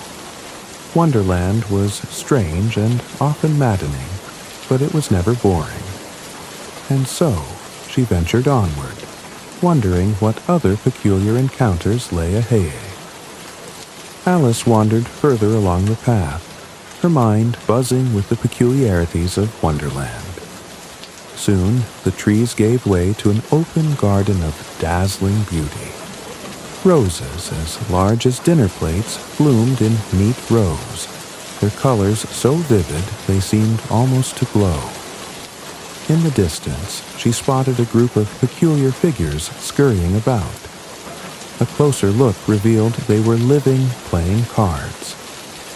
These card-like creatures were busy painting the white roses red, dripping scarlet paint over the pristine petals in frantic strokes. Alice, her curiosity piqued, stepped closer. "What are you doing?" she asked a card with the number 2 printed on its chest. "We planted the wrong roses," 2 whispered anxiously, glancing over his shoulder. "The Queen likes red roses, not white. If she sees this, it'll be off with our heads." "Off with your heads?" Alice repeated, horrified. "Shh," hissed another card, this one labeled 5. "Here she comes." At that moment, a trumpet sounded, and the Queen of Hearts entered the garden in a grand procession. She was a formidable figure, clad in a dress adorned with hearts, her crown glittering atop her head. The King of Hearts, small and timid, followed behind her, along with a parade of card soldiers. The Queen's sharp eyes immediately fell on Alice. "Who is this?" she demanded. Alice curtsied, though her knees felt a little wobbly. "I'm Alice, Your Majesty." The Queen's gaze narrowed. "And what are you doing here?" "I was just admiring your lovely garden," Alice replied, hoping to sound respectful. Grunted the Queen. Her mood shifted abruptly, and she shouted, "Let's play croquet." The soldiers quickly assembled a croquet set, but in true Wonderland fashion, it was unlike any croquet Alice had ever seen. Flamingos served as mallets, their long necks bending and twisting unpredictably, and hedgehogs curled into balls, rolling along the grass as the players attempted to hit them through arches made of bent playing cards. It was chaos. The Queen swung her flamingo with reckless abandon, shouting, "Off with his head!" Every time something went wrong, which was often. The King, meanwhile, whispered timidly to Alice, "She never actually executes anyone, you know. It's all bluster." Despite this reassurance, Alice couldn't help but feel uneasy. The Queen's temper was as unpredictable as everything else in Wonderland. As the game devolved into utter pandemonium, Alice spotted a familiar grin materializing in the air above her. The Cheshire Cat had returned. "How do you like the Queen?" it asked, its eyes twinkling with mischief. "Not at all," Alice whispered. "She's dreadfully short-tempered." The Queen, noticing Alice's distraction, turned her fury on her. "What are you whispering about?" she bellowed. "Off with her head." "I don't think you can do that," Alice retorted, her courage bolstered by frustration. "You're nothing but a pack of cards." The Queen gasped, and for a moment, everything froze. Then, the card soldiers began to rise into the air, swirling like a whirlwind. Alice shielded her eyes as the world around her began to blur and shift. When she dared to look again, the garden was gone, and she was once more standing on an unfamiliar path. She sighed in relief and brushed herself off. That was quite the spectacle, she said to herself. And so, Alice continued her journey, wondering what peculiar adventure awaited her next in this mad, mad world. After escaping the Queen's chaotic croquet game, Alice found herself wandering along a path that twisted and turned in every direction, as though it couldn't decide where it wanted to lead. She trudged on, feeling a mixture of relief and curiosity. The air grew salty, and soon she arrived at the edge of the sea, where she encountered two odd figures sitting on the sand. One was a griffin, a majestic creature with the body of a lion and the wings and head of an eagle. It was lazily sprawled out, its talons drawing shapes in the sand. Beside it sat the mock turtle, a peculiar being that looked like a turtle with a mournful expression and the feet of a calf. "They told me to bring you here," said the griffin, its voice a mix of laziness and authority. "Who did?" Alice asked, her curiosity immediately piqued. "The Queen, of course," the griffin replied. "She said you must hear the mock turtle's story." Alice looked at the mock turtle, who sniffled dramatically and wiped a tear from its eye. "Why are you so sad?" she asked gently. "It's my natural state," the mock turtle replied, heaving a deep sigh. "Shall I tell you my tale?" "Please do," Alice said, sitting down on a rock. The mock turtle cleared its throat, and with a voice that wavered between sorrow and pride, it began its story. "Once I was a real turtle. I lived in the sea and attended the finest school, reputable and rigorous. It was called the School of Hard Shells." "What did you study there?" Alice asked, intrigued. "Reeling and writhing, of course," said the mock turtle, "and also ambition, distraction, uglification, and derision." Alice frowned. "I've never heard of those subjects." "Clearly, you've not had a proper education," the mock turtle said, shaking its head. "We also took courses in laughing and grief, taught by the finest instructors. And do you know what our weekly dance lesson was called?" Alice shook her head. "The Lobster Quadrille!" cried the mock turtle, perking up a little. At this, the griffin jumped to its feet. "Shall we show her?" it asked eagerly. "Oh yes," said the mock turtle, its mournful demeanor briefly replaced by enthusiasm. The two creatures began an elaborate and highly ridiculous dance with leaps and spins that sent sand flying everywhere. The griffin sang a jaunty tune, and the mock turtle joined in. "Will you, won't you, will you? Won't you, will you join the dance?" Alice clapped along, thoroughly amused by the performance. When the dance was over, the mock turtle slumped back into its melancholic posture. Such happy times, it sighed wistfully. But now, here I sit, far from the sea, with nothing but my memories and the griffin for company. Your story is very interesting, Alice said kindly, though she wasn't entirely sure she understood it. Shall we go back now? The griffin asked, stretching its wings. The queen may be looking for you. Alice hesitated, but nodded. As they walked away, she glanced back at the mock turtle, who waved a flipper sadly. Goodbye, Alice called. Goodbye, it replied, its voice echoing softly over the waves. And so, Alice followed the griffin back toward the Queen's court, her mind spinning with thoughts of curious lessons and dancing lobsters. Wonderland, she realized, had a way of making even the strangest encounters feel like something wonderful and unforgettable. The Gryphon led Alice back to the Queen of Hearts' court, where the scene was as chaotic as ever. The card soldiers were scrambling to stack themselves in perfect formations. The king was fretting over a misplaced crown, and the queen was bellowing, "Off with their heads," at anyone who dared cross her path. In the midst of this commotion, a trial was underway.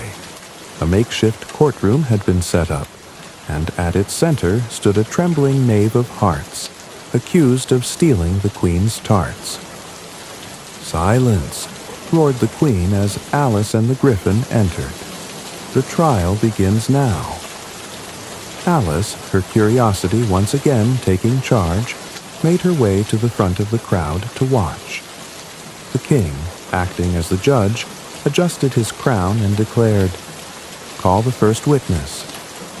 The white rabbit, who appeared to be the court's herald, scurried forward. "The first witness is Alice," he squeaked. "Me?" Alice gasped. Before she could protest, she was ushered to the stand. The queen leaned forward, her eyes narrowing. "What do you know of this crime?" "Nothing at all," Alice replied firmly. "Nothing?" the queen repeated, her voice rising. "That's very suspicious."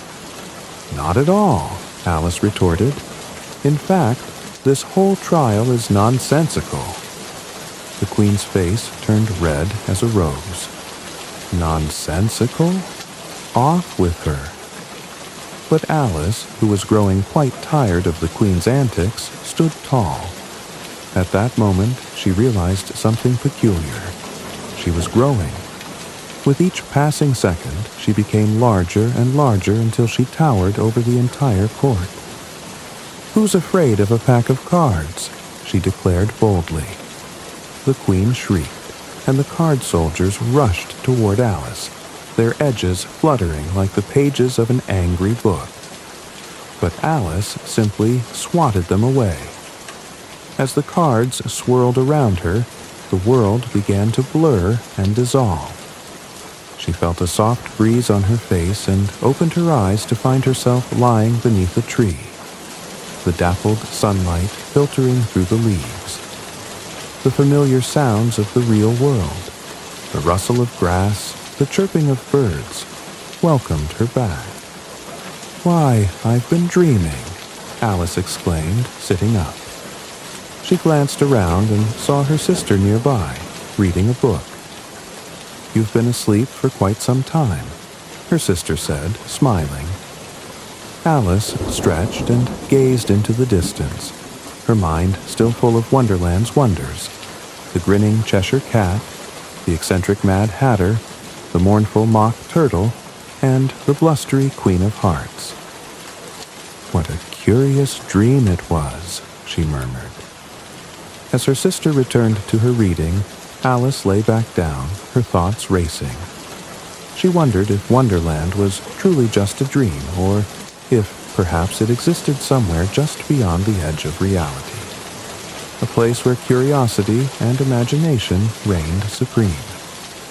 And though she had returned to the ordinary world, Alice knew that the magic of Wonderland would stay with her forever.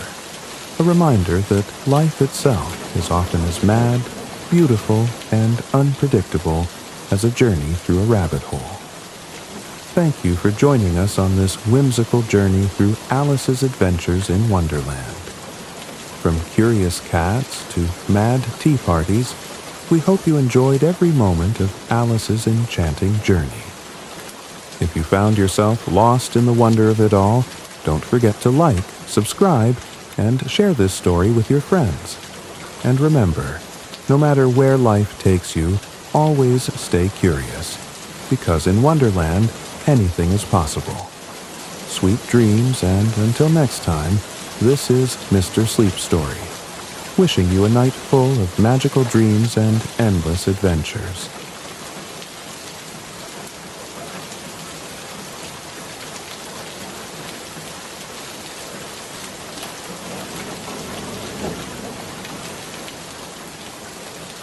Tonight, I shall be reading a retelling of a classic from the Brothers Grimm, a magical and enchanting tale known as Little Briar Rose.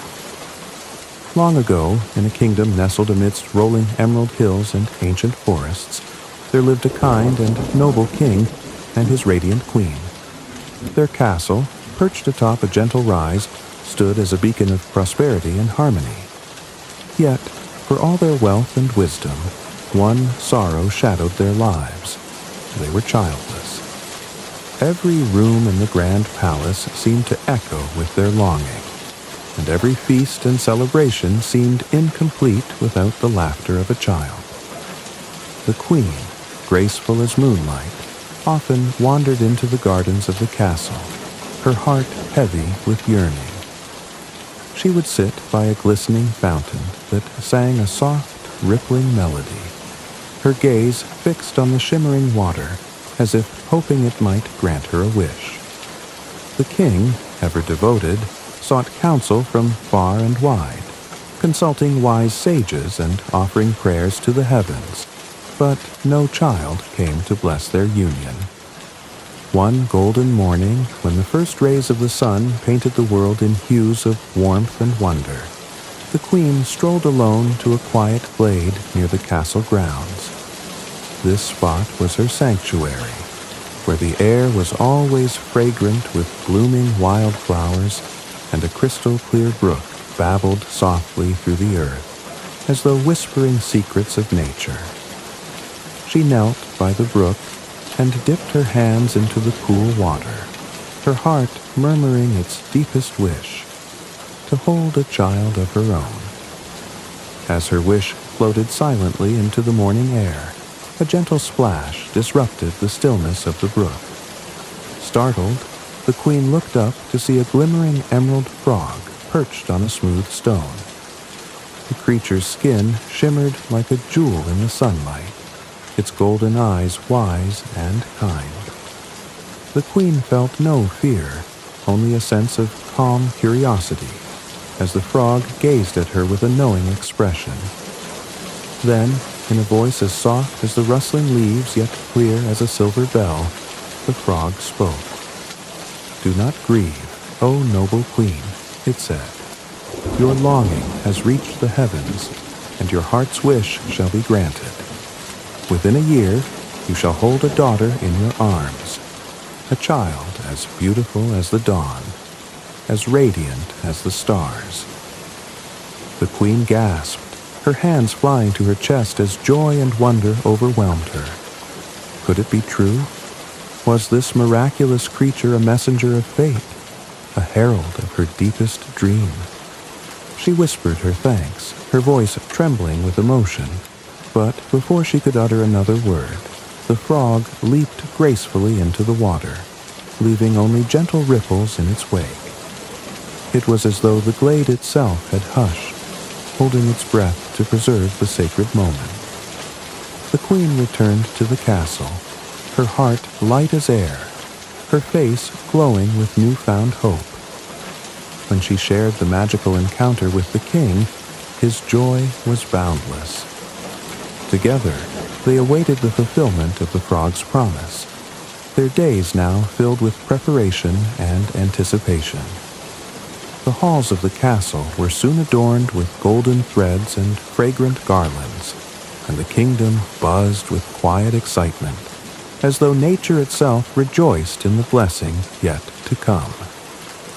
True to the frog's words, a year passed, and the queen gave birth to a daughter, a child so enchanting that even the sun, in all its splendor, seemed to pause in admiration when its light touched her.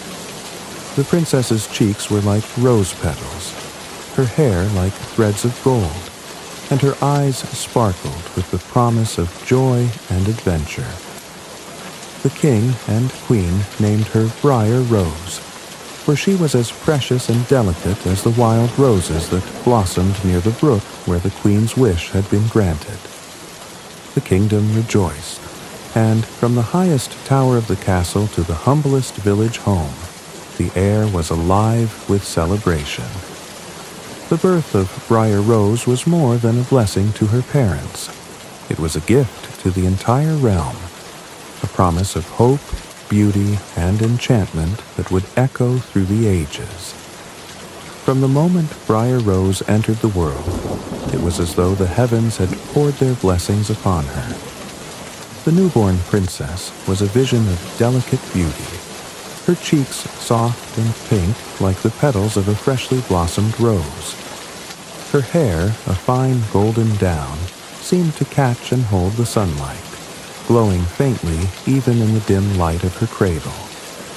Her tiny lips, perfectly shaped, held the softest of smiles, as if she already carried the dreams of the kingdom in her peaceful slumber.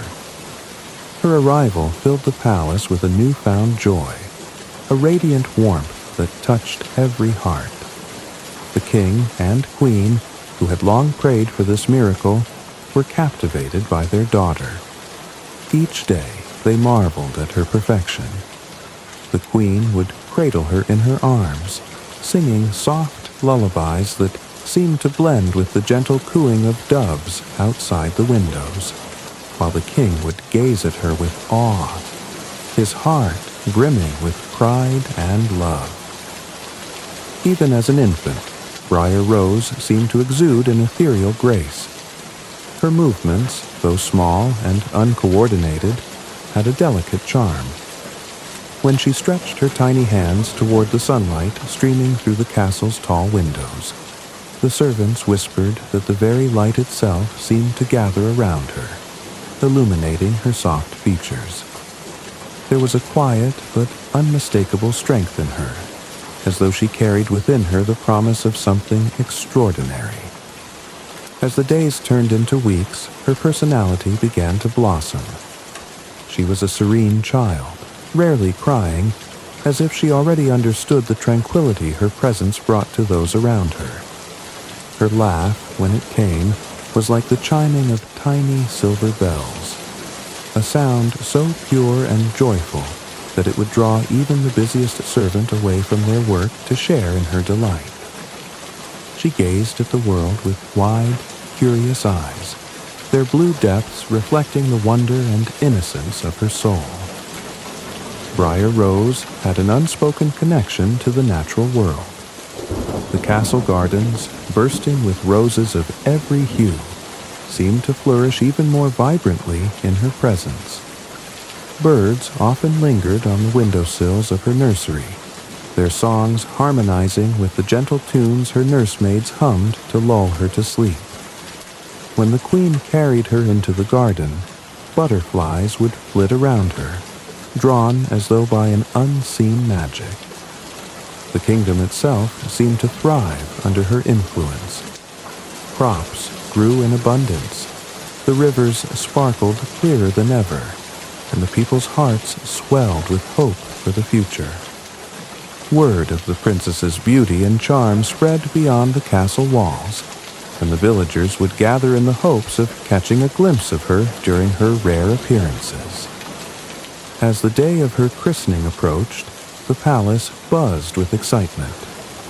Courtiers prepared lavish decorations, weaving garlands of roses and golden threads to adorn the great hall.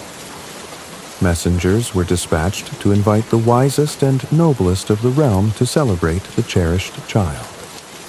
The king and queen, though deeply devoted to their daughter, were mindful of the blessings yet to be bestowed upon her by the wise women, who would guide her destiny. The days leading up to the ceremony were filled with anticipation, as the entire kingdom prepared to honor the princess, whose presence had already begun to weave a story of beauty, grace, and promise. Yet, even amidst the joy, an undercurrent of unease lingered in the air, an inexplicable sense that the perfection of this moment could be as fragile as the petals of a rose. The kingdom glittered with celebration as the day of the princess's christening dawned. Bells rang from every tower, their joyful peals carrying the news of Briar Rose's naming ceremony far and wide. Nobles and villagers alike flocked to the grand hall, eager to bestow their blessings on the cherished child. Among the honored guests were 12 wise women, each renowned for their gifts of wisdom and magic. These women, dressed in flowing robes that shimmered like starlight, arrived bearing blessings for the princess. Their presence filled the hall with a sense of wonder, for it was said that their gifts could shape the destiny of any they chose to favor. One by one, the wise women approached the cradle where Briar Rose lay, swaddled in silken blankets and glowing with an otherworldly beauty. The first gifted her with beauty beyond compare, so radiant that even the flowers would envy her. The second bestowed a voice as melodious as the sweetest songbird.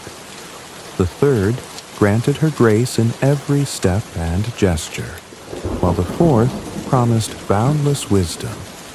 Each blessing wove a thread of magic into the princess's destiny, a tapestry of perfection that grew more dazzling with every gift. But as the 11th wise woman stepped forward to offer her blessing, a chill swept through the hall. The air seemed to darken, and the joyous murmurs of the crowd faded into uneasy silence. The grand doors of the hall, flung open in welcome, now slammed shut with an ominous force. All eyes turned to the entrance, where a figure draped in shadows stood. It was the 13th wise woman, her expression a mask of cold fury. Uninvited and overlooked, she had come not to celebrate but to claim her vengeance for the slight.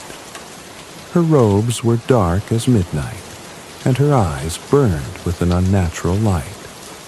The king and queen exchanged panicked glances, their joy curdling into dread. They had miscalculated, for though only 12 golden plates had been set at the table, they had underestimated the wrath of the uninvited. Striding into the hall with an air of terrible power, the 13th wise woman stopped before the cradle of Briar Rose. Her voice, sharp and unyielding, rang out like a thunderclap. "You dare slight me, the eldest of the wise women, the keeper of knowledge and fate. For your arrogance, I shall repay you in kind." She raised her hand, and the room seemed to shudder under the weight of her magic.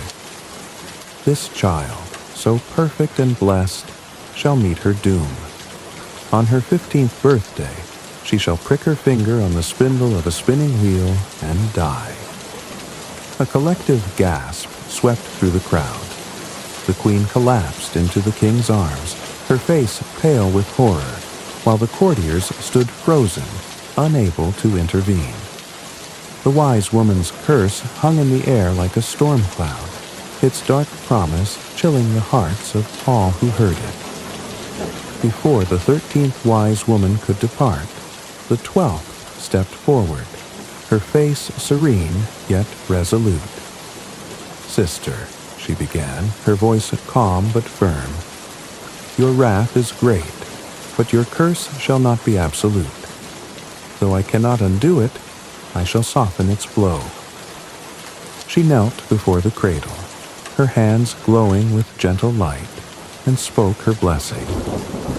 The princess shall not die, but instead fall into a deep slumber, a sleep lasting 100 years. At the end of that time, a kiss of true love shall awaken her. Though the room remained steeped in fear, this promise of hope pierced the darkness like a single beam of sunlight through storm clouds. The 13th wise woman scowled, her eyes narrowing, but she said nothing more. With a swirl of her cloak, she vanished, leaving the castle to grapple with the shadow she had cast. The celebrations ended in somber silence. The king, desperate to protect his beloved daughter, issued a royal decree. Every spinning wheel in the kingdom was to be burned, every spindle destroyed. The royal guards scoured the land to ensure no trace of the cursed tool remained. But deep in their hearts, the king and queen knew that fate, once spoken, could not be easily undone.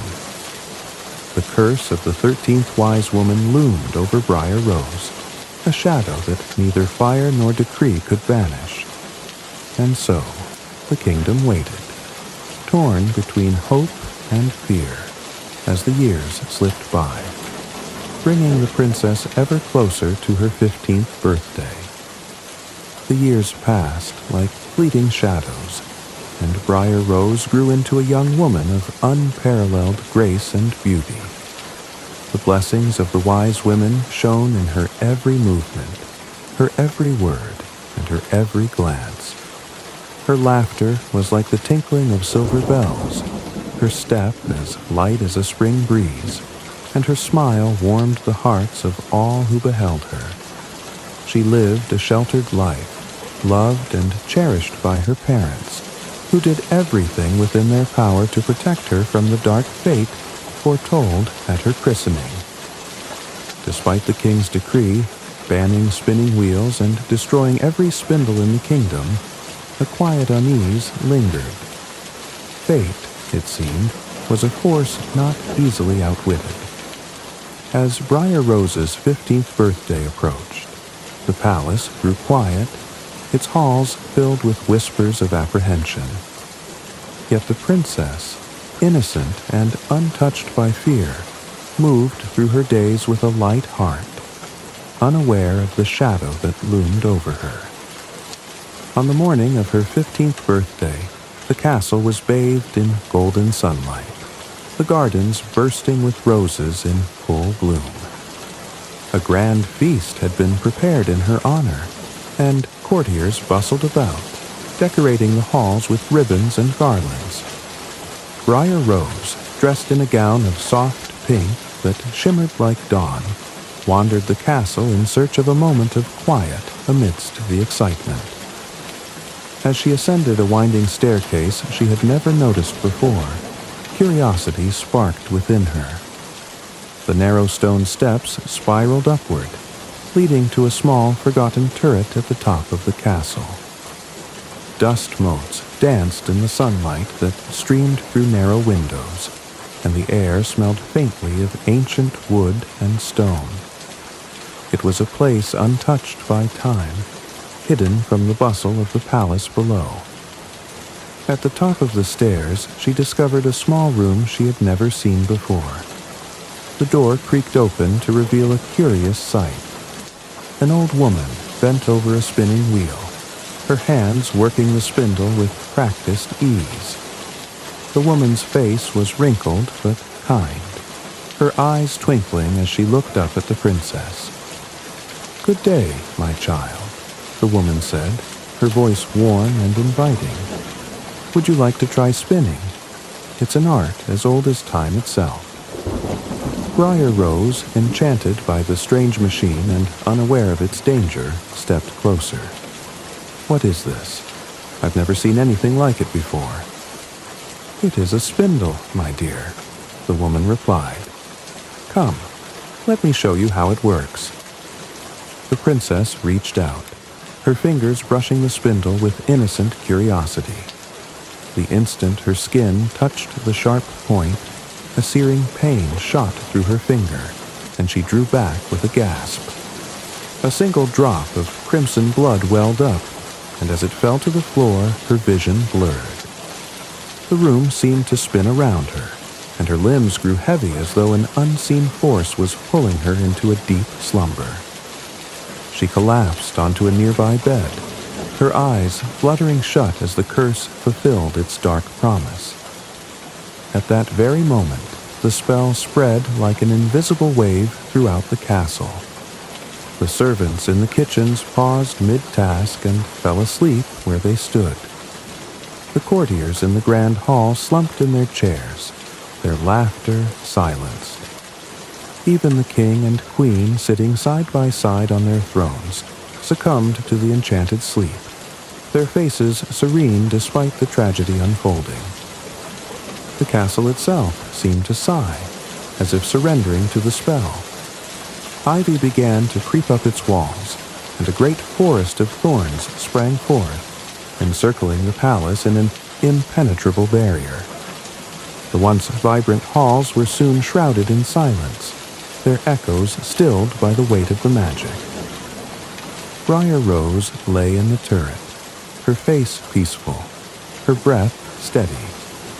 She appeared not as one cursed, but as a vision of serene beauty, her golden hair fanned out like a halo on the pillow.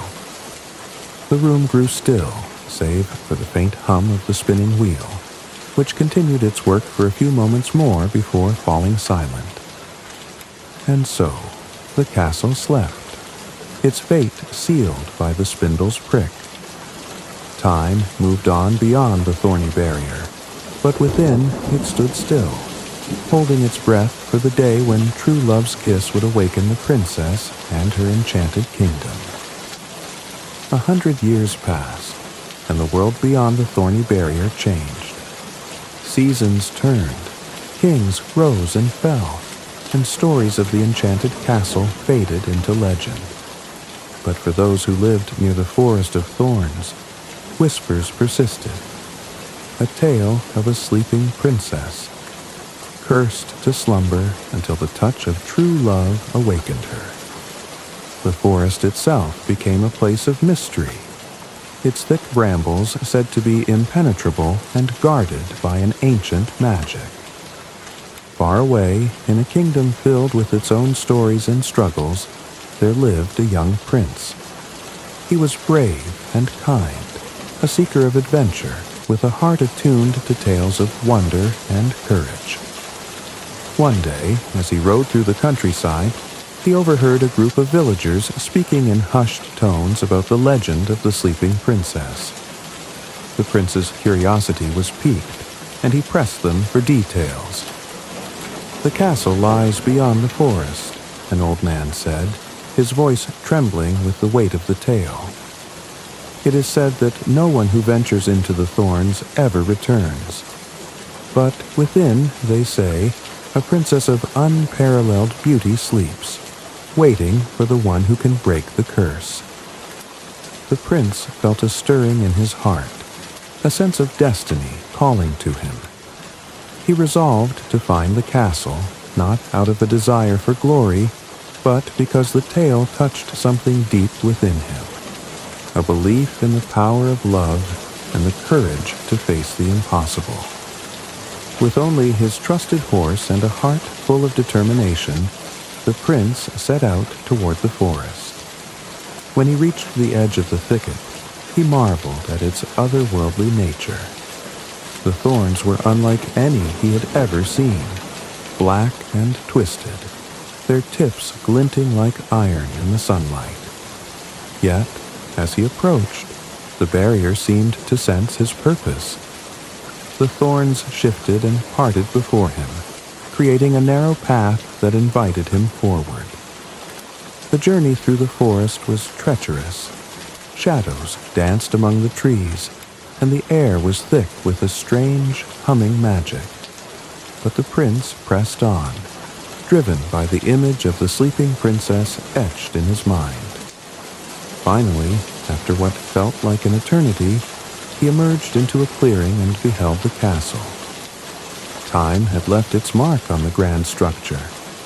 Ivy and moss clung to its walls, and its once bright banners hung in faded tatters. Yet there was a beauty to the place, an air of timeless enchantment that spoke of its hidden wonder. The prince dismounted and entered the silent halls, where he found the courtiers and servants frozen in slumber, their faces peaceful as if caught in a fleeting dream. Guided by an unshakable instinct, he climbed the winding stairs to the turret. There, bathed in a beam of golden light, lay the princess. Her beauty was breathtaking, her expression serene, as if she were merely resting and not under a century-old spell. The prince's heart swelled with awe and tenderness as he knelt beside her. Gently, he leaned forward and pressed a kiss to her lips. It was a kiss born of love, pure and unselfish, carrying with it the magic needed to break the curse. As his lips touched hers, a ripple of light swept through the room, like the first rays of dawn breaking over a darkened sky. The princess's eyes fluttered open, and for a moment she gazed at the prince with wonder. "Is it you?" she whispered, as if she had been dreaming of him all along. "Yes," the prince replied, his voice filled with warmth. "It is I, here to awaken you." The magic spread throughout the castle, and one by one the courtiers and servants stirred. The halls filled with gasps and laughter as life returned to the enchanted kingdom. Even the forest of thorns melted away, its dark barrier replaced by sunlight and blooming flowers. The king and queen awoke with tears of joy, embracing their daughter and welcoming the prince as their savior. The kingdom celebrated with a feast that lasted for days, rejoicing not only in the breaking of the curse, but in the love that had conquered it. The joy that spread through the castle after the awakening of Princess Briar Rose was unlike anything the kingdom had ever known. Courtiers and servants, newly risen from their century-long slumber, bustled with energy, their hearts filled with gratitude and wonder. The forest of thorns, now transformed into a vibrant and blooming meadow, seemed to echo the joy within the castle walls. Birds sang as if to celebrate the triumph of love, and the air was rich with the fragrance of fresh blossoms. The king and queen, overwhelmed with gratitude toward the prince who had broken the curse, welcomed him with open arms. "You have not only saved our daughter, but restored our kingdom to life," the king said, his voice thick with emotion. "You are truly a man of great courage and a noble heart." The prince, humbled by their words, turned to Briar Rose. From the moment she had opened her eyes and their gazes had met, he had known that their bond was unlike any other. She, too, felt it, a connection that transcended the years and the magic that had bound them. It was as if their hearts had been waiting for this moment, their destinies intertwined long before they had met. As days turned into weeks, the castle bustled with preparations for the grandest celebration the kingdom had ever seen. The prince and princess were to be married, and the event would mark not only the union of two hearts, but the renewal of hope and joy for all. Invitations were sent far and wide, summoning royalty, nobles, and common folk alike to witness the union that had been foretold in legend. The wedding day dawned with a golden sunrise, the sky painted in hues of pink and gold, as if nature itself rejoiced in the occasion. The castle was transformed into a vision of enchantment, adorned with garlands of roses in every shade imaginable. The great hall, where so many had fallen asleep under the curse, was now alive with laughter and music, its chandeliers sparkling like captured starlight. Briar Rose, radiant in a gown of shimmering gold threaded with rose motifs, walked down the aisle with a grace that took everyone's breath away. Her hair cascaded like sunlight over her shoulders, and her eyes shone with a happiness that seemed to light up the room. The prince stood at the altar, his gaze fixed solely on her, his heart pounding with a love so profound it seemed the world itself paused to witness it. The ceremony was presided over by the kingdom's wise elders, who spoke of the power of love to overcome even the darkest curses.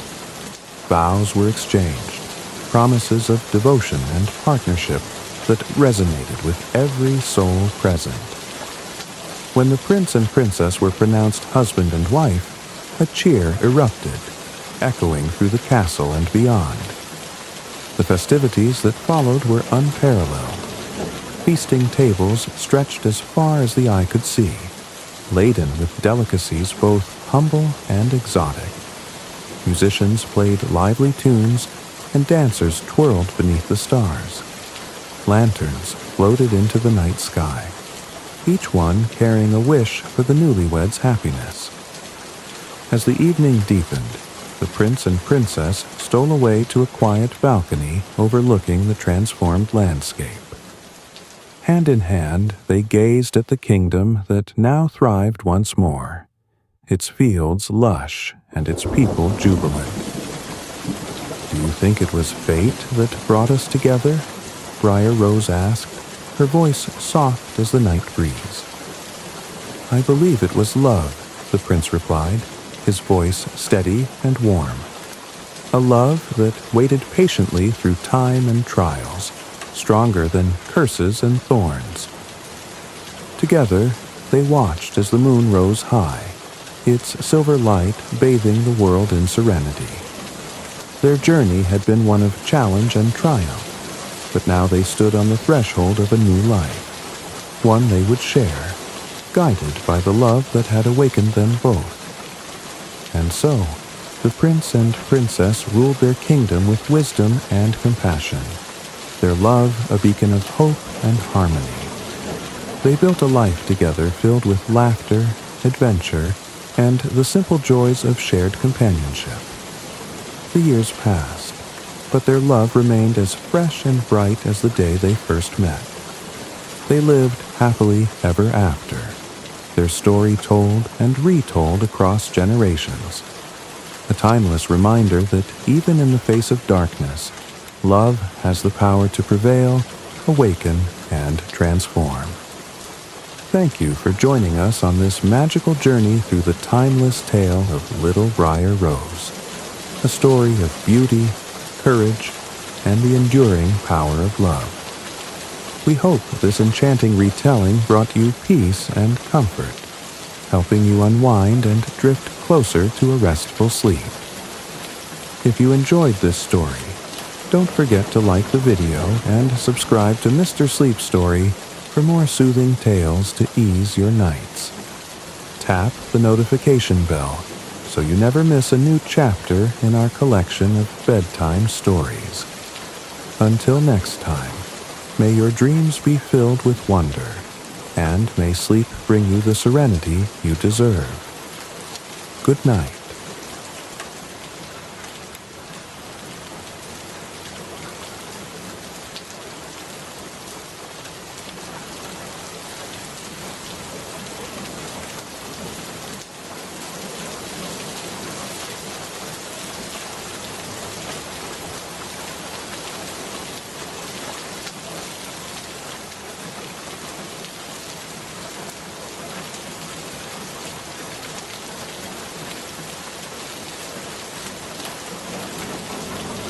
Tonight, let us journey into the shadowy world of a literary masterpiece, Mary Shelley's Frankenstein.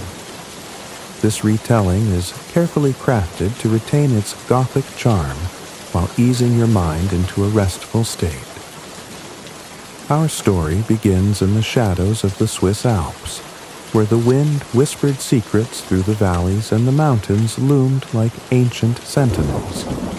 A child named Victor Frankenstein was born into a world of privilege and wonder. His childhood was a tapestry of contrasts, filled with the warmth of familial love, yet tinged with an insatiable hunger for the unknown. Victor's father, Alphonse, was a man of wisdom and stability, while his mother, Caroline, radiated kindness and compassion. Their home in Geneva was a haven, filled with books and the laughter of children. Yet, even amidst this happiness, there was a quiet yearning in Victor's soul, a restlessness that set him apart. As a boy, Victor was captivated by the mysteries of the natural world. He would spend hours wandering through the family's gardens, marveling at the intricate patterns of leaves and the endless hum of life hidden within. It was during one such moment that fate intervened and brought Elizabeth into his life. She was a golden-haired orphan adopted by his parents, a girl whose presence seemed to bring light to even the gloomiest days.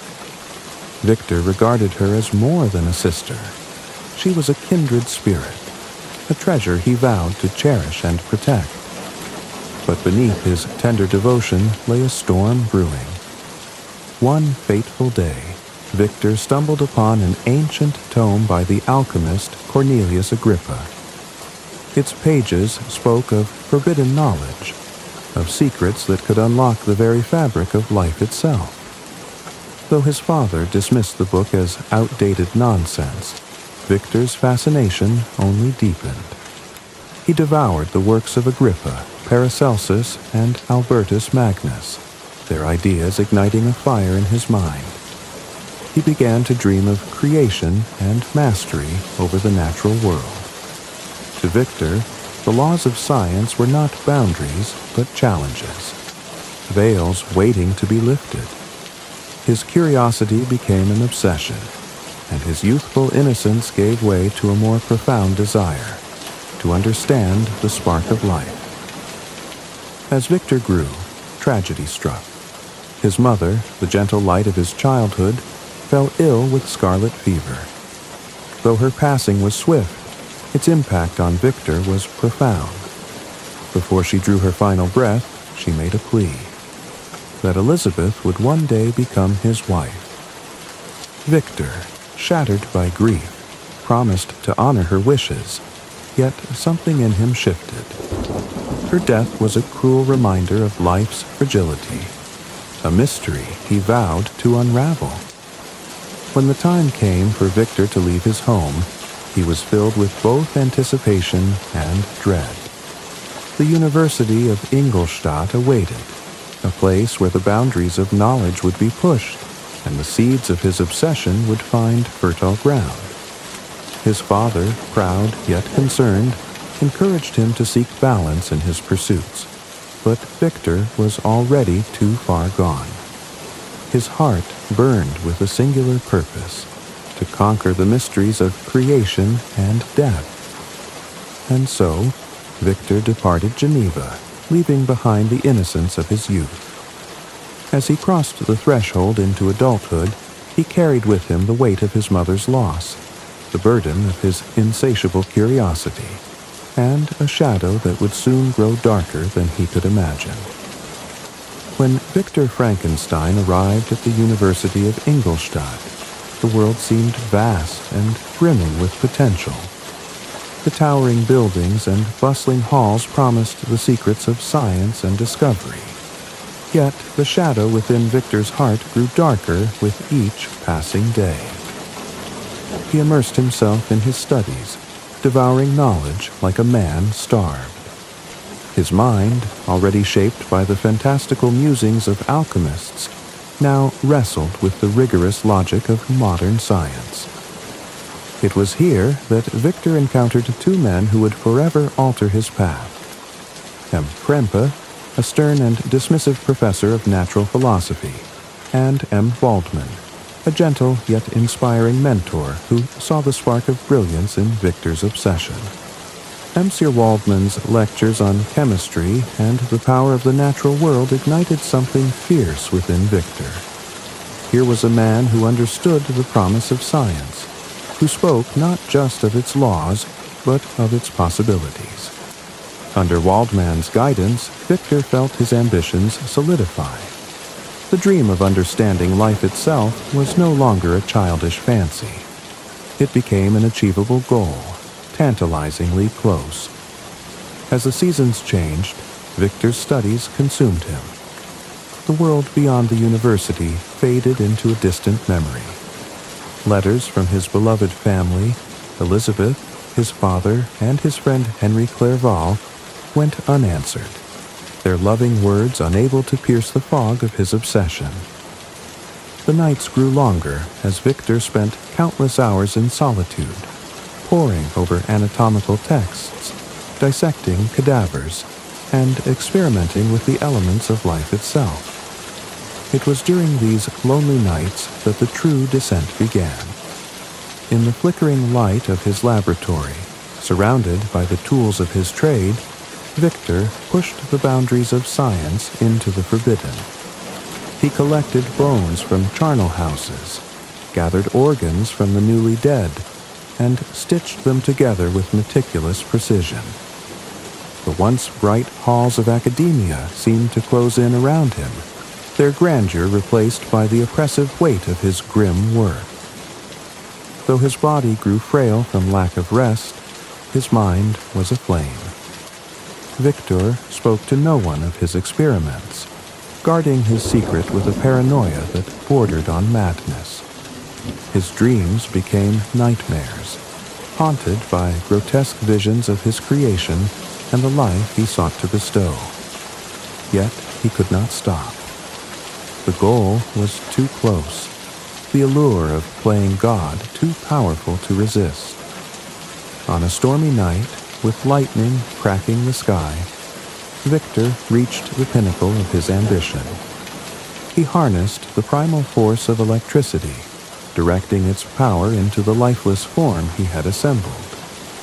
As the room filled with the stench of decay and ozone, Victor's heart thundered in his chest.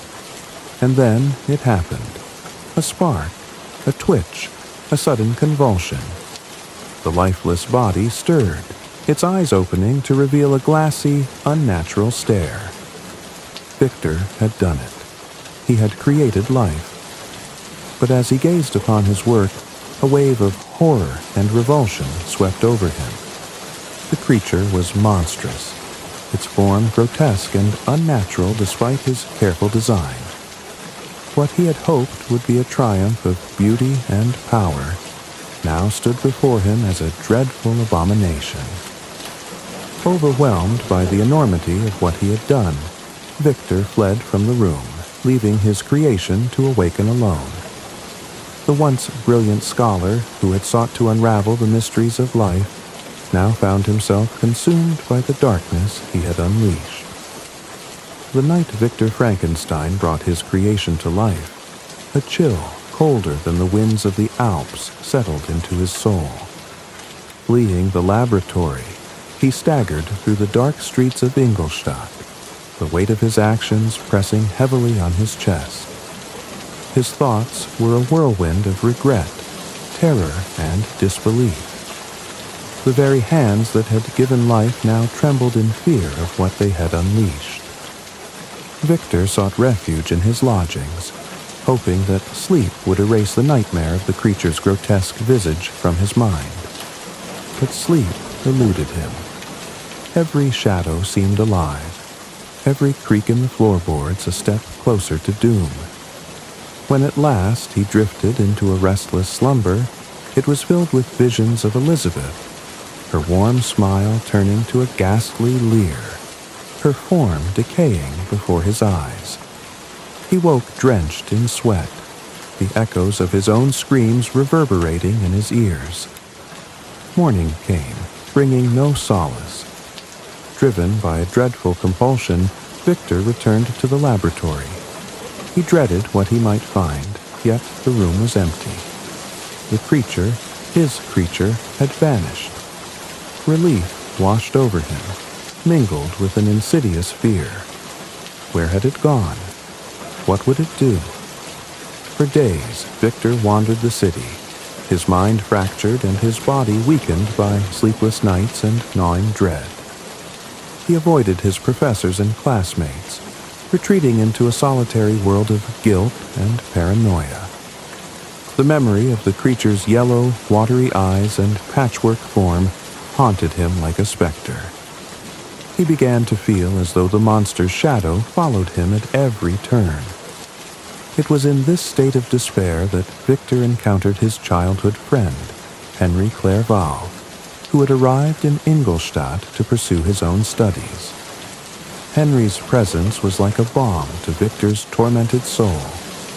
With his kind eyes and unshakable optimism, Henry coaxed Victor out of his darkness, encouraging him to reconnect with the world he had so thoroughly abandoned. Under Henry's care, Victor's health began to improve. The nightmares receded, and the oppressive weight of his secret seemed to lighten, though it never fully left him. Victor convinced himself that the creature had fled far away, perhaps lost in the wilderness, never to be seen again. For a time, he allowed himself to hope that he could escape the consequences of his ambition. But fate, as it often does, had other plans. Several months later, a letter arrived from Victor's father. Its words pierced his fragile sense of peace. His younger brother, William, was dead, strangled by some unknown assailant in the woods near their family estate. The tragedy plunged Victor into a renewed state of anguish. He resolved to return to Geneva at once, eager to console his grieving family and escape the city that had borne witness to his terrible deeds. As he approached the Swiss Alps, the familiar landscape brought both comfort and unease. In the brooding skies above and the towering peaks shrouded in mist, Victor felt the presence of his past lurking just beyond sight. And, as he wandered the path toward home, a storm gathered on the horizon, mirroring the turmoil in his heart. In a flash of lightning, Victor saw it, a figure of immense stature, moving with unnatural speed across the rocky terrain. The creature, his creation. It was not lost, not gone, but here, in the heart of his homeland, weaving itself into the fabric of his life once more. The storm raged on, and Victor stood frozen, his soul gripped by a chilling certainty. The horrors he had unleashed were far from over. Victor Frankenstein's return to Geneva was steeped in sorrow. The death of his youngest brother, William, had cast a pall over his family. Elizabeth was consumed with guilt, believing that her carelessness in allowing William to carry a prized locket had made him a target. Victor's father, once a man of quiet strength, now seemed weathered and broken. But Victor bore a greater burden. The figure he had seen during the stormy approach to Geneva haunted his thoughts. He knew the truth, that William's death was no accident, no random crime. The creature, his own creation, was the hand that had snatched the boy's life. Victor's heart twisted with guilt and horror, but he dared not share his suspicions. Who would believe him? Who could comprehend the dark secret he carried? As if this tragedy were not enough, fate dealt another cruel blow. Justine Moritz, a kind-hearted servant of the Frankenstein family, was accused of William's murder. The locket, found in her possession, a cherished trinket that Elizabeth had once gifted William, was enough to seal her fate. Justine proclaimed her innocence, but the evidence against her was damning. She was arrested, tried, and sentenced to death. Victor, racked with guilt, knew the creature had planted the locket to frame her. But fear and shame silenced him. How could he confess that he had unleashed a monster upon the world? How could he admit that the horror now befalling his family was his own doing? He watched in anguish as Justine was condemned, unable to summon the courage to speak the truth. On the night before her execution, Victor and Elizabeth visited Justine in her cell, The young woman, serene despite her fate, forgave them both and professed her innocence once more. Elizabeth wept bitterly, clinging to Justine as though her love alone might save her. Victor, however, could barely meet her gaze. The weight of his guilt was too great. When morning came, Justine was hanged, and Victor's torment deepened. His once idyllic family was now fractured by grief, and he bore the full weight of responsibility. He sought solace in solitude, retreating to the mountains in search of peace. But the rugged beauty of the Alps offered no comfort. Instead, the jagged peaks seemed to mirror the chaos within his soul. It was during one of these solitary wanderings, high in the remote wilderness, that Victor encountered the creature once more. It approached him, no longer the silent shadow he had feared, but a being of startling intellect and eloquence. Its voice, deep and resonant, was filled with a mixture of rage and sorrow. It accused Victor of abandoning it, of casting it into a world that rejected it at every turn. The creature recounted its lonely existence, how it had awakened in confusion and pain, only to be met with fear and hatred by every human it encountered. It spoke of longing for companionship, for acceptance, and of its growing bitterness as these hopes were continually dashed. Victor listened, torn between revulsion and pity, as the creature revealed the depth of its suffering.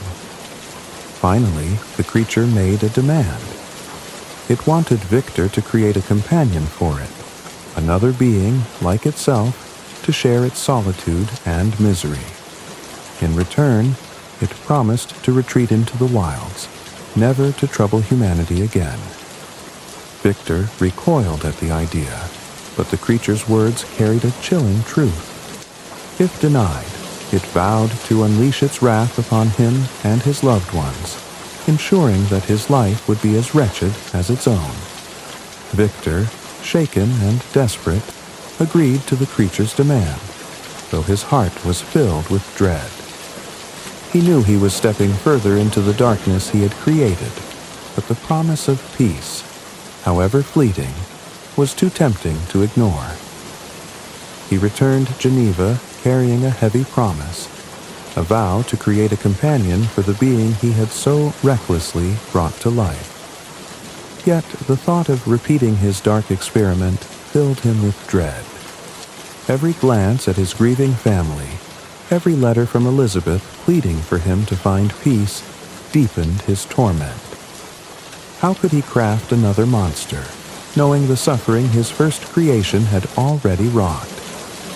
As the months passed, Victor sought excuses to delay. He buried himself in the quiet of his father's estate, attempting to find solace in the company of his loved ones. But the creature's shadow loomed large, a silent threat over his every moment of reprieve. It watched him from afar, an unspoken reminder of the promise he had made. Eventually, Victor could delay no longer. He told his family he needed to travel abroad to restore his health and further his studies. His father, anxious for his son's well-being, reluctantly agreed, and Elizabeth, though pained by his departure, trusted his assurances that he would return soon. Victor journeyed to the remote Orkney Islands, a desolate cluster of rocky isles battered by fierce winds and cold seas. Here, he set up a small, crude workshop far from prying eyes. The barren landscape reflected his inner turmoil, and the isolation amplified the weight of his task. By day, he gathered materials and prepared his experiments. By night, he wrestled with his conscience. Victor Frankenstein fled the Orkney Islands with the remnants of his shattered resolve weighing heavily upon him. The creature's haunting promise, "I will be with you on your wedding night," echoed endlessly in his mind. He longed to escape the darkness that seemed to follow him, but there was no refuge from the consequences of his actions. The shadow of his creation stretched across every horizon. After leaving the islands, Victor sailed to the mainland, seeking anonymity in the chaos of distant towns and crowded ports. His body was frail, his mind fractured, yet the sense of dread kept him moving. He refused to tell his family of the horrors he faced, shielding them from the monstrous truth. Letters from Elizabeth arrived often, filled with love and concern, pleading for his return and urging him to reclaim the joy that had once defined his life. Each word was a dagger to his heart, for Victor knew that danger loomed closer with every passing day. It was during one of his restless travels that fate turned against him again. In a small village along his route, Victor was suddenly arrested. He learned that a man's lifeless body had been found washed ashore, a victim of strangulation. The villagers, finding Victor near the scene, accused him of murder. Though he protested his innocence, his haggard appearance and evasive demeanor made him an easy target for suspicion. To his horror, Victor discovered that the victim was Henry Clerval, his dearest friend. Henry, who had always been a beacon of kindness and optimism, had fallen prey to the creature's wrath. The sight of Henry's lifeless body broke something in Victor, and he collapsed into a feverish delirium. For weeks, he remained imprisoned, consumed by grief and guilt. In his fevered dreams, the creature's ghastly form appeared, mocking him, reminding him that this was but the beginning of its vengeance. Eventually, Victor's father arrived to secure his release, convinced of his son's innocence. The reunion was bittersweet. Alphonse Frankenstein's joy at seeing Victor alive was tempered by the realization that his son was a shadow of the man he had once been. Victor, though freed, carried with him the unbearable burden of Henry's death and the chilling certainty that the creature's promise would soon come to fruition. Upon returning to Geneva, Victor attempted to find solace in the arms of his family. Elizabeth, ever devoted, worked tirelessly to restore his spirits. Despite his mounting fears, Victor allowed himself to be drawn into preparations for their long-delayed wedding. Yet every step toward the ceremony felt like a march toward doom. The creature's ominous vow rang in his ears, and though he warned Elizabeth of vague dangers, he could not bring himself to reveal the full truth. The wedding day arrived, a bittersweet occasion cloaked in foreboding. Victor and Elizabeth exchanged vows under the bright sunlight, their families rejoicing around them. For a fleeting moment, Victor dared to hope that the creature's threat was empty. But as night fell and the couple retreated to a secluded villa, his dread returned with full force. The villa, nestled by the tranquil waters of Lake Geneva, seemed a peaceful refuge. Victor, however, was on edge, prowling through the shadows, prepared to confront the creature. He armed himself and stationed himself near the door, waiting for the monster to strike. But he had misjudged his adversary. The creature, cunning and cruel, sought not Victor, but his heart. From the bedroom came a scream, a sound so piercing and desperate that it froze Victor's blood. He rushed into the room to find Elizabeth lifeless on the bed, her body limp, her once radiant face now a mask of terror. The creature had fulfilled its promise, exacting its vengeance in the most devastating way possible. Victor fell to his knees, his world shattered beyond repair. Outside, the wind carried the faint sound of mocking laughter as the creature disappeared into the night. Victor swore vengeance, vowing to pursue the monster to the ends of the earth if necessary. But in his heart, He knew that no act of retribution could ever mend the ruin his ambition had caused. The process of creating life once more was both a physical and emotional torment. The lifeless form taking shape on his table was a grotesque mockery of his earlier ambitions. Each stitch and every careful adjustment reminded him of the consequences of his first act of hubris. But, as the creature had promised, its silent presence was never far, its watchful eyes a constant pressure. One night, as Victor worked by the dim light of a lantern, he paused to consider the future. What if this new being, like its predecessor, became a source of suffering? What if the two creatures united became a force of unimaginable destruction? The weight of these fears grew unbearable. In a moment of desperation, Victor seized the lifeless form and tore it apart, scattering the pieces in a frenzy of guilt and defiance. The creature appeared almost instantly, its massive form filling the doorway of the workshop. Its face, once filled with hope, now twisted with fury.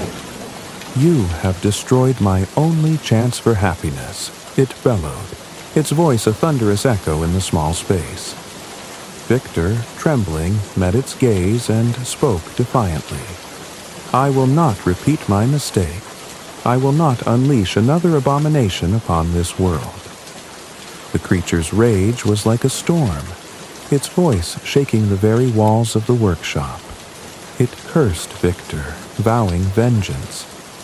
"I will be with you on your wedding night," it hissed before disappearing into the darkness. Victor was left alone, the winds howling outside as his heart pounded with dread. The creature's words were a dire warning, a promise of suffering yet to come. Exhausted and broken, Victor fled the Orkneys, seeking to escape the horrors he had unleashed. But there would be no escape. The shadow of his creation followed him wherever he went, and the storm of vengeance it had promised was already brewing. The death of Elizabeth marked the final collapse of Victor Frankenstein's soul.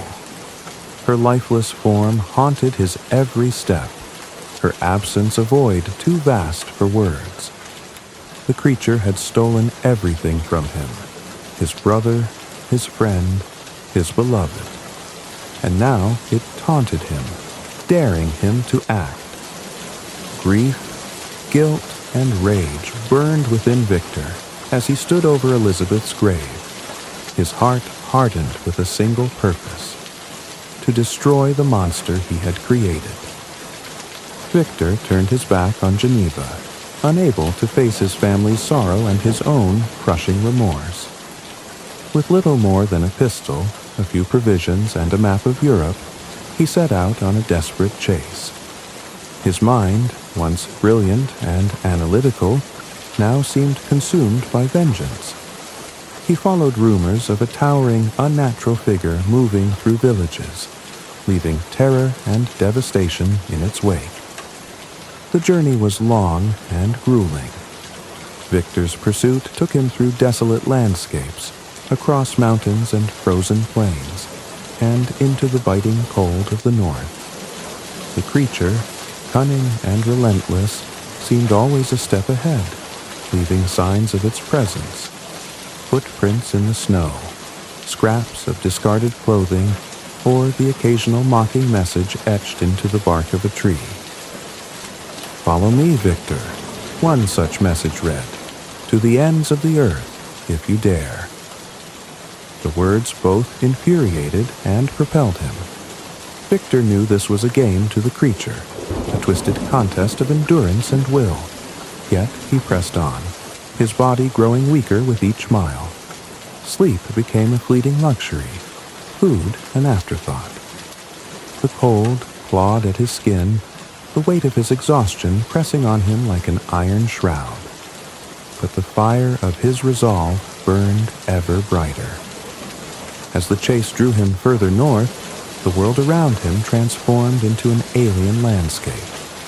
endless fields of ice stretched to the horizon, shimmering under a pale, unyielding sun.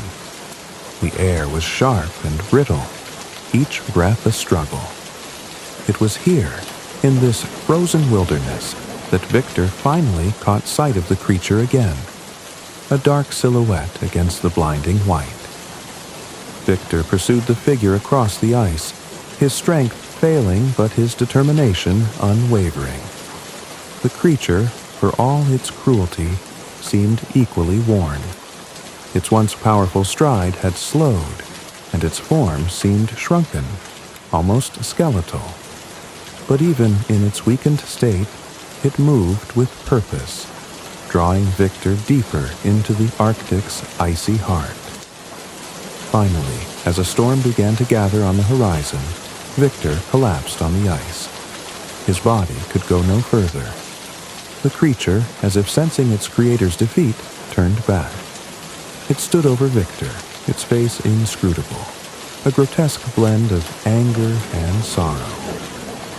"Why do you persist?" it asked, its voice deep and resonant, carrying across the desolation. "You sought to play God, Victor, and yet you could not bear the responsibility of your creation. Now, you chase me, hoping to undo what cannot be undone. Do you not see that we are bound together by your ambition and my suffering?" Victor, trembling with cold and fury, could only curse the creature. "You are a demon," he spat. "You have brought nothing but misery to this world, and I will see you destroyed, even if it costs me my life." The creature laughed, a hollow, bitter sound. "Then follow me, Victor, to your end and mine. This is your punishment, and it is mine. We are locked in this dance until the ice claims us both."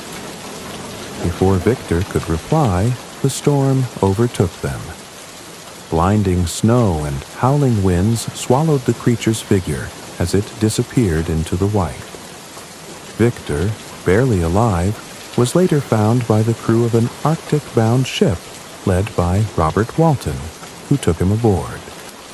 As the ship drifted through the frozen expanse, Victor recounted his tragic tale to Walton. His voice was weak, his body ravaged by his pursuit, but his resolve remained. Even as death loomed, he urged Walton to continue the chase if he could, to destroy the monster before it could wreak more havoc. But the ice had other plans. As Victor's life ebbed away, the ship became trapped, unable to press further into the Arctic wilderness. Walton and his crew faced a choice: continue risking their lives or return home. Before the decision could be made, Victor succumbed to his exhaustion, dying with the creature's name on his lips. That night, as Walton mourned his fallen passenger, the creature appeared aboard the ship, standing over Victor's lifeless body.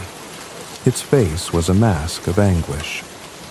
"He was my creator," it said, its voice breaking. "I am bound to him, and now that he is gone, I am truly alone." The creature spoke of its suffering, of the despair that had driven its every action. It admitted its crimes, but claimed it had only sought what all beings desire: companionship and understanding. With Victor dead, its purpose was gone. "I shall die as he died," it said, "but my death will bring no peace." With that, the creature disappeared into the Arctic night, vowing to end its existence. Walton watched its shadow vanish, leaving only the desolation of the ice and the haunting echoes of Victor Frankenstein's tragedy. Sleep now, dear listener, and let the cold, somber winds of the Arctic carry you into dreams of ambition, regret, and the delicate balance between creation and destruction. Thank you for joining me tonight on Mr. Sleep's Story. I hope this retelling of Frankenstein has brought you comfort and a sense of calm as you drift into a peaceful sleep. If you enjoyed this story, don't forget to subscribe for more soothing tales to relax your mind and help you unwind. Your next favorite bedtime story is just a click away. Until next time, may your dreams be sweet and your nights be restful. Good night.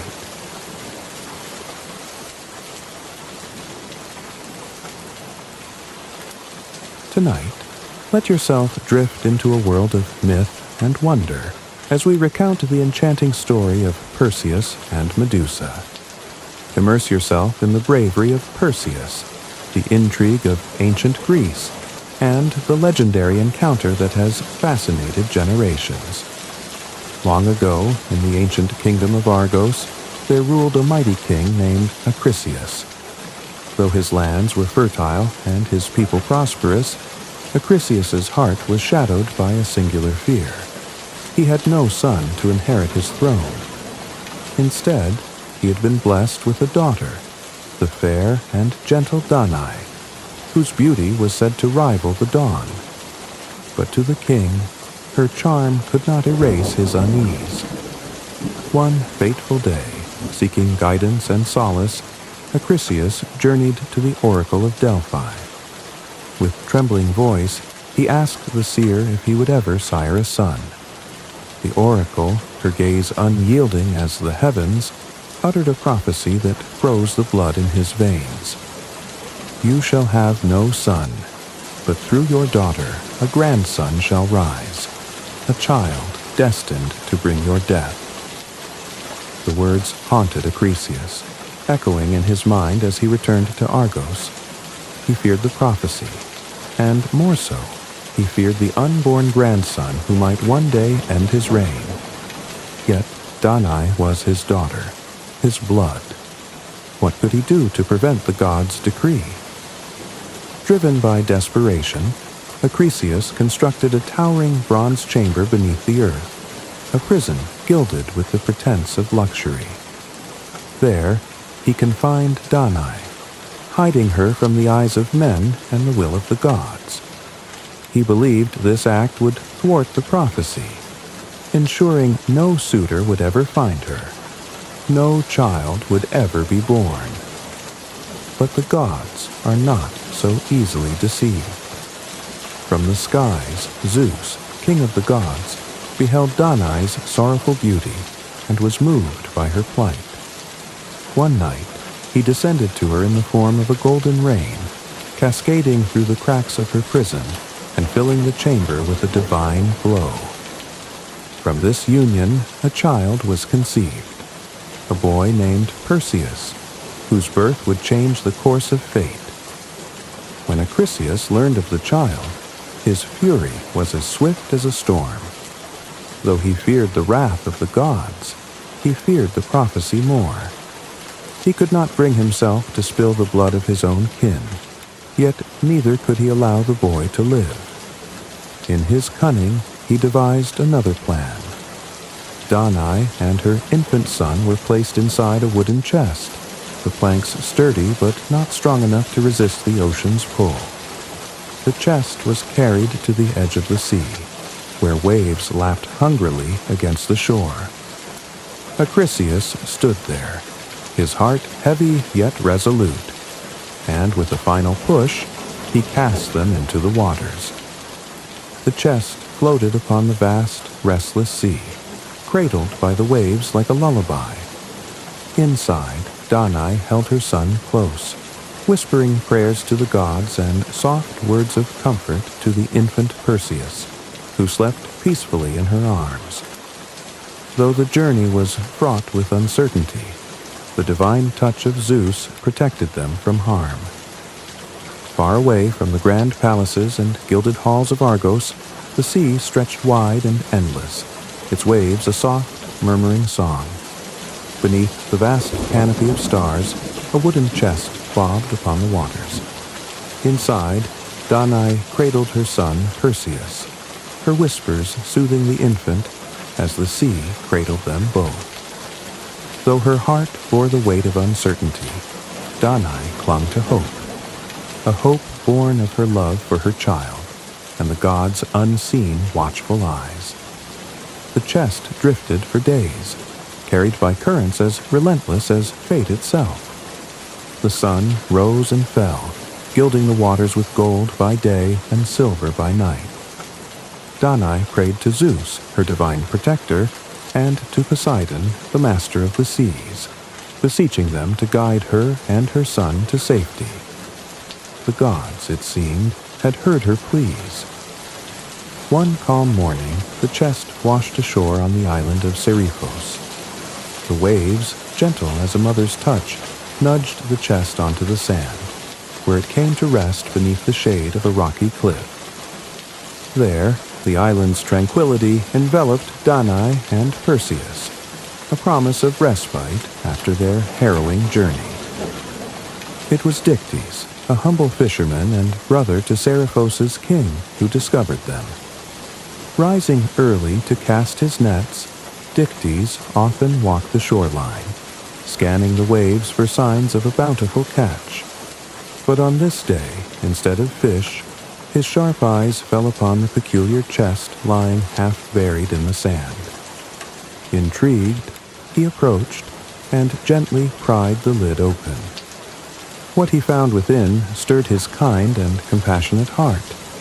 Danae, her face pale from exhaustion but radiant with relief, looked up at him, clutching the infant Perseus to her chest. Dictys saw the fear in her eyes, the marks of hardship etched into her features, and the fragile life she held so protectively. Without hesitation, he extended a hand to help her rise. "Fear not," Dictys said, his voice as steady and warm as the island breeze.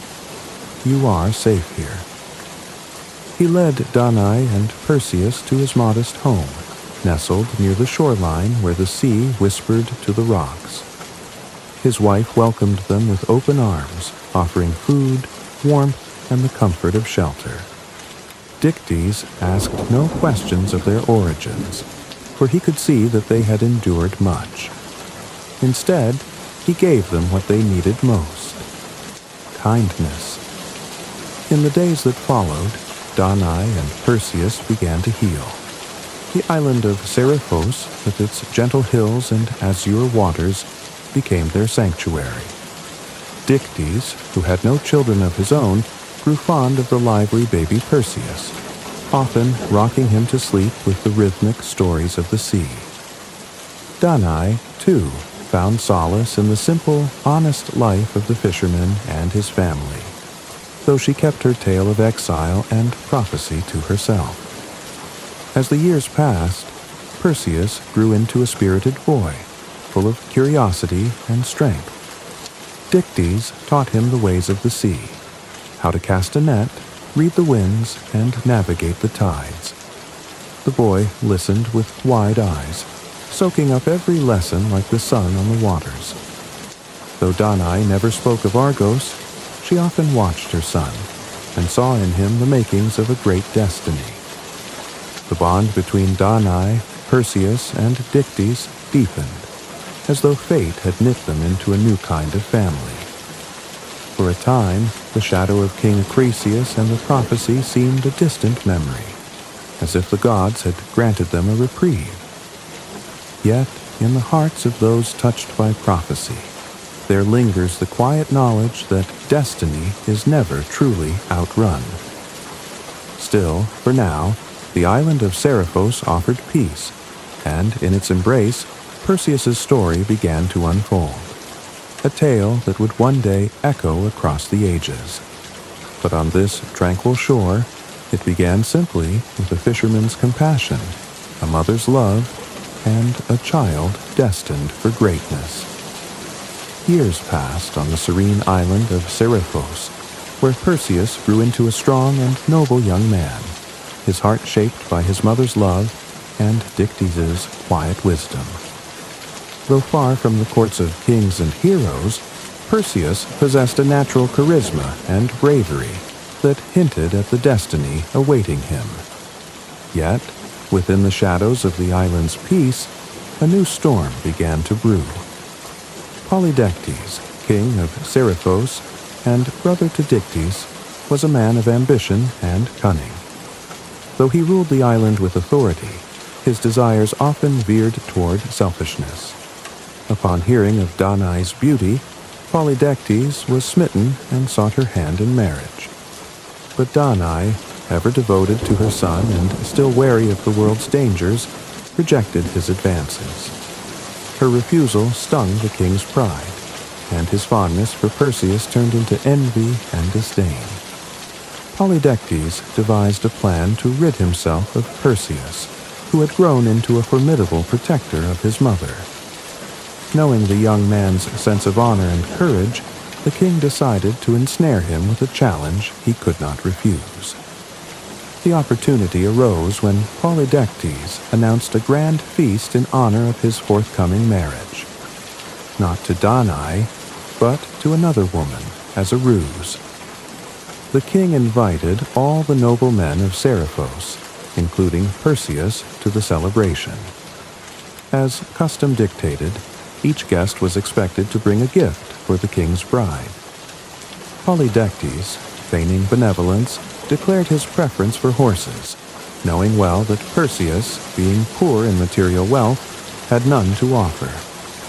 When the day arrived and the gifts were presented, Polydectes turned to Perseus, his voice dripping with mock sympathy. "Brave Perseus," he said, "it is no fault of yours that you cannot match the splendor of these gifts. Yet, your courage and pride must surely inspire you to bring me something far greater than a horse. Perhaps a feat that will prove your worth." The room fell silent as the young man, his cheeks flushed with embarrassment and anger, stood to address the king. "Name your desire, my lord," Perseus replied, his voice steady, "and I shall fulfill it, no matter how impossible it may seem." Polydectes smiled, the trap set. "If you truly wish to honor me," he said, his eyes gleaming, "then bring me the head of Medusa, the Gorgon whose gaze turns men to stone." A gasp rippled through the hall.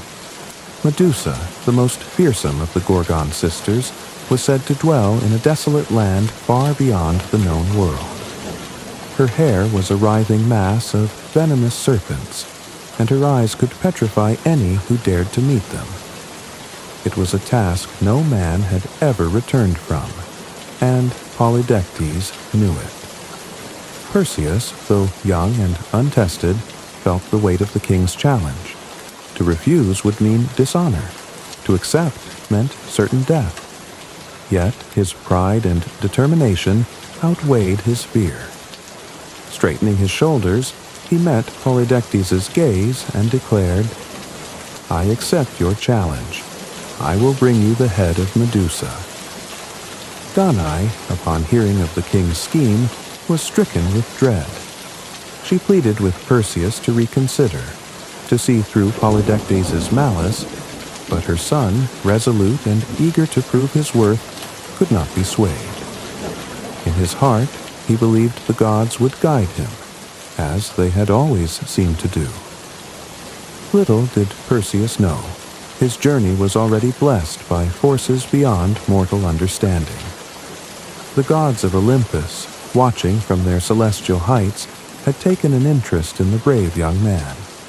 And so, Perseus embarked on a perilous quest, not merely to fulfill a promise, but to confront a destiny that had been waiting for him since the day he was cast into the sea.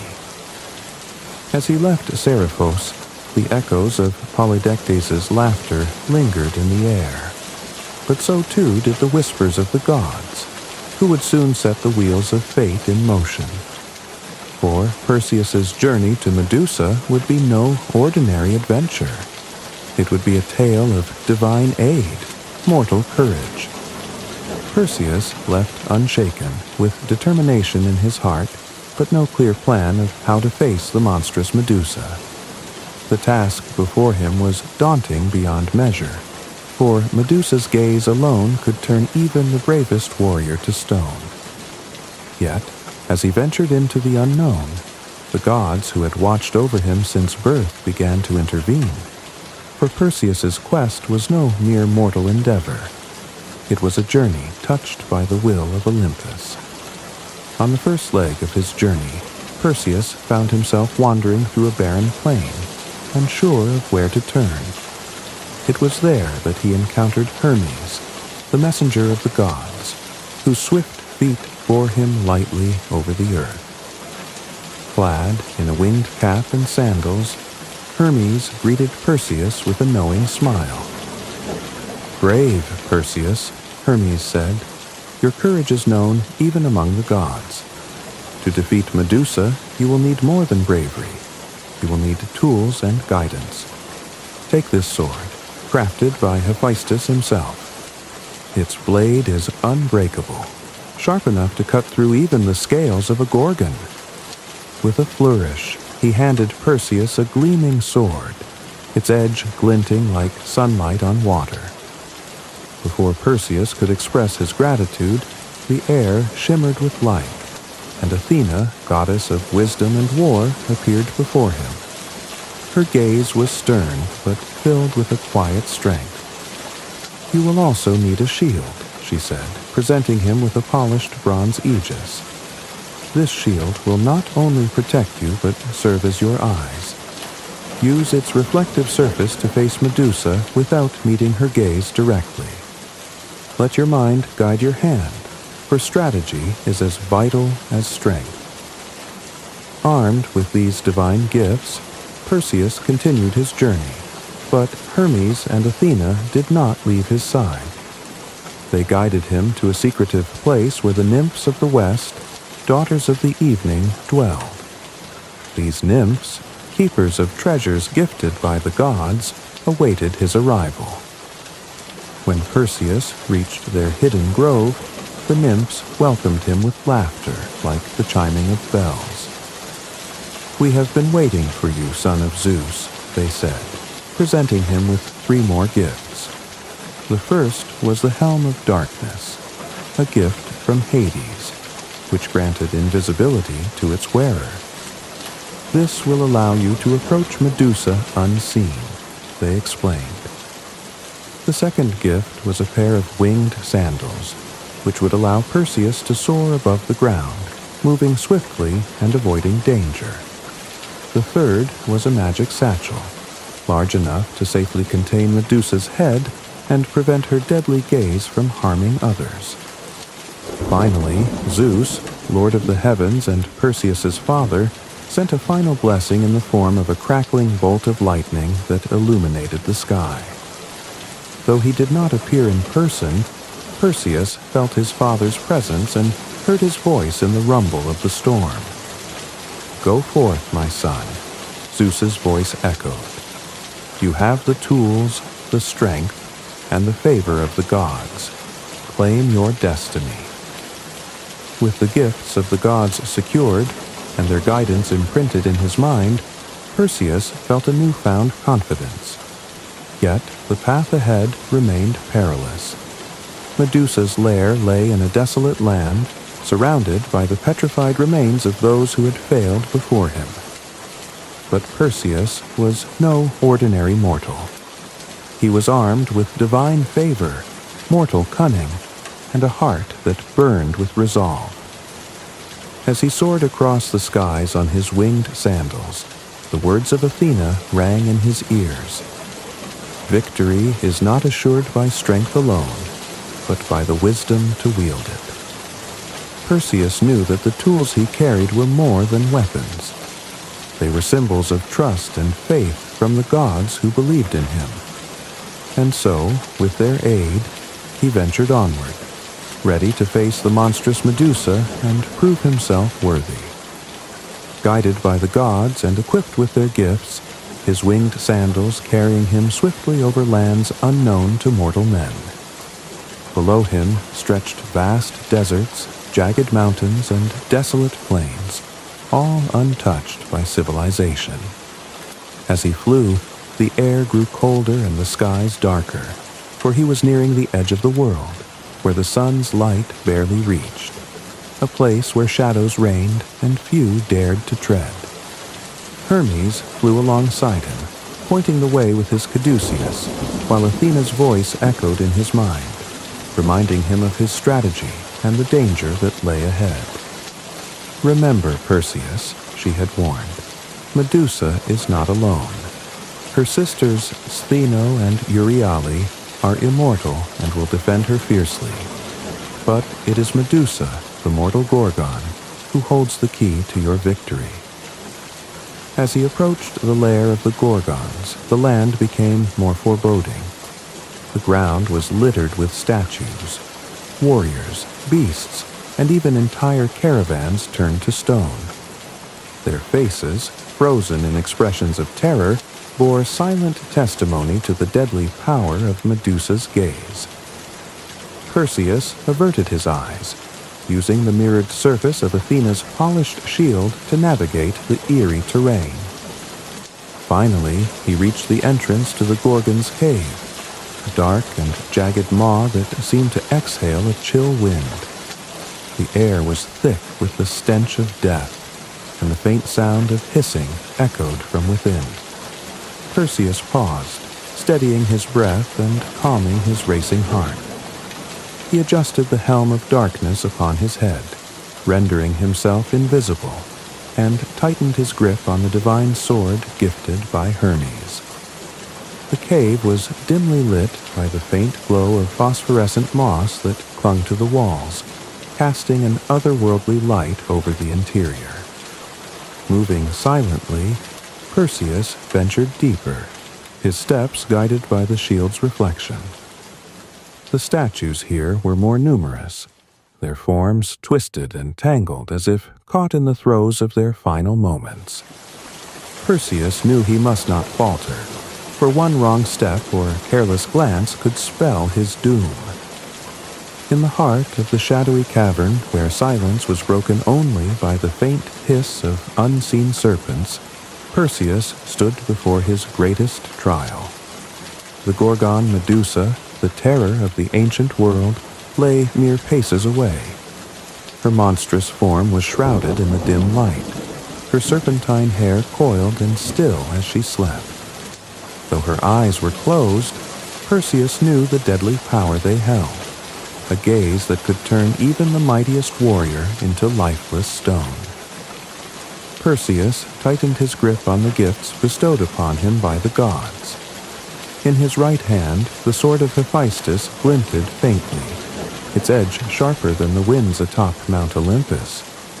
In his left, Athena's polished bronze shield reflected the cave's dim glow, its mirrored surface his only safe means of facing the deadly Gorgon. Upon his brow sat the helm of darkness, concealing him from mortal and immortal eyes alike. Each step forward was deliberate and soundless, his movements guided by the shield's reflection. Through its polished surface, he could see Medusa's form without meeting her gaze directly. Her hair of writhing serpents shimmered faintly, even in sleep, as though attuned to her very breath. Perseus knew he had no room for error. Any sound, any hesitation, could awaken her and seal his fate.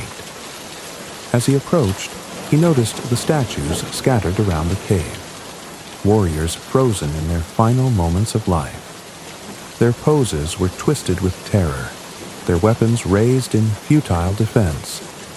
The sight steeled his resolve. These men had failed, but their sacrifices would not be in vain.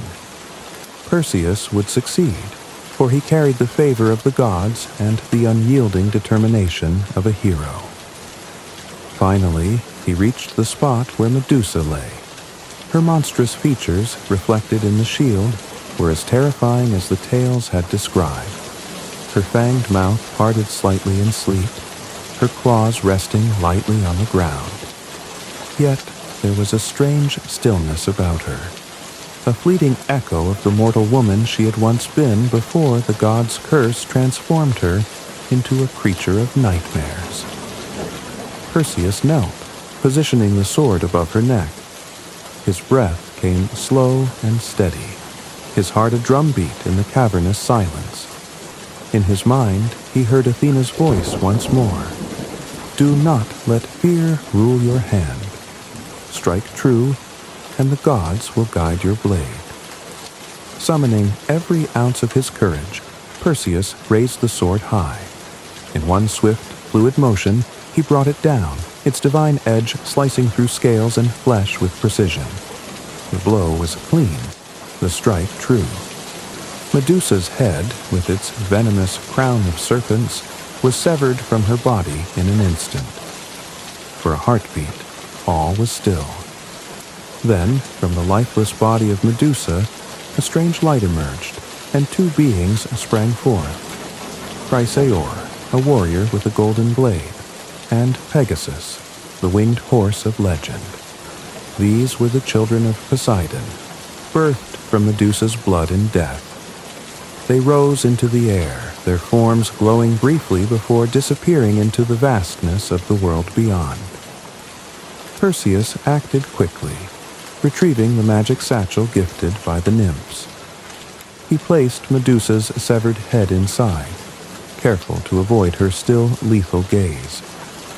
As he secured the bag, the ground beneath him began to tremble, and an unearthly wail filled the air. Medusa's sisters, Stheno and Euryale, had awakened, their cries of fury reverberating through the cave like a storm. Perseus turned, his winged sandals carrying him swiftly toward the entrance.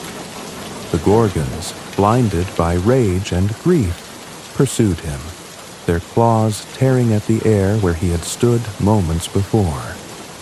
But the helm of darkness rendered him invisible, and their efforts were in vain. Bursting out into the open sky, Perseus soared upward, the satchel secured at his side.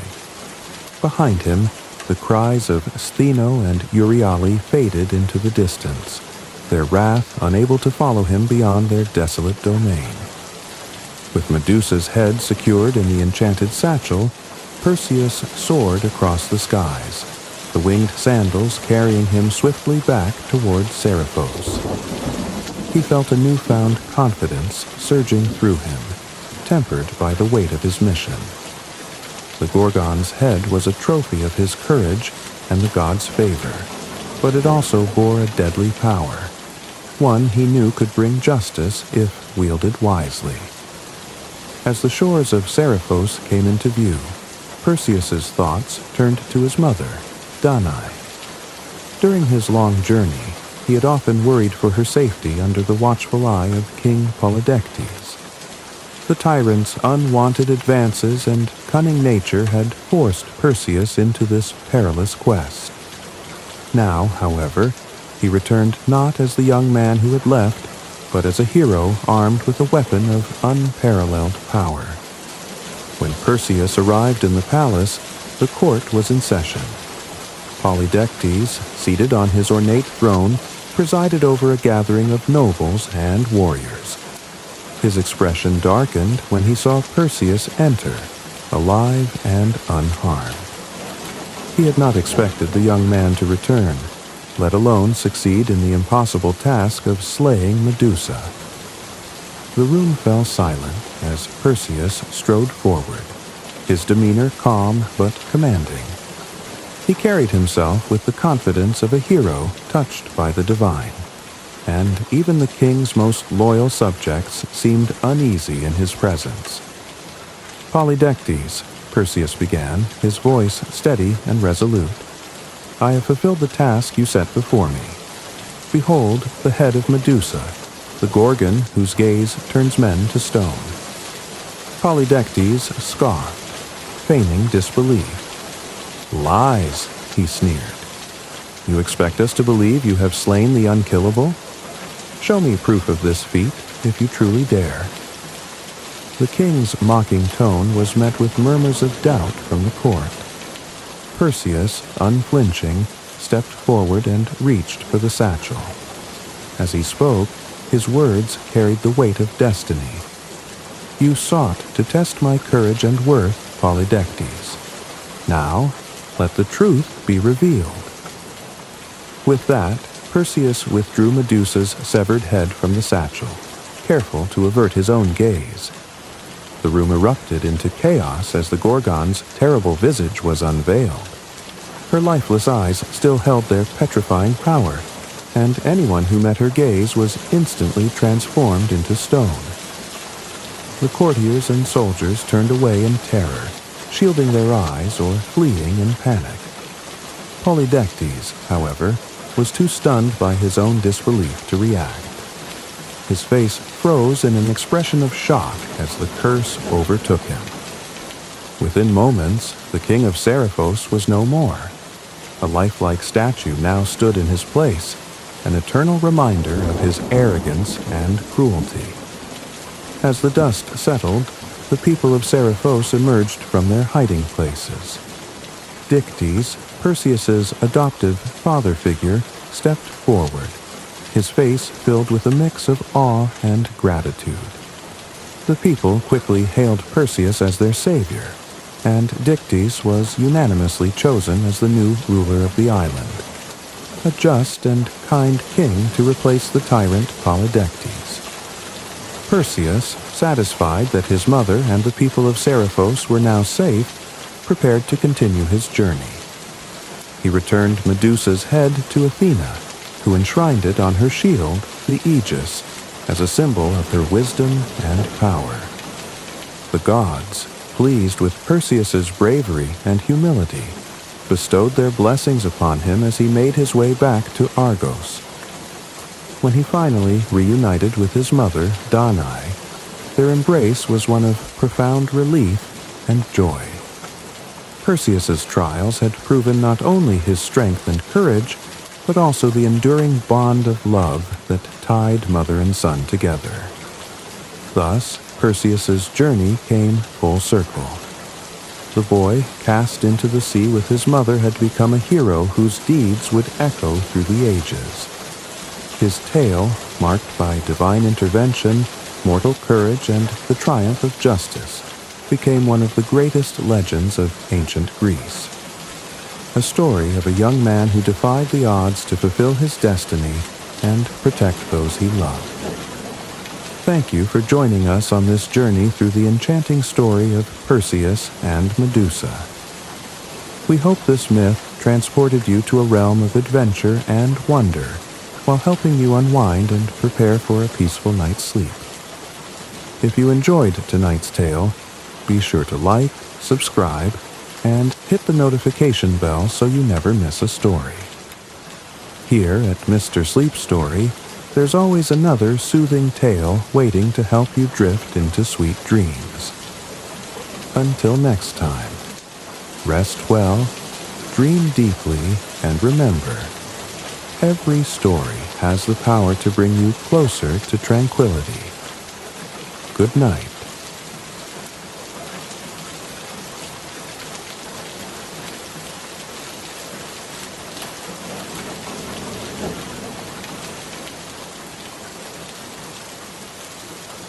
Tonight, let the magic of Beauty and the Beast transport you to an enchanted realm, a place where love breaks curses, beauty lies within, and dreams come alive. Once upon a time, in a majestic castle surrounded by thick woods, there lived a young prince named Alaric. He was renowned for his beauty, wealth, and charm, but beneath the glittering surface lay a heart hardened by vanity and pride.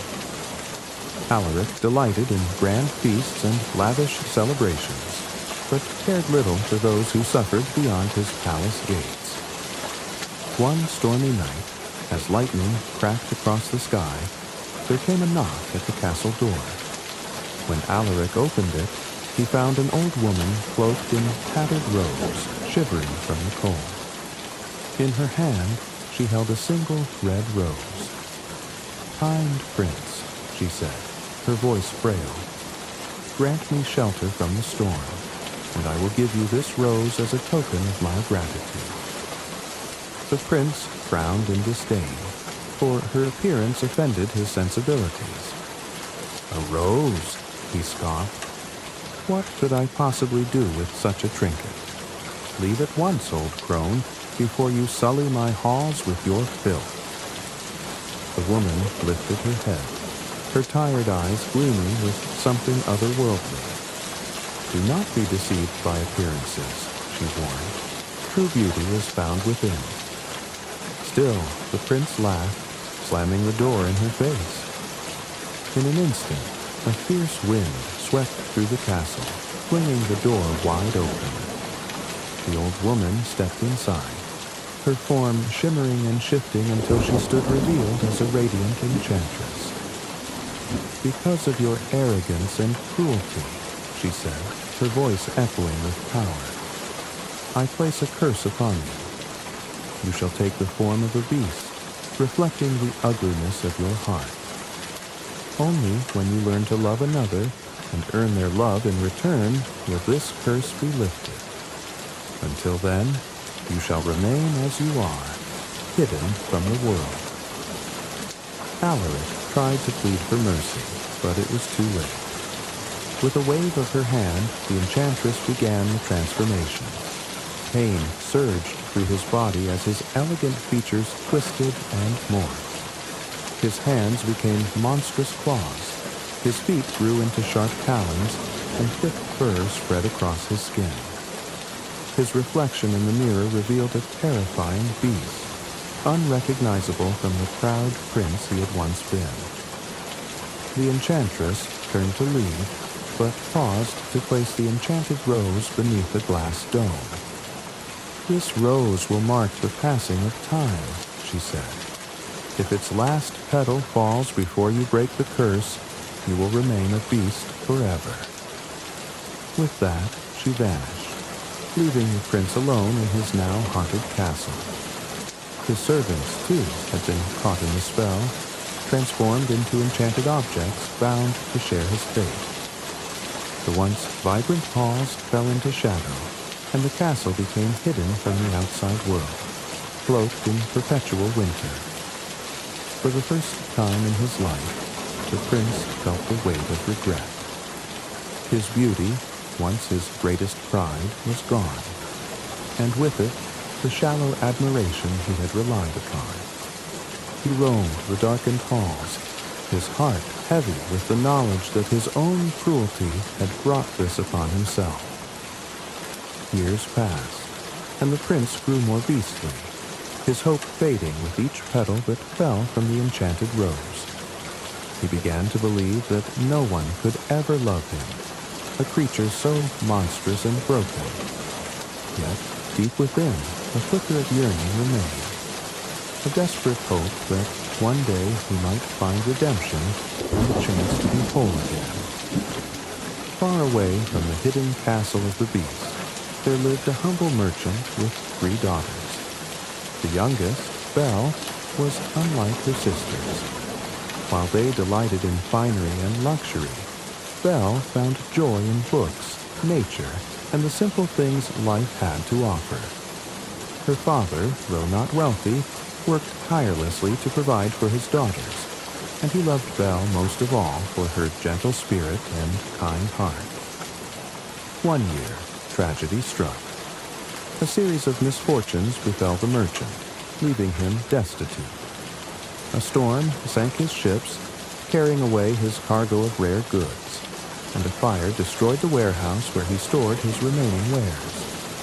His once thriving business crumbled, and soon he and his daughters were forced to leave their comfortable home for a small cottage on the edge of the woods. Though the older daughters lamented the loss of their riches, Belle accepted their new life with grace, doing her best to brighten her family's spirits. "Do not despair, Father," she would say. "We have each other, and that is enough." Months passed, and just when the merchant believed all was lost, he received news that one of his lost ships had miraculously survived. Overjoyed, he prepared to journey to the distant port to reclaim his goods. Before leaving, he asked his daughters what gifts they would like him to bring back. The elder daughters eagerly requested fine dresses and jewels, but Belle asked for nothing. "Please, Belle," her father insisted. "Surely there is something you desire." She smiled and said, "If it would not trouble you, Father, I would like a single rose." With his daughter's wishes in mind, the merchant set off. His journey was long and arduous, and when he arrived at the port, his hopes were dashed. His surviving cargo was heavily taxed, leaving him with little profit. Dejected, he began the journey home, his heart heavy with disappointment. As he traveled, a fierce storm descended upon him. Rain lashed at his face, and the howling wind made it impossible to see the road ahead. Exhausted and lost, he wandered through the dense forest, searching for shelter. Just when he thought he could go no further, he saw a faint light glowing in the distance. The light led him to an enormous castle, its grandeur almost otherworldly. The gates creaked open as if by magic, and the merchant hesitantly stepped inside. To his amazement, the castle seemed abandoned, yet a warm fire burned in the hearth, and a feast was laid out on a grand dining table. Grateful but bewildered, the merchant called out, "Is anyone here? I mean no harm." When no answer came, he cautiously ate and rested, marveling at the mysterious hospitality. The next morning, as he prepared to leave, he noticed a magnificent garden outside the castle. The merchant stood in the beast's magnificent garden, marveling at the beauty around him. Despite the foreboding air of the castle, the garden was a paradise of vibrant flowers, their fragrances mingling in the crisp morning breeze. The roses, in particular, caught his eye. Each bloom was a masterpiece, its petals velvety and flawless. As he wandered through the rows of blossoms, his thoughts drifted to Belle, his kind and selfless daughter. She asked for so little, he murmured to himself, his heart heavy with both love and guilt. Among all the treasures he had once been able to give, Belle's only request had been a simple rose. Here it was, growing abundantly in a place where everything seemed surreal. He reached out and gently plucked the most beautiful rose, its stem still glistening with dew. But no sooner had he tucked the rose into his coat than the ground seemed to tremble beneath him. A low, menacing growl shattered the stillness of the garden. The merchant spun around, and his blood ran cold. From the shadows emerged the beast, his massive form radiating fury, his eyes glowing like embers fixed on the trembling merchant. "How dare you steal from me?" the beast roared, his voice reverberating through the air. "After I offered you food and shelter, this is how you repay me?" The merchant fell to his knees, clutching the rose as though it could shield him. "Forgive me," he cried, his voice shaking. "I meant no harm. My daughter, my youngest, asked for a rose, and I only wished to bring her a small gift." The beast's snarl softened slightly at the mention of the merchant's daughter, but his expression remained grim. "You trespass on my land, eat my food, sleep under my roof, and now you steal what is mine. That rose, insignificant as it may seem, is a symbol of my life's curse. For this crime, you must pay with your own life." The merchant's heart sank, and he bowed his head in despair. "Take my life if you must," he whispered. "But please, let me return home first, so I can say goodbye to my daughters." The beast studied him for a long moment, his sharp gaze piercing through the merchant's soul. At last, he spoke, his voice quieter but no less commanding. "I will spare your life on one condition. You must send one of your daughters to live here in your place. She must come willingly, knowing the cost of your crime. If she does not come, you will return, and I will show no mercy." The merchant's eyes widened in horror. "How could I ask such a thing of my daughters? Surely they would perish in your hands." The beast growled, silencing the merchant's protests. "The choice is yours. You may return to your family, but if you do not bring me one of your daughters, you will pay the price." Terrified, the merchant nodded. "I will do as you command," he said, his voice trembling. "But please, allow me a few days to bid my family farewell." The beast waved a clawed hand in dismissal. "Go. Take the rose you came for, but remember my warning. If you break our bargain, you will face my wrath." The merchant stood slowly, clutching the rose with shaking hands. With one last glance at the beast, he turned and made his way out of the garden and the castle grounds, his heart heavy with dread. As he rode homeward through the forest, he could not stop the tears that streamed down his face. How could he explain this to Belle? How could he ask her to take his place in such a terrible bargain? When he finally reached the cottage, his daughters ran out to greet him, but his face told them all was not well. He handed the rose to Belle, its beauty a cruel reminder of the cost it had carried. As he recounted the story of the beast and the dreadful bargain, Belle's sisters gasped in fear, but Belle listened in quiet contemplation. The air in the small cottage grew heavy as the merchant finished his tale, his voice breaking with sorrow. His daughters sat in stunned silence, the firelight casting flickering shadows across their faces. The red rose, placed delicately on the table, seemed to glow with an almost otherworldly light, a stark reminder of the dreadful bargain he had struck. "It is my fault," the merchant said, his hands trembling. "I should never have taken the rose. I cannot ask any of you to face the beast. I will return to the castle and accept my fate."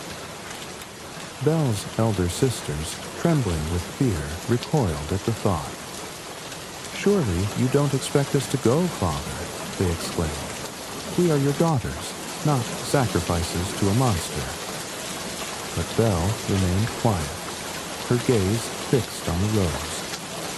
Her father's words weighed heavily on her heart. She could not bear the thought of him returning to the beast, nor could she ignore the opportunity to protect her family. Deep down, she knew what she must do. "Father," Belle said softly, breaking the silence. Her voice was steady, though her heart pounded. "I will go to the castle." The merchant's eyes widened in horror. "No, Belle," he cried. "I forbid it. I would rather face the beast myself than let you suffer in my place." Belle reached across the table and took her father's hands in hers. "You must let me do this," she said gently. "The beast gave you a choice, and I can see that he is not without reason. Perhaps there is more to him than we know." Her sisters stared at her as though she had lost her mind. "Are you mad?" one of them hissed. "Why should you risk your life for a mistake Father made?" Belle turned to them with calm resolve. "Because I love him," she said simply, "and because it is the right thing to do." The merchant shook his head, tears streaming down his face. "I cannot let you go, Belle. I will not lose you." "You will not lose me," Belle said firmly. "I will return, I promise.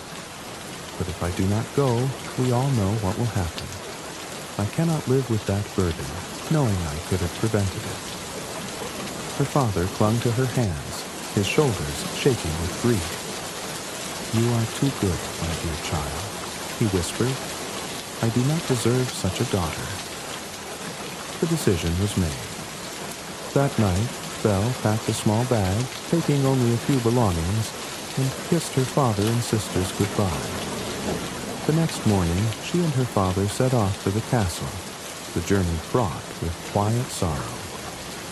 As they approached the towering gates, the merchant's despair deepened, but Belle's resolve only grew stronger.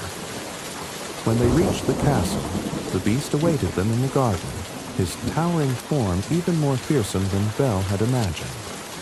She stepped forward, her chin held high, though her knees trembled. "I am Belle," she said, her voice clear. "I have come to honor the bargain you made with my father. Please spare him and take me in his place." The beast studied her for a long moment, his piercing eyes unreadable. At last, he nodded. "Your courage is admirable," he rumbled. "Your father is free to go, but you must stay." The merchant clung to Belle, weeping. "I cannot leave you here," he said. But Belle gently pushed him away, smiling through her tears. "Go, father," she said. "I will be fine." The beast gestured, and the gates opened. As her father rode away, Belle turned to face the creature, her heart pounding but her spirit unbroken. She stepped through the gates, ready to face whatever lay ahead. Belle's first steps into the beast's castle were filled with trepidation. The grand hall loomed before her, its vaulted ceilings and towering walls both beautiful and foreboding. Shadows danced across the stone, and an eerie quiet hung in the air, broken only by the soft echo of her footsteps. She clutched her small bag tightly, feeling very much like a prisoner in a gilded cage. The beast led her deeper into the castle, his massive frame moving with surprising grace. His claws clicked softly against the stone floor, and his deep voice rumbled as he spoke. "You are free to explore the castle as you wish, but the west wing is forbidden. Do not enter it under any circumstances." Belle nodded, too frightened to reply, and followed him to her chambers. To her surprise, the room was not a dark, dreary cell as she had feared, but a warm and inviting space. The four-poster bed was draped in fine silks, and the windows overlooked the lush gardens she had glimpsed earlier. A fire crackled in the hearth, casting a golden glow over the room. It was a far cry from the imprisonment she had imagined. The beast stood awkwardly in the doorway, his fierce expression softened by an air of uncertainty. "If you require anything, you have only to ask," he said gruffly before retreating, his heavy steps echoing down the corridor. In the days that followed, Belle kept mostly to herself, wandering the castle's vast halls and marveling at its treasures. She discovered grand ballrooms, opulent dining rooms, and endless corridors adorned with paintings and tapestries. Though the castle seemed devoid of people, Belle felt she was never truly alone. Invisible hands brought her meals, drew her bath, and tended to her every need. She sensed a quiet magic in the air, both wondrous and unsettling. The beast, for his part, was a curious presence in her new life. At first, he kept his distance, appearing only briefly at dinner, where they sat at opposite ends of a long table. Belle often caught him watching her with a strange intensity, though he quickly looked away when she met his gaze. He spoke little, his voice low and cautious, as if afraid of scaring her. One evening, as Belle explored a new wing of the castle, she stumbled upon the library. Her breath caught in her throat as she pushed open the massive doors. Inside was a sight to behold. Shelves that stretched to the ceiling, filled with books of every size and color. A grand staircase spiraled up to a mezzanine, where even more books awaited. It was a treasure trove of stories, knowledge, and wonder, and Belle's heart swelled with delight. The next day, the beast surprised her by leading her back to the library. "You may use it as you wish," he said, his voice hesitant. "I hope it brings you some comfort." Belle was touched by the gesture. "Thank you," she said softly. "It's the most beautiful library I've ever seen." As the days turned into weeks, Belle began to see the beast in a new light. He was no longer just a fearsome figure lurking in the shadows. He was thoughtful and attentive, ensuring she had everything she needed. He listened to her when she spoke, and though his gruff exterior remained, there was a gentleness in his actions that surprised her. One evening, as they sat by the fire, Belle read aloud from one of the books she had found in the library. She glanced up to see the beast listening intently, his monstrous features softened in the flickering light. For the first time, she saw not a creature, but a soul burdened by sadness and longing. "Why are you so kind to me?" she asked one night, unable to suppress her curiosity. The beast hesitated, his gaze fixed on the flames. "Because you are kind to me," he replied at last, "and because you see me as more than I appear." Belle was silent, her heart moved by his words. Though she did not fully understand him yet, she sensed there was more to the beast than the fearsome exterior he wore. Slowly, she began to let go of her fear and opened herself to the strange, enchanting world she now called home. As the days turned to weeks, Belle's fear of the beast began to fade, replaced by a quiet curiosity. Though his towering frame and fearsome visage still startled her at times, she found that his presence no longer filled her with dread. Instead, it sparked questions. Questions about his life, his curse, and the mysterious kindness he showed her despite his harsh exterior. The beast, too, seemed to change in her company. At first, he was hesitant, speaking only in gruff tones and retreating whenever the conversations grew too personal. But Belle's warmth and patience worked a magic all their own, coaxing him out of his shell. Their conversations, once sparse and stilted, began to flow naturally, and Belle was surprised by the depth of his intellect and the sharpness of his wit. One evening, as they sat together by the grand fireplace in the library, Belle set aside her book and turned to the beast. "You've read all of these, haven't you?" she asked, gesturing to the towering shelves. The beast nodded. "Many times over," he replied. "There was little else to do in my solitude." Belle tilted her head, intrigued. "Do you have a favorite story?" For a moment, the beast hesitated, as if embarrassed. "I've always liked the tales where the hero triumphs over their flaws," he admitted, his voice quieter than usual. "Though I suppose they feel far from reality." Belle smiled gently. "But you're not a villain, beast," she said. "You're capable of kindness, of compassion. I see it in you every day." The beast's gaze flickered toward her, and for the first time, she thought she saw a glimmer of hope in his eyes. Their bond deepened not only through conversations, but also through shared experiences. On sunny afternoons, the beast showed Belle the castle's gardens, where they strolled among the vibrant blooms.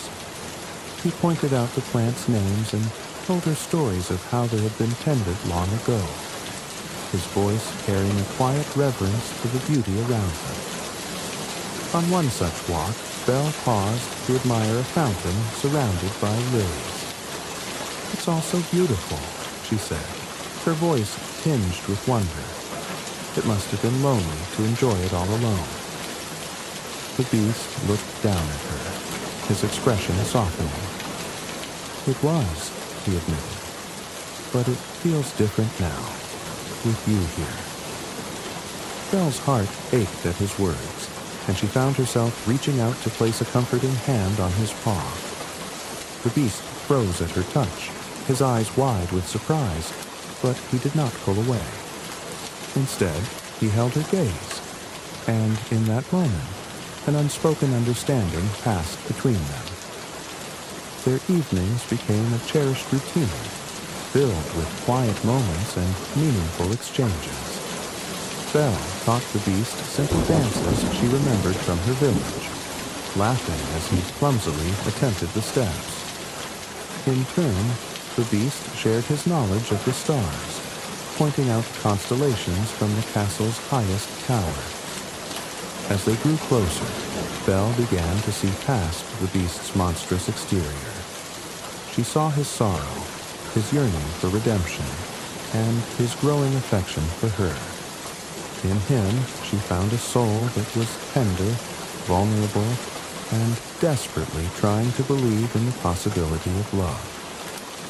The beast, for his part, marveled at Belle's resilience and kindness. She had brought light into the shadowed halls of his life, and with every smile, every shared laugh, he felt the icy grip of his curse begin to loosen. He found himself caring for her happiness above all else, though a quiet fear lingered in his heart. Would she ever be able to love him in return? One night, as they stood on the balcony overlooking the starlit garden, Belle turned to the beast and said, "You're not what I expected, you know." He looked at her, his brow furrowing. "What did you expect?" She smiled, her eyes sparkling. "I'm not sure, but I've never met anyone quite like you." The beast said nothing, but in his heart he felt something stir, something fragile and hopeful, like the first bloom of spring after a long winter. One quiet evening, Belle sat with the beast in the grand library. The fire crackled softly, casting warm light across the room, but an unusual silence hung between them. The beast seemed restless, his claws tapping lightly against the arm of his chair. Belle noticed the way his gaze drifted to the flames, as if lost in a memory he couldn't escape. "Something troubles you," she said gently, setting down her book. "Will you tell me what it is?" The beast hesitated, his broad shoulders tensing. For a long moment, Belle thought he might refuse, but then he sighed, the weight of his past seemingly pressing down on him. "You've seen much of me, Belle," he began, his voice low. "But there's a part of my story I have kept from you, a part I am ashamed to share." Belle leaned forward, her eyes soft with understanding. "You don't have to tell me," she said, "but if you wish to, I will listen." The beast nodded, his claws gripping the arms of his chair as if to steady himself. "I was not always like this," he said. "Once I was a prince, a man, not a monster. My castle was filled with light and laughter, but my heart was cold and selfish." He glanced at Belle, his expression pained. "I was arrogant and cruel. I cared only for my own desires, dismissing the needs of others. One night, an old woman came to my door seeking shelter from the storm. She offered me a single rose in exchange for kindness. But his voice faltered, his claws tightening. I turned her away. I mocked her, thinking her unworthy of my charity." Belle's heart ached as she listened, but she said nothing, allowing him to continue. "She revealed herself to be an enchantress," the beast said, his voice heavy with regret. "She cursed me to take the form of a beast, a reflection of the ugliness within me. She left me with the enchanted rose, telling me that I would remain as I am unless I could learn to love and earn love in return before the last petal fell." He looked down at his hands, his claws glinting in the firelight. "For years, I lived in despair, convinced I was beyond redemption. I pushed everyone away, including those who had once been loyal to me. The castle became a prison of my own making." Belle's eyes filled with tears. "Oh, beast," she said softly. "I cannot imagine how difficult that must have been." "It was my own doing," he said bitterly. I deserved this punishment. But then, he looked at her, his gaze filled with something raw and unspoken. Then you came, and for the first time I began to hope. You reminded me of what it means to be human. Belle's heart swelled at his words. She saw the pain etched into his features, the years of guilt and loneliness he had endured. But beneath that, she saw a soul yearning for forgiveness and love. She reached out, her hand resting gently on his paw. You're not the same man you were then, she said firmly. I see your kindness, your generosity. You've changed, Beast, and I believe in the goodness within you. Her words seemed to shake him to his core. He stared at her, his eyes glistening with emotion. You see that in me? He asked, his voice barely above a whisper. Belle nodded, a tear slipping down her cheek. I do, and I think I always have. In that moment, Belle realized the depth of her feelings. She had come to love the Beast, not despite his past, but because he had faced it and grown from it. She saw him not as a monster, but as a man worthy of love and acceptance. As they sat together in the flickering light, Belle knew her love for him was real, and that it had the power to break even the most unyielding of curses. The following evening, the castle lay cloaked in the soft glow of twilight as Belle wandered through its grand halls, her thoughts consumed by the Beast. She had come to understand him in ways she never thought possible, seeing the tender, wounded soul beneath his fearsome exterior. As the days turned into weeks, Belle realized her love for him was true, a love born not of appearances, but of the depth of his heart. As the moonlight bathed the gardens in silver, Belle found the Beast seated on a stone bench near the fountain. He was gazing at the enchanted rose, its petals now few and trembling on the verge of falling. His expression was one of quiet resignation, though he brightened when he saw Belle approaching. You're troubled, Belle said softly, sitting beside him. Why do you stare at the rose so? The Beast's claws brushed the glass dome that encased the flower. Because it is a reminder of my failure, he replied. The last petal will fall soon, and with it, all hope of breaking the curse. Belle's chest tightened at his words. She could not bear the thought of him trapped forever in this form, believing himself unworthy of love. Don't speak that way, she said. You are not the man you once were. You've changed, Beast, more than you realize. The Beast shook his head, his voice heavy with sorrow. Even if I have, it is too late. The curse will never be broken. Belle reached out and placed her hand on his paw. You're wrong, she said firmly. It's never too late for love or redemption. The Beast turned to her, his amber eyes filled with an emotion she could not quite name. In the silence that followed, the last petal of the enchanted rose quivered, hanging by the barest thread. Belle, overcome by the depth of her feelings, leaned forward and whispered, I love you. The words hung in the air like a melody, and at that moment, the final petal fell. A brilliant golden light engulfed the garden, so bright that Belle had to shield her eyes. She felt the Beast's paw slip from her grasp as his form was lifted into the air. The light swirled around him, transforming him before her very eyes. His claws receded, his fur vanished, and his hunched frame straightened into that of a man. When the light faded, a young man with kind eyes and a noble bearing stood before her.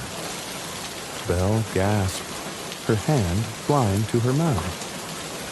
Beast, she whispered. The man stepped closer, his face now familiar, yet new. Belle, he said, his voice no longer the gruff growl she had known, but warm and gentle. "It's me."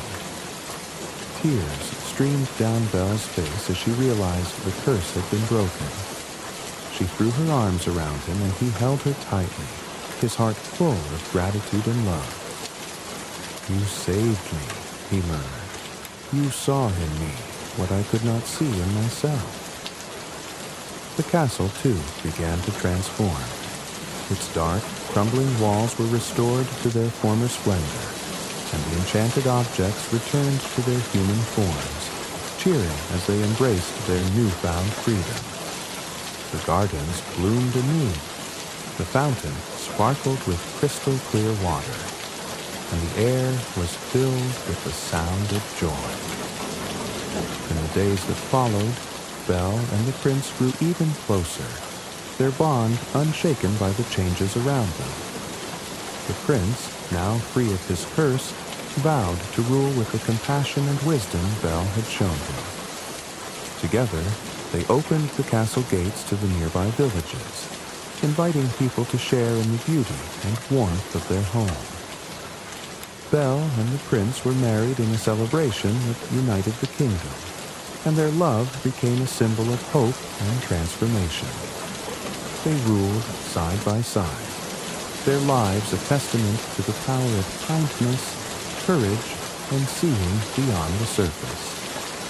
And so, Belle and the prince lived happily ever after, their love a story for the ages, one that proved true beauty lies not in what we see, but in what we feel within our hearts.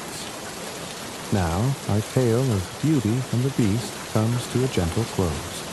Let the magic linger in your dreams. May your heart be light, your mind at ease, and your sleep as peaceful as the enchanted castle at rest. If you enjoyed this journey into the world of stories, remember to like, subscribe, and tap the enchanted bell to join us for more bedtime magic. Until we meet again, may your dreams be filled with wonder, and your nights be wrapped in serenity. Sweet dreams, and good night.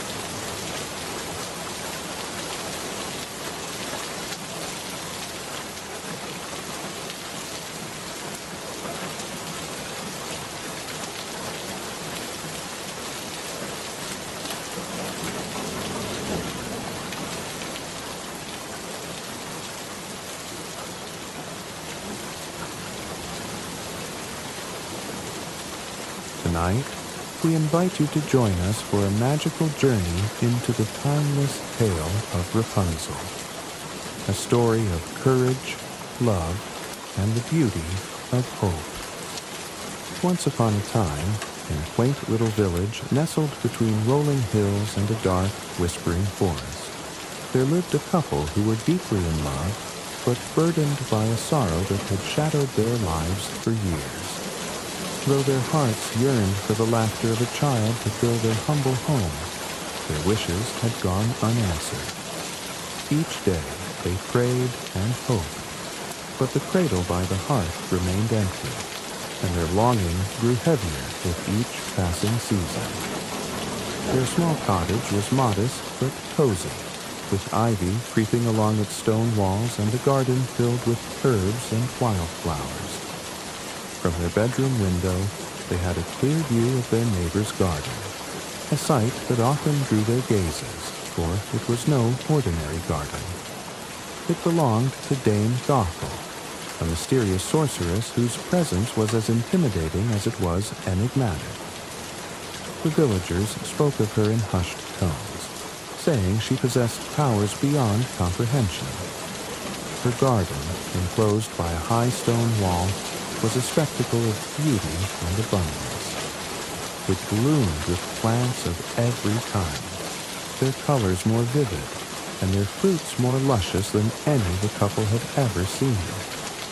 But none was more captivating than the bed of Rapunzel, violet blue bell-shaped flowers that grew in the center, its tender green leaves and delicate blossoms shimmering like emeralds in the sunlight.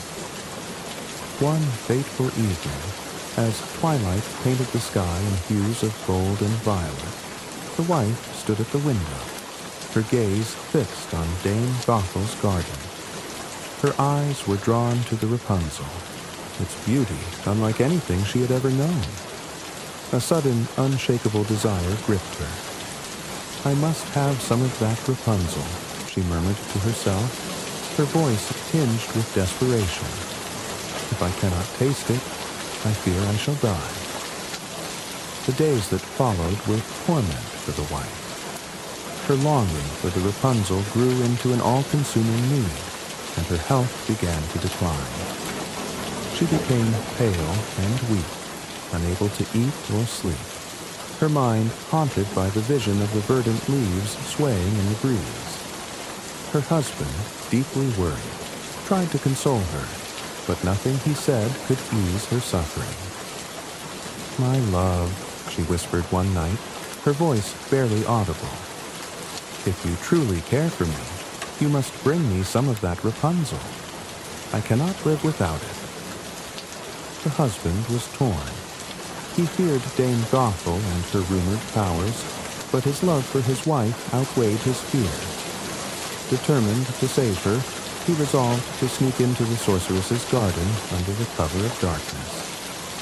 As the moon climbed high into the star-speckled sky, he donned his cloak and slipped out of the cottage. His heart pounded as he scaled the garden wall, the cold stone rough beneath his hands. When he landed softly on the other side, he paused to listen, but the garden was silent, save for the rustle of leaves in the night breeze. He crept toward the bed of Rapunzel, its leaves glistening with dew. Carefully, he plucked a handful and tucked it into his pouch before retreating the way he had come. Back at home, he presented the stolen greens to his wife, who devoured them with a hunger that astonished him. To his relief, color returned to her cheeks, and her strength began to restore. But one taste was not enough. The next night, her craving returned, more intense than before. "Please," she begged her husband, "just a little more." Though reluctant, the husband could not deny her. Once again, he waited for nightfall and climbed over the garden wall. He moved quickly, plucking more Rapunzel with trembling hands. But as he turned to leave, a shadow loomed before him, and he froze. There, standing tall and menacing, was Dame Gothel herself. Her piercing eyes glinted like shards of ice, and her voice was as sharp as a blade. "How dare you steal from my garden?" she thundered. "Have you no respect for what is not yours?" The husband fell to his knees, his pouch of Rapunzel slipping from his grasp. "Please, forgive me," he begged. "My wife was ill, and she longed for the Rapunzel. I feared she would die without it." Dame Gothel's expression softened slightly, but her voice remained firm. "You say you acted out of love, yet your actions were theft. There must be a price for what you have taken." "Anything," the husband pleaded. "I will do anything to make amends." The sorceress studied him for a long moment before speaking. "Very well," she said. "You may take as much Rapunzel as you like, but in return, you must give me your firstborn child." The husband's heart sank. The thought of giving away a child they had prayed for seemed unbearable, but fear for his wife's life left him no choice. Trembling, he nodded. "I agree," he whispered, the words heavy with sorrow. Dame Gothel's lips curved into a satisfied smile. "Then it is settled," she said, her tone final. With a wave of her hand, she disappeared into the shadows, leaving the husband alone in the moonlit garden. When he returned home, he kept the truth from his wife, unable to bring himself to shatter her joy. The Rapunzel she ate brought her back to full health, and in time, their prayers were answered. the wife gave birth to a beautiful baby girl with hair as golden as sunlight. They named her Rapunzel, after the plant that had saved her mother's life. But their happiness was short-lived. On the night of the child's birth, Dame Gothel appeared at their door. "I have come to claim what was promised," she declared, her voice cold and unyielding. The couple's protests fell on deaf ears. With a wave of her hand, the sorceress took the infant and vanished into the night, leaving the parents heartbroken and their home filled with an unbearable silence. Thus began the tale of Rapunzel, whose life would unfold in ways no one could have foreseen. Rapunzel grew up in a tall, secluded tower deep within the forest, hidden from the world by Dame Gothel. The tower had neither stairs nor door, only a single window high above the ground. It was a lonely existence, but Rapunzel's days were filled with singing, painting, and the stories Dame Gothel would tell her of the dangerous world beyond the forest. The sorceress was strict, but not unkind. She brought Rapunzel food, taught her to read, and combed her golden hair, which grew so long it cascaded down the side of the tower like a shining river. "Never leave this tower," Dame Gothel would warn. "The outside world is cruel and full of people who would harm you for your beauty and your hair." Rapunzel obeyed, for she knew no other life. Yet, as the years passed, she began to feel a longing she couldn't name, a yearning for something beyond the walls of her tower. She would sit by the window for hours, watching the birds soar freely across the sky, and wonder what it might be like to experience such freedom.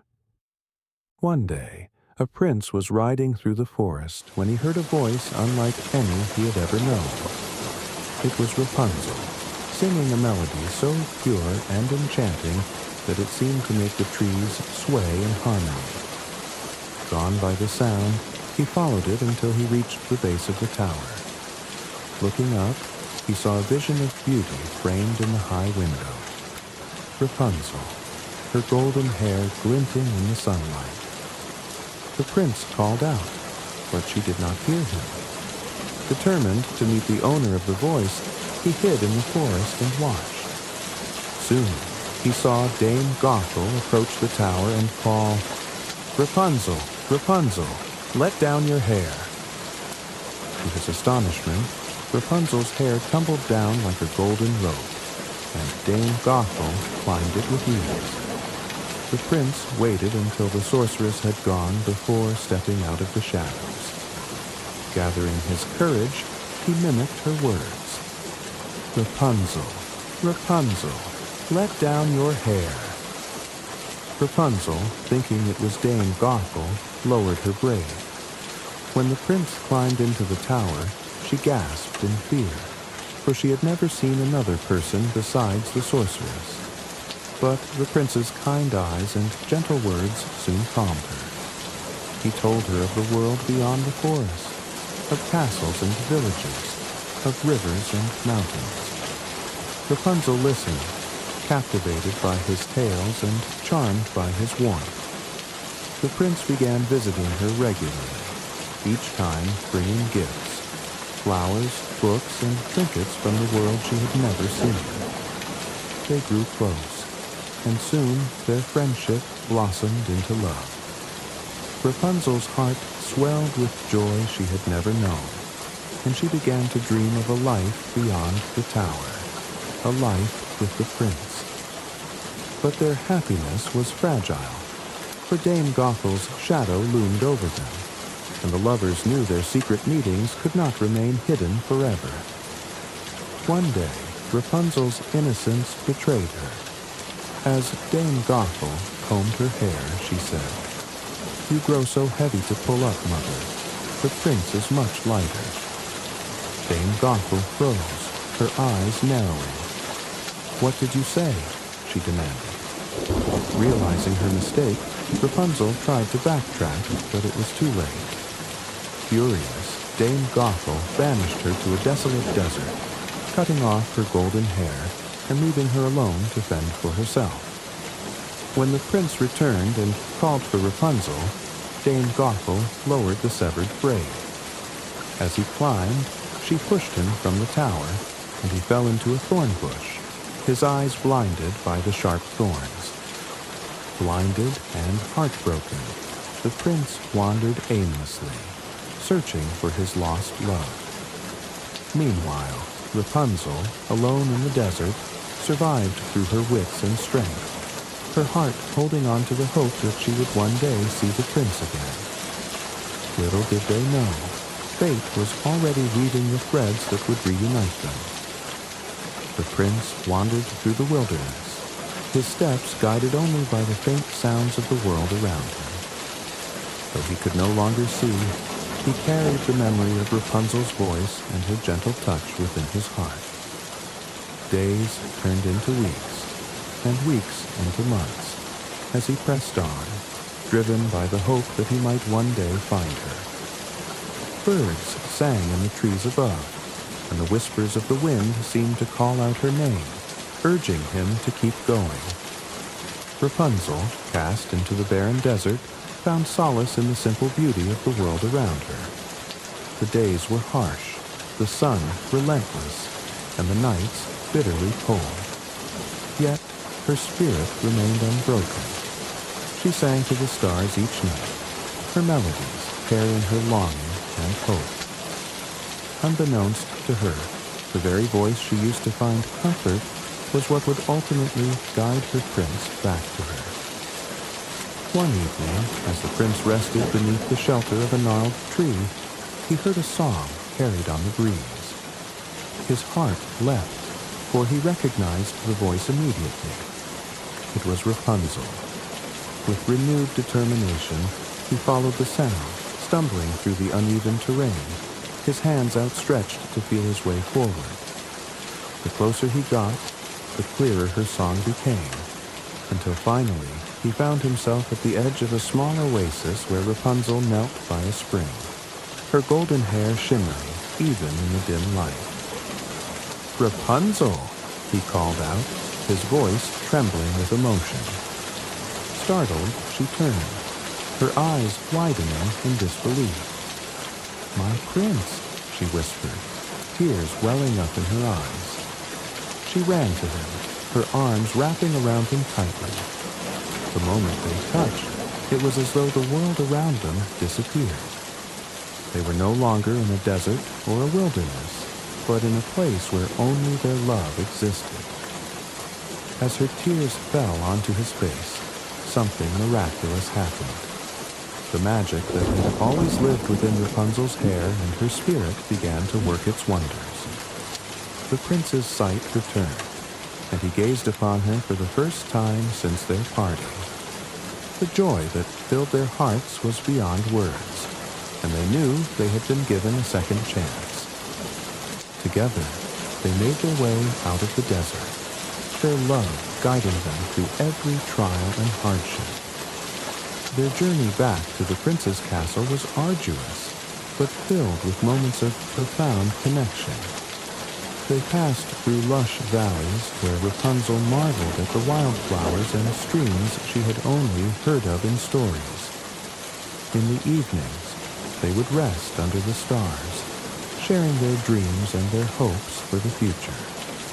The prince would recount tales of his kingdom, painting vivid pictures of its beauty, and Rapunzel would weave her songs into the night, her voice a beacon of light that guided them forward. When they finally arrived at the castle, the kingdom erupted in celebration. The prince's return was hailed as a miracle, and the tale of their love quickly spread. The castle itself seemed to grow brighter with Rapunzel's presence. She was embraced not just as a future queen, but as a symbol of hope and resilience. The prince declared that their wedding would be the grandest the kingdom had ever seen, a celebration of their love and the trials they had overcome. On the day of their wedding, the entire kingdom gathered to witness the union, Rapunzel wore a gown of shimmering gold, its train flowing like a river of sunlight, and a crown adorned with tiny flowers that mirrored the ones she had admired on their journey. The prince stood beside her, his eyes filled with unwavering devotion. As they exchanged their vows, their words were a testament to their journey, a promise to stand by each other, to cherish every moment, and to never take their love for granted. The celebration lasted for days, with feasts, music, and dances under the stars. The kingdom's gardens bloomed more vibrantly than ever, as if nature itself rejoiced in their happiness. Rapunzel and the prince, now king and queen, spent their days building a kingdom rooted in kindness and compassion. Their love was evident in every glance, every touch, and every decision they made together. From that day forward, Rapunzel and her prince ruled with wisdom and compassion, their love a beacon of light for all who knew them. And, as they stood together, looking out over the kingdom they had built, they knew that no tower, no desert, and no darkness could ever keep them apart again. From that day forward, Rapunzel and her prince ruled with wisdom and compassion, their love a beacon of light for all who knew them. Their trials had taught them the value of resilience and kindness, and these lessons shaped their reign. They opened their kingdom to those in need, ensuring that no one would feel the isolation they once endured. Together, they fostered a land where love and hope thrived, inspiring their people to believe that even in the darkest of times, light and joy could prevail.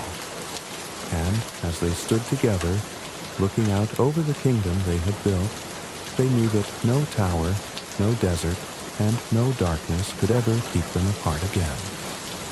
We hope the tale of Rapunzel has brought you comfort and helped you relax. Remember, there's always another story waiting to whisk you away to a land of peace and imagination.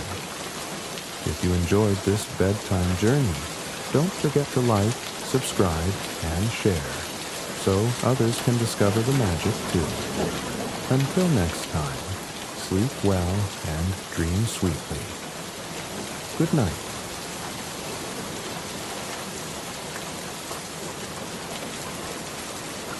Tonight, we journey into the mystical world of 1001 Nights, a timeless collection of enchanting tales where mystery, adventure, and wonder weave together under the glow of the moon.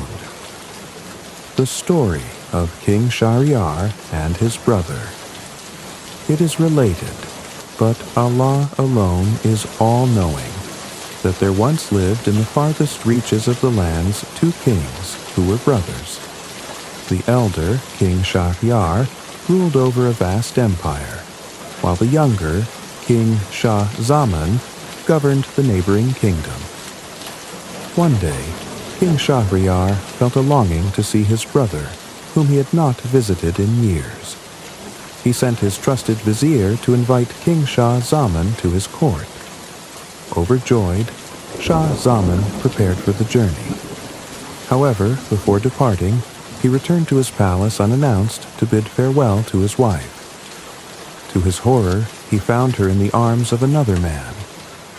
Devastated, Shah Zaman struck them down in a fit of rage and abandoned the palace. When Shah Zaman arrived at his brother's kingdom, his sorrow was evident. King Shahryar welcomed him with great hospitality, but the younger king remained distraught. Shahryar, noticing his brother's melancholy, inquired about its cause. At first, Shah Zaman kept silent, but eventually confessed his heartbreak. One day, as Shah Zaman gazed from his chamber, he witnessed a shocking sight in Shahryar's garden. The queen and her maids consorting with strangers. Realizing that even Shahryar was not spared betrayal, Shah Zaman's grief lightened, and he shared what he had seen with his brother. Enraged, Shahryar devised a plan. He executed the queen and her companions, vowing never to trust women again. He then embarked on a tyrannical practice. Each day, he would marry a new bride and execute her the following morning to avoid betrayal. This cruel cycle continued until Shahrazad, the daughter of the royal vizier, offered to marry the king. Despite her father's pleas, she insisted, saying, "Perhaps I can end this bloodshed and save the women of our land." On their wedding night, Shahrazad began to tell the king a tale, but as dawn approached, she stopped at a suspenseful moment. Captivated, the king spared her life to hear the rest of the story the next evening. Thus began the legendary 1001 Nights, with Shahrazad weaving tale after tale to delay her fate, and, in doing so, soften the king's heart. Shahrazad, before going to the king, had devised a clever plan. She spoke to her younger sister, Dunyazad, and said, "When I am with the king, I will summon you to my chamber before dawn. Ask me to tell a story, and I will begin one that will capture his attention. If Allah wills, this will be our salvation." That night, Shahrazad was taken to the king's chambers. As expected, King Shahryar prepared for her fate the following morning. But before dawn broke, Shahrazad wept and said, "O king, I have one last request. May I bid farewell to my beloved sister and share one final tale before I die?" The king, intrigued by her courage and beauty, agreed. Dunyazad was brought in, and she said, "Sister, if you are not too weary, please tell us one of your delightful stories to pass this last hour." With the king's permission, Shahrazad began. Once upon a time, there was a wealthy merchant who traveled far and wide, conducting his trade. One day, as he journeyed through a desert, he sat beneath a tree to rest and eat. He took out some dates, ate them, and threw the pits on the ground. Suddenly, a mighty genie appeared before him, wielding a gleaming sword. "Prepare to die," roared the genie. Terrified, the merchant asked, "What have I done to deserve this fate?" The genie replied, "You have killed my son. When you threw the date pits, one of them struck my boy and ended his life. Now I must take yours in return." The merchant pleaded for mercy, explaining that his act was unintentional. But the genie was unmoved and raised his sword to strike. The merchant begged, "Grant me a final wish. Allow me to return home to settle my affairs, bid farewell to my family, and pay my debts. I promise to return here in 1 year's time to accept my fate." The genie considered and agreed, binding the merchant by a solemn oath. The merchant returned home, put his affairs in order, and spent a sorrowful year with his family. When the year ended, he bid them farewell and set out to meet the genie, resigned to his fate. As he waited under the same tree, 3 old men approached, each accompanied by a strange creature. They asked why he was there, and the merchant told his story. The first old man said, "Let us come with you to see this genie. Perhaps we can help." When the genie appeared, the first old man said, "O mighty genie, I will tell you a story so marvelous that if you find it more wondrous than the crime of this merchant, will you spare his life?" The genie agreed, and the first old man began his tale. As Shahrazad concluded this portion of the story, dawn broke. She stopped speaking and said, "The rest of the tale will have to wait until tomorrow night." King Shahryar, eager to hear the conclusion, spared her life for 1 more day. The next day, her story continued with the first old man's tale. "Know, O mighty genie, that this gazelle you see with me is no ordinary animal but my wife. Many years ago, she was a beautiful and cunning woman, skilled in magic but lacking in virtue. We lived together peacefully for many years, though we remained childless. Desiring an heir, I took a concubine, and she bore me a son who became the light of my life. My wife, consumed by jealousy, turned her dark powers against us. One day, when I was away on business, she transformed my son into a calf and the concubine into a cow. Upon my return, she presented the animals to me and said they were a gift. I, suspecting nothing, accepted them. That year, I decided to sacrifice the cow during the feast. But when I tried to slaughter her, she wept so bitterly that I couldn't bring myself to do it. I ordered my servant to carry out the task, but when the cow was slaughtered, no meat was found on her bones, a sign of my wife's evil magic. Saddened, but still unaware of the truth, I turned my attention to the calf. The animal ran to me, licking my hands and feet as though begging for mercy. I was moved by its behavior and decided to spare its life. Instead, I gave it to a herdsman to raise. Months later, the herdsman came to me and said, "My lord, the calf you gave me behaves most strangely. It refuses to eat or drink when I am away, but grows lively and joyful when I am near. I suspect something unusual about this animal." Intrigued, I took the calf to a skilled sorceress for examination. She chanted a spell, and before my eyes, the calf transformed into my son. I wept with joy and gratitude, but my happiness was short-lived as I realized the extent of my wife's treachery. The sorceress, moved by my story, promised to help further. She cast a spell to turn my wicked wife into this gazelle you see before you. Since then, I have traveled with her as a reminder of her punishment and a warning to others of the consequences of envy and malice.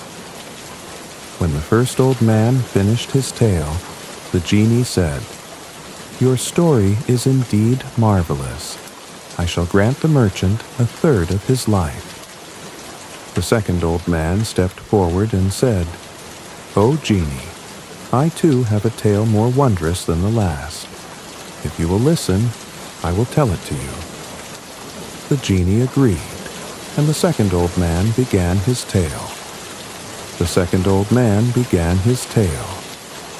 "O mighty genie, this dog you see with me is not an ordinary animal, but my own brother. He has been enchanted as punishment for his wickedness, and this is how it came to pass. We were 3 brothers, born to a wealthy merchant. When our father passed, he left us a considerable fortune, which we divided equally. My 2 brothers squandered their shares on foolish ventures, while I prospered through hard work and diligence. Envious of my success, they hatched a plot to destroy me. One day, they came to me, feigning remorse for their past mistakes and asking for my help. Being a kind-hearted man, I gave them a large portion of my wealth, and even invited them to travel with me on a trading journey. They agreed, and we set off together. During our journey, we came across a distant land where I saw a beautiful woman who captured my heart. I married her, and we continued our travels.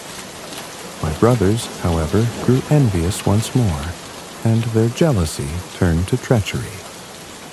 While we were at sea, they threw me overboard, hoping to steal my wealth and claim my wife as their own. But by the grace of Allah, I was not destined to perish. I was saved by a magical being who carried me to safety on a distant shore. There, I discovered that my wife was no ordinary woman, but a powerful sorceress. She had sensed my brother's evil intent and rescued me with her magic. Enraged by their treachery, she transformed my brothers into dogs and warned me to stay away from them forever. For 10 years they have wandered the land in this form, seeking my forgiveness. Eventually, I took pity on them and asked my wife to reverse the spell. She agreed, but only if they truly repented for their deeds. One brother showed sincere remorse and was restored to human form, but this one, he gestured to the dog, remains under the enchantment, for his heart is still filled with malice. And so, O genie, this is the story of how my brother came to be as you see him today. When the second old man finished his tale, the genie said, "Your story is indeed marvelous. I shall grant the merchant a further third of his life." Then the third old man stepped forward and said, "O genie, I too have a tale even more wondrous than the first two. If you will listen, I will tell it to you." The genie agreed, and the third old man began his tale. The third old man began his tale.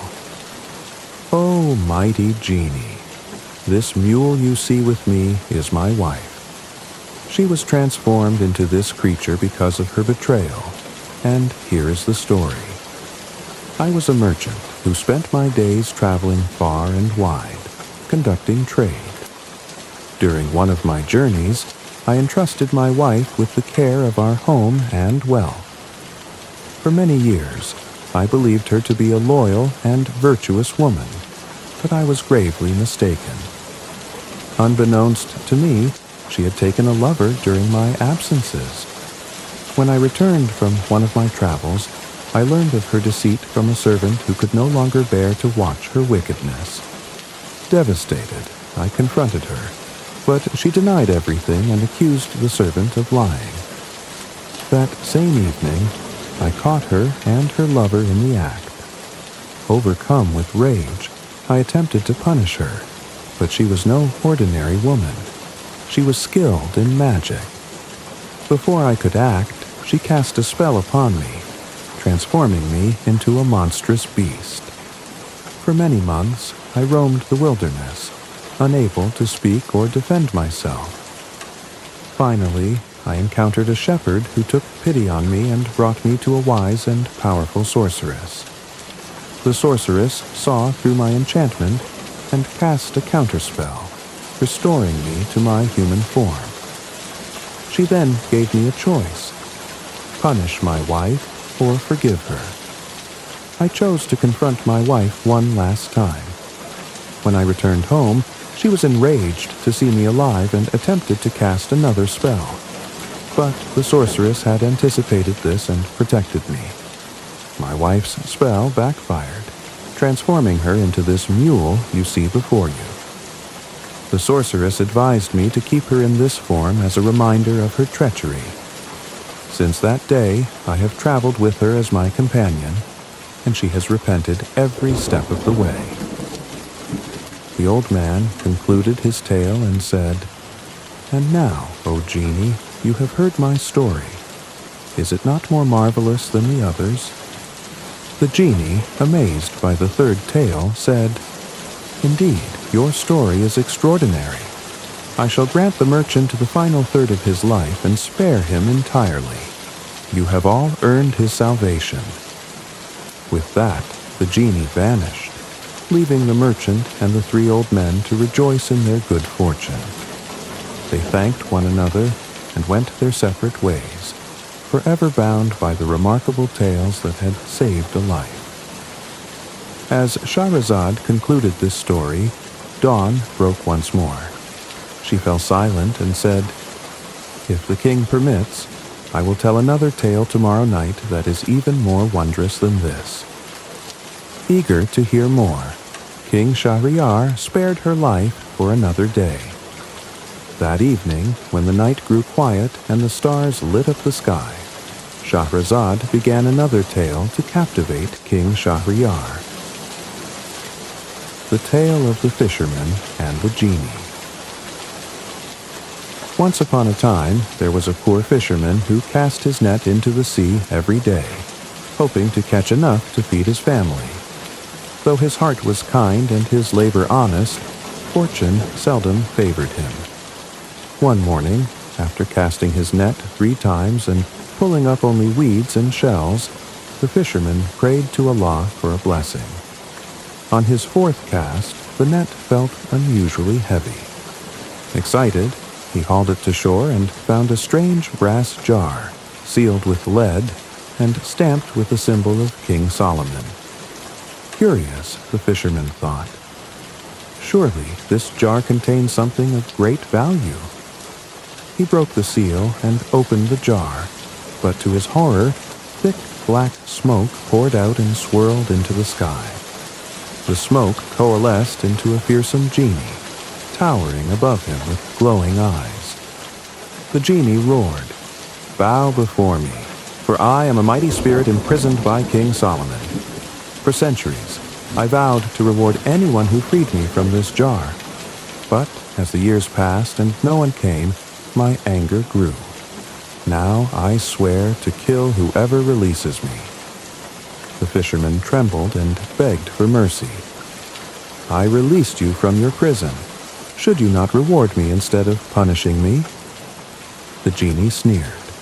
"It is too late. Prepare to die." Thinking quickly, the fisherman said, "Before I meet my end, I must ask one question. How could someone as mighty as you be trapped inside such a small jar?" The genie laughed. "Foolish mortal, do you doubt my power? Watch, and I will show you." The genie transformed back into smoke and poured himself into the jar to demonstrate. The fisherman seized his chance. He grabbed the lid and resealed the jar, trapping the genie once more. The genie screamed in fury, but the fisherman said, "You swore to kill me, though I freed you. Now you shall remain in this jar forever and be thrown back into the sea." The genie pleaded for release, promising not to harm the fisherman. At first, the fisherman refused, but the genie eventually swore a solemn oath to reward him. Reluctantly, the fisherman unsealed the jar. True to his word, the genie spared the fisherman and led him to a lake with 4 magical fish of dazzling colors: gold, silver, blue, and red. The genie said, "Cast your net here and take these fish to the king. They will bring you great fortune." The fisherman obeyed and presented the fish to the palace. The king, enchanted by their beauty, summoned his cook to prepare them. But when the cook placed the fish on the fire, a mysterious voice called out from the pan, "Spare us. We are not meant to be eaten." The king, astonished, summoned the fisherman to explain. The fisherman recounted his encounter with the genie, and the king ordered him to guide his men to the magical lake. Upon reaching the lake, the king discovered that it was surrounded by ruins of an ancient city. Curious, he explored further and stumbled upon a magnificent palace where a mysterious prince sat on a throne, weeping. The prince explained his tragic tale.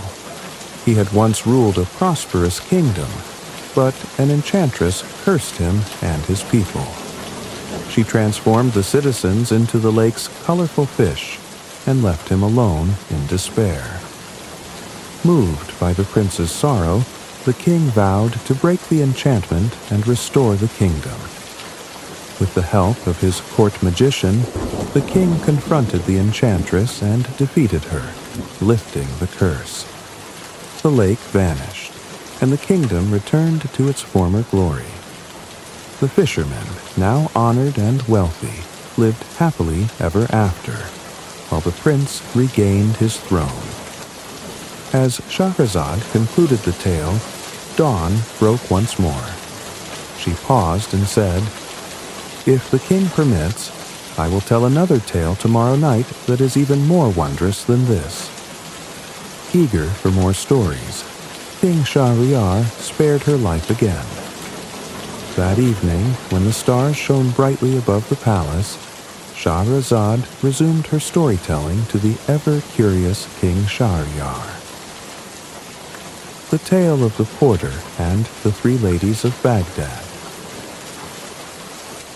Once upon a time, in the city of Baghdad, there was a poor porter who earned his living carrying goods for hire. One day, as he stood in the marketplace, a beautiful, veiled woman approached him and said, "Porter, take your basket and follow me." The porter, captivated by her beauty, gladly followed. The woman stopped at a wine merchant's shop and bought a variety of fine wines, then handed them to the porter. She continued to other shops, purchasing delicious fruits, nuts, and delicacies, which she added to his basket.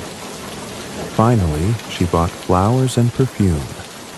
When the porter's basket was full, she said, "Follow me to my home."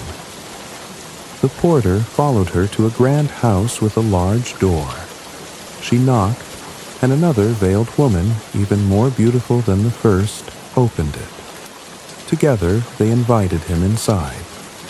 The porter was amazed by the luxurious home, filled with fine furniture and beautiful tapestries. Soon, a third woman, even more enchanting than the first two, joined them. The three women welcomed the porter and offered him wine, food, and music. They told him he could relax and enjoy himself, but on one condition. He must not ask about their lives or the secrets of their home. The porter agreed, and the festivities began. As the wine flowed and the music played, the porter's curiosity grew. Finally, emboldened by drink, he asked, "Oh, gracious ladies, forgive me, but I must ask, what is the story behind your lives and this wondrous home?" The women's faces darkened, and they warned him, "Do not ask questions about what does not concern you, or you will hear what you will not like."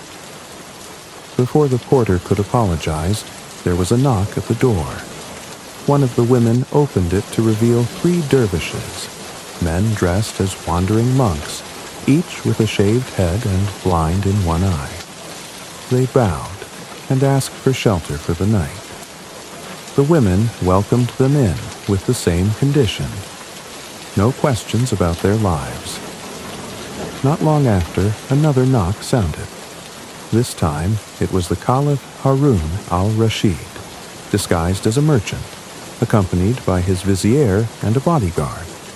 They, too, sought shelter, and the women extended their hospitality. As the night continued, the guests enjoyed fine food and drink. But like the porter, their curiosity grew. Despite the women's warnings, they began to ask about the mysterious household and its secrets. The women, angered by their persistence, called for whips and prepared to punish their guests. Before they could strike, the Caliph revealed his identity and demanded an explanation. The women, now knowing their guest was the ruler of Baghdad, bowed and agreed to tell their stories. Shahrazad paused as dawn approached and said, "If the king permits, I will reveal the stories of the three women and the dervishes tomorrow night, for they are tales of wonder and sorrow." Eager to hear more, King Shahryar spared her life for another day. The following night she began with The Tale of the First Woman. I was born into a wealthy and noble family. My father, a prominent merchant, arranged for me to marry a man of high rank. For many years we lived happily, and I believed him to be the most loyal and loving of husbands.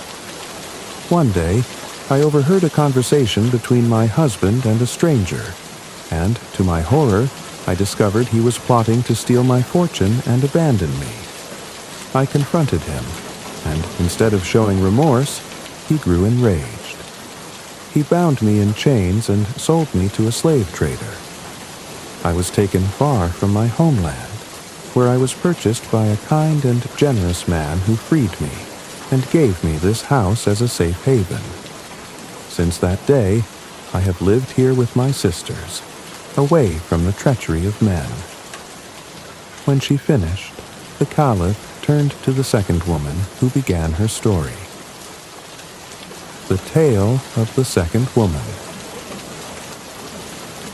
I, too, was once married to a man I believed to be kind and faithful. We were deeply in love, or so I thought. One day, while traveling to visit family, we were set upon by robbers. My husband, instead of protecting me, fled and left me at their mercy. The robbers took me to their hideout, where I feared for my life. But their leader, a noble-hearted man, took pity on me and protected me. He eventually helped me escape and return home. When I arrived, I found that my husband had declared me dead and remarried. Heartbroken, I sought refuge with my sister, the first woman, and vowed never to trust men again. Her tale ended, and the Caliph turned to the third woman who had been silent until now. The Tale of the Third Woman. My story is perhaps the strangest of all. I was once married to a wealthy merchant who showered me with love and gifts. But despite his generosity, I felt he kept secrets from me. One day, I discovered a locked door in our home that I had never seen before. My curiosity overwhelmed me, and when my husband was away, I found the key and opened the door. To my shock, inside was a magical garden filled with golden trees, singing birds, and a fountain that sparkled like diamonds. As I stepped into the garden, a powerful enchantment took hold of me, and I was unable to leave. My husband returned, furious that I had discovered his secret. He cursed me and left me there to wander the garden for years. Eventually, a kind sorcerer broke the enchantment and set me free. I returned to my sisters, and we decided to live together in this house, bound by our shared sorrows. When the women finished their tales, the three dervishes stepped forward to share their own stories. The Tale of the First Dervish. I was once a prince, the heir to a great kingdom. But my happiness was short-lived, as my uncle betrayed my father and usurped the throne. I fled for my life, disguising myself as a dervish to avoid detection. During my travels, I came upon a strange cave where I found an enchanted chest. Inside was a woman who claimed to be cursed by a genie. She begged me to help her, but before I could act, the genie returned and, in his rage, struck me blind in one eye. Since that day, I have wandered the world as you see me now, seeking a way to restore my sight and reclaim my kingdom. The Caliph and his companions were amazed by the tales and promised to hear the stories of the other two dervishes the following night. At this point, Shahrazad paused, for dawn had broken. She said, "If the king permits, I will continue the tales of the dervishes tomorrow night, for they hold even more wonders." Eager to hear more, King Shahryar spared her life for another day. The Tale of the Second Dervish. The second dervish began his tale. I, too, was once a prince, destined to inherit a mighty kingdom. My life was full of luxury and promise, but fate had other plans.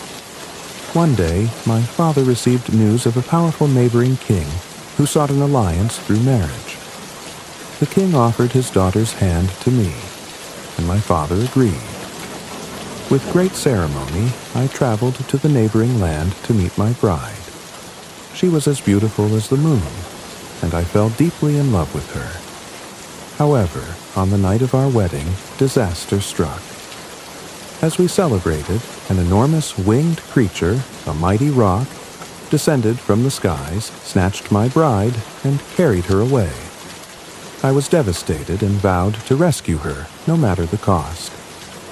I set out on a perilous journey, facing storms, wild beasts, and endless deserts. After many months, I reached a distant island where I found the rock perched on a high cliff. Below it was a cavern, and inside the cavern, I found my bride. She told me she had been enchanted by a sorcerer who controlled the rock. With her guidance, I confronted the sorcerer and struck him down. But as I freed her, the enchantment he had cast took hold of me, and I was blinded in one eye. Grateful for her rescue, my bride returned to her father's kingdom, but I could not remain there. Ashamed of my condition, I left my homeland and have wandered ever since as a dervish, seeking solace for my loss. The dervish finished his tale, and the caliph turned to the third dervish, who began his story. The Tale of the Third Dervish. I, too, was born to royalty. My father was a great king who ruled over a prosperous land. From a young age, I was trained in the arts of war and governance, destined to inherit the throne. But, as fate would have it, my life took a tragic turn. One day, while hunting in the forest, I encountered a mysterious woman of extraordinary beauty. She claimed to be a princess who had been cursed by an evil magician. Enchanted by her tale, I vowed to help her and took her back to my palace. For a time, all seemed well. She became my companion, and I began to fall in love with her. But one night, I awoke to find her standing over me, holding a dagger. "Why would you betray me?" I cried. She laughed and revealed her true nature. She was no princess, but a sorceress sent by my enemies to destroy me. With a wave of her hand, she cast a spell that left me blind in one eye and banished me from my kingdom. I wandered aimlessly until I joined the Brotherhood of Dervishes, where I found solace among others who had suffered great misfortune. Together, we have roamed the world, seeking redemption and purpose. When the third dervish finished his tale, the caliph was deeply moved. He turned to the three sisters and asked why they had warned their guests not to ask questions. The eldest sister replied, "We imposed this condition because our lives are full of sorrow, and revisiting these tales brings us great pain. But now that our secrets are revealed, we hope for peace and understanding." The caliph, impressed by their honesty and resilience, decreed that they should be rewarded. He invited them to his palace, where they were given wealth and protection. The dervishes, too, were offered positions in the royal court. As for the porter, he returned to his humble life, grateful for the adventure he had been part of. As dawn approached, Shahrazad paused and said, "If the king permits, I will tell another tale tomorrow night that is even more wondrous and captivating." Eager to hear more, King Shahryar spared her life once again. As the next night fell, King Shahryar eagerly awaited Shahrazad's storytelling. With her calm, soothing voice, she began. The Tale of the Ensorcelled Prince. Once upon a time, there was a great king who had a son of remarkable beauty and wisdom. This prince was loved by his people and admired by all who met him. One day, the prince married a woman of extraordinary beauty and charm. He loved her deeply and trusted her with his whole heart. For several years, they lived in happiness and harmony. But unbeknownst to the prince, his wife was harboring a dark secret. She had fallen in love with a slave, and the two would meet in secret whenever the prince was away. One day, the prince discovered their betrayal. Heartbroken and enraged, he confronted his wife. Instead of showing remorse, she turned to black magic. She cast a powerful spell on the prince, transforming the lower half of his body into stone, leaving him half man and half statue. Unable to move or walk, the prince was left helpless in his own palace. The treacherous wife then took control of the kingdom, ruling it with cruelty and deceit. The prince's misery grew each day until a kind sorcerer visited the palace. The sorcerer, seeing the prince's plight, vowed to help. He told the prince, "To break this curse, I will need to confront your wife and undo her magic. But it will require great courage and patience from you." The sorcerer disguised himself as a wandering dervish and approached the queen. Using his wisdom and cunning, he tricked her into revealing the secrets of her spell.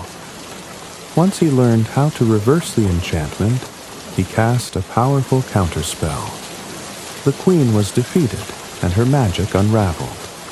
The prince was restored to his full form, and his kingdom was freed from her tyranny. Grateful for his freedom, the prince rewarded the sorcerer and vowed to rule with justice and compassion, never allowing such betrayal to take hold again. As Shahrazad paused, dawn broke, and she said, "If the king permits, I will tell another tale tomorrow night, even more wondrous than this."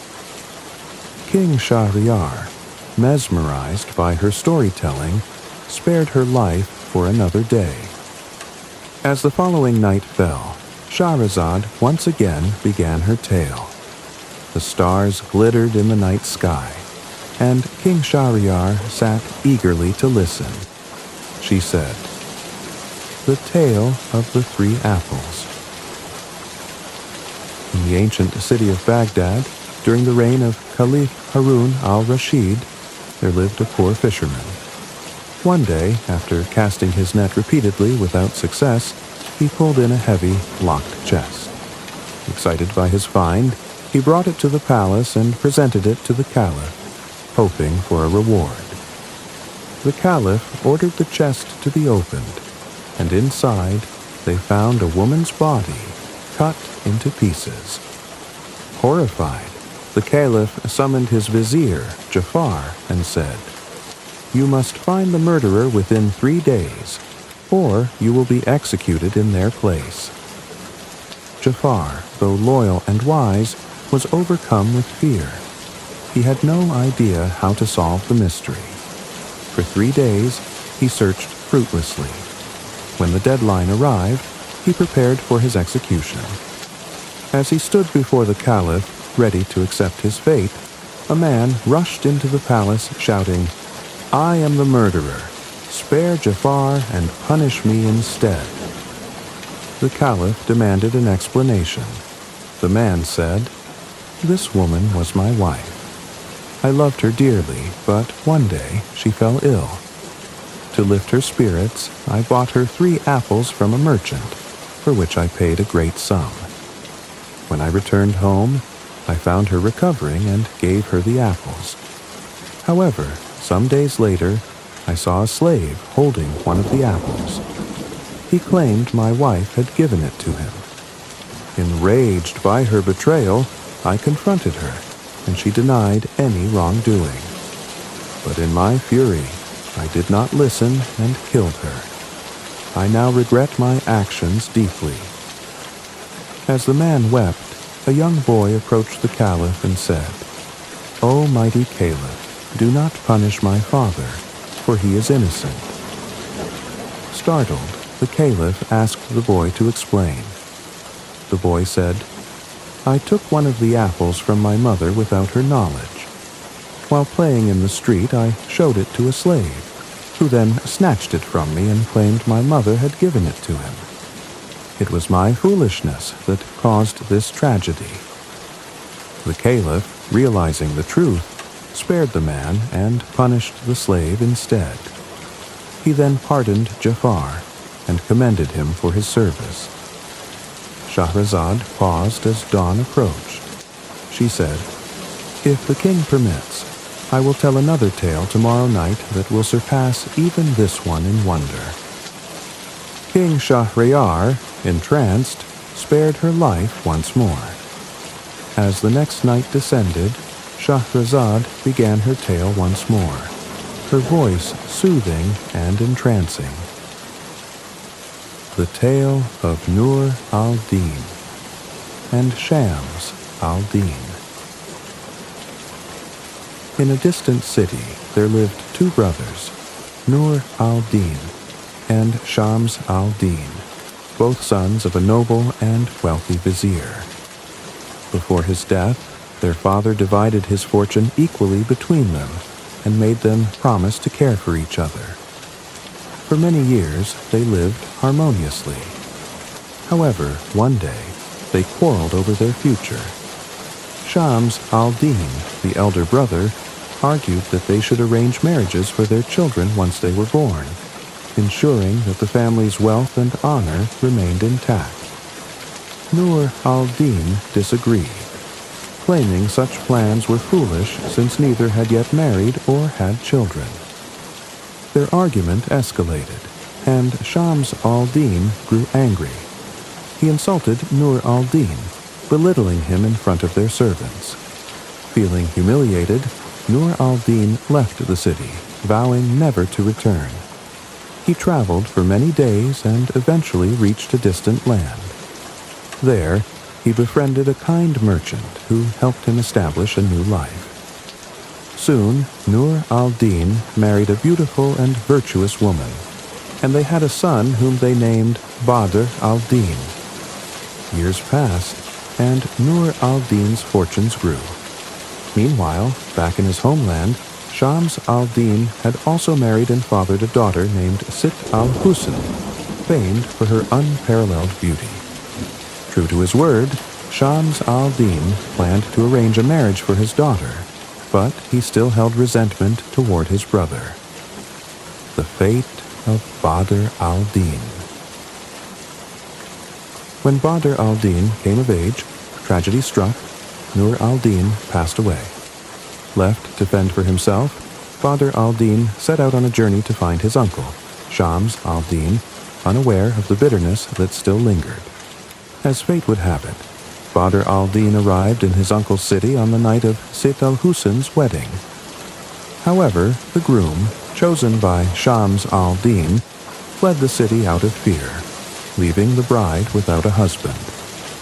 The Caliph, upon hearing of this misfortune, decreed that Sit al-Husn must be married that very night. Desperate, Shams al-Din searched for a replacement groom. By chance, he encountered Badr al-Din, who bore a striking resemblance to his late brother. Without knowing Badr al-Din's identity, Shams al-Din brought him to the palace and arranged for him to marry Sit al-Husn. After the wedding, a strange series of events occurred. A mischievous genie, intrigued by the couple's fate, cast a spell that transported Badr al-Din far away, leaving Sit al-Husn alone. For many years, Badr al-Din wandered, unaware that he had a wife or that his uncle was the one who had arranged the marriage.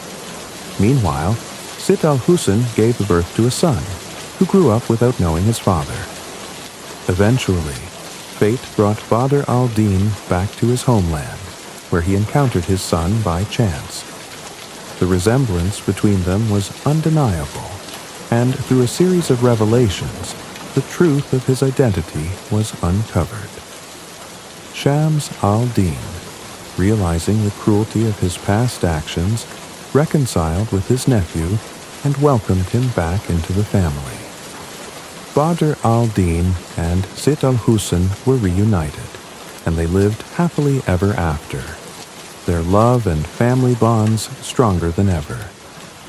As dawn approached, Shahrazad fell silent and said, "If the king permits, I will tell another tale tomorrow night, one filled with even greater wonders." King Shahryar, captivated, spared her life for yet another day. And so, the tales of 1001 Nights fade into the quiet of the night, leaving behind whispers of adventure and wonder. I hope this story has brought you closer to a peaceful and restful sleep. If you enjoyed tonight's journey, don't forget to like this video and subscribe for more bedtime stories to soothe your soul. Your support helps keep these magical tales alive. Sweet dreams, and until next time, may your dreams be bright and your heart be light. Good night.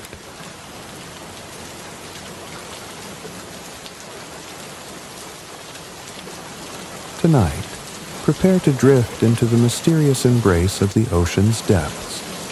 These tales will carry you across moonlit waves, into hidden coves, and beneath the surface where secrets of the sea lie waiting to be discovered. Our first tale is that of the Great Serpent. In a forgotten corner of the world, where the sun's light barely touched the forest floor, there lay a cave shrouded in shadows and legend. It was said that beneath the earth slumbered a great serpent, a creature born of fire and stone, whose scales gleamed like molten gold, and whose breath could silence the wind. The serpent was no mere beast.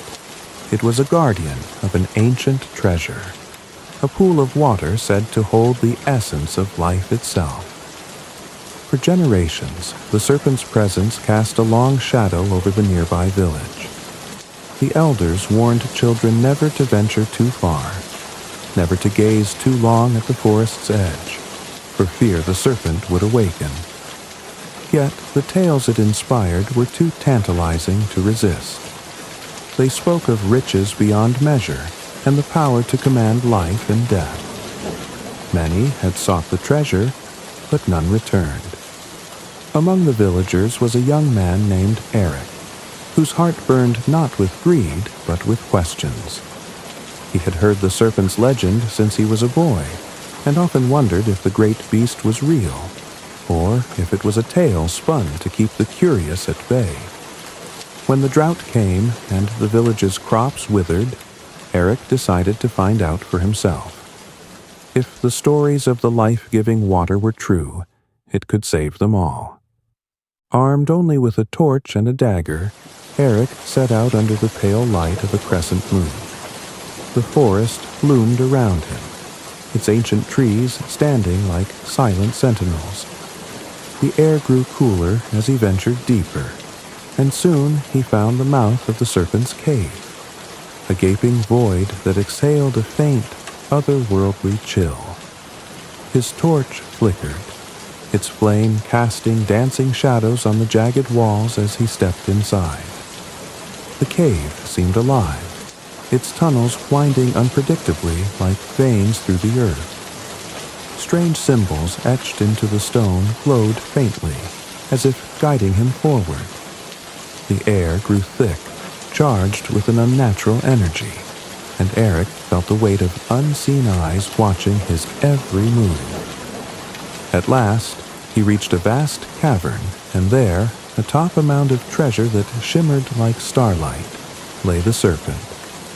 It was colossal, its body coiled in endless loops of golden scales that seemed to ripple with their own inner fire. Its eyes, like twin suns, pierced the darkness and locked onto Eric. When it spoke, its voice was a low, resonant hiss that seemed to echo from the depths of the earth itself. "Why have you come, mortal?" the serpent asked. "Do you seek the riches I guard, as the foolish ones before you?" Eric swallowed hard, but his voice did not falter. "I seek not riches, great serpent, but the water of life. My village is dying, and I would save them if I can." The serpent's gaze narrowed, its coils shifting like restless tides. "The water is not for the unworthy. Speak then. Why should I entrust it to you?" Eric hesitated, but he knew honesty was his only weapon. "I can offer no proof of worthiness but my intent. I do not seek glory or power, only to help those who depend on me." The serpent uncoiled slightly, revealing a glimmering pool of water at the heart of the treasure. Its surface shimmered like liquid light, and the air round it seemed to hum with life. "The water holds great power," the serpent said, "but power is a blade that cuts both ways. To claim it, you must answer my questions and prove your heart is pure." The serpent's riddles were as ancient as the stones of the earth, their answers woven with truths about sacrifice, greed, and the balance of life. Eric's mind raced, but his answers came not from cunning, but from his humble understanding of the world. With each answer, the serpent's eyes grew softer, until at last it lowered its massive head. "You have passed," it said, its voice like a distant thunderstorm retreating. "Take only what you need, and remember, the greatest treasures are not those you can hold in your hands." Eric dipped a single vial into the pool, its contents glowing faintly in the dim light. As he turned to leave, he felt the serpent's gaze follow him. Though it did not speak, he knew he had earned its respect. When Eric returned to the village, the water's magic revived the dying crops and healed the sick. He told no one of the treasure or the serpent's lair, for he understood the dangers of greed. The serpent's legend lived on, but now it was whispered with awe and reverence, its true nature known only to Eric. And deep within the earth, the great serpent coiled once more around its treasure, a silent guardian of life's mysteries, waiting for the next soul brave enough to seek it. This next tale is Hails from Scotland, named The Sea Maiden. In a rugged land where the mountains met the sea, there lived a humble fisherman named Finn. His days were spent battling the waves, casting his nets into the churning ocean, and hoping for a good catch to feed his family. Yet, no matter how hard he worked, the sea seemed cruel, granting him little for his efforts. One day, as the sky hung heavy with storm clouds, Finn rowed far from the shore, desperation driving him. The waves tossed his small boat like a child's toy, and just as he thought the sea might swallow him whole, his net grew heavy. With all his strength, he hauled it up, expecting a bounty of fish, but instead, he found a dazzling creature unlike anything he had ever seen. It was a sea maiden. Her hair shimmered like spun silver, cascading in waves down her back, and her eyes were as deep and endless as the ocean itself. Her scaled tail, sleek and iridescent, glittered with every color of the sea. She gazed at him with a mix of sorrow and serenity. "Release me," she said, her voice lilting like the melody of the tides, "and I shall grant you a boon. Your nets will never come back empty, and you will know wealth beyond your wildest dreams." Finn, though frightened and awestruck, saw the truth in her words. With trembling hands, he cut the ropes of his net and watched as the maiden disappeared beneath the waves. True to her promise, the sea became his ally. His boat overflowed with fish, and his family knew no hunger. Years passed, and Finn grew wealthy, his once small home becoming a grand estate overlooking the cliffs. But wealth often comes at a price, and the Sea Maiden had not made her bargain lightly. On the day Finn's first son was born, the sea roared louder than ever before. A shadowy figure appeared on the shore as he cradled his infant son in his arms. It was the maiden, her beauty as unearthly as he remembered, but her gaze was colder now. "Your son belongs to me," she said, her voice as sharp as the wind. "This was our bargain, your freedom, for the first thing your house gained when you returned home." Finn fell to his knees, pleading with her. "Take anything but him. I beg you, show mercy." The maiden's eyes softened, but her tone remained firm. I am no monster, fisherman. I will not claim the boy now. Raise him well, for when he comes of age, I shall return." Years passed, and the boy, who was named Cairn, grew into a handsome and courageous young man. His hair was dark as storm clouds, and his eyes gleamed with a spark of adventure. Yet there was always an air of mystery about him, as if the sea had marked him from birth. Finn never spoke of the bargain, but Cairn often dreamed of a silver-haired maiden calling to him from the waves. On Cairn's 18th birthday, the sea maiden appeared again. She emerged from the ocean beneath a blood-red sunset, her presence radiant and foreboding. Cairn, who had long felt a strange connection to the sea, was drawn to her immediately. "I have come for you," she said, her voice both a command and a caress. "Your life belongs to the sea." Finn tried to intervene, confessing the bargain he had made, but Cairn stopped him. "This is my fate," he said, his voice steady. "I will go." The maiden led Cairn to the edge of the cliffs where the waves crashed violently below.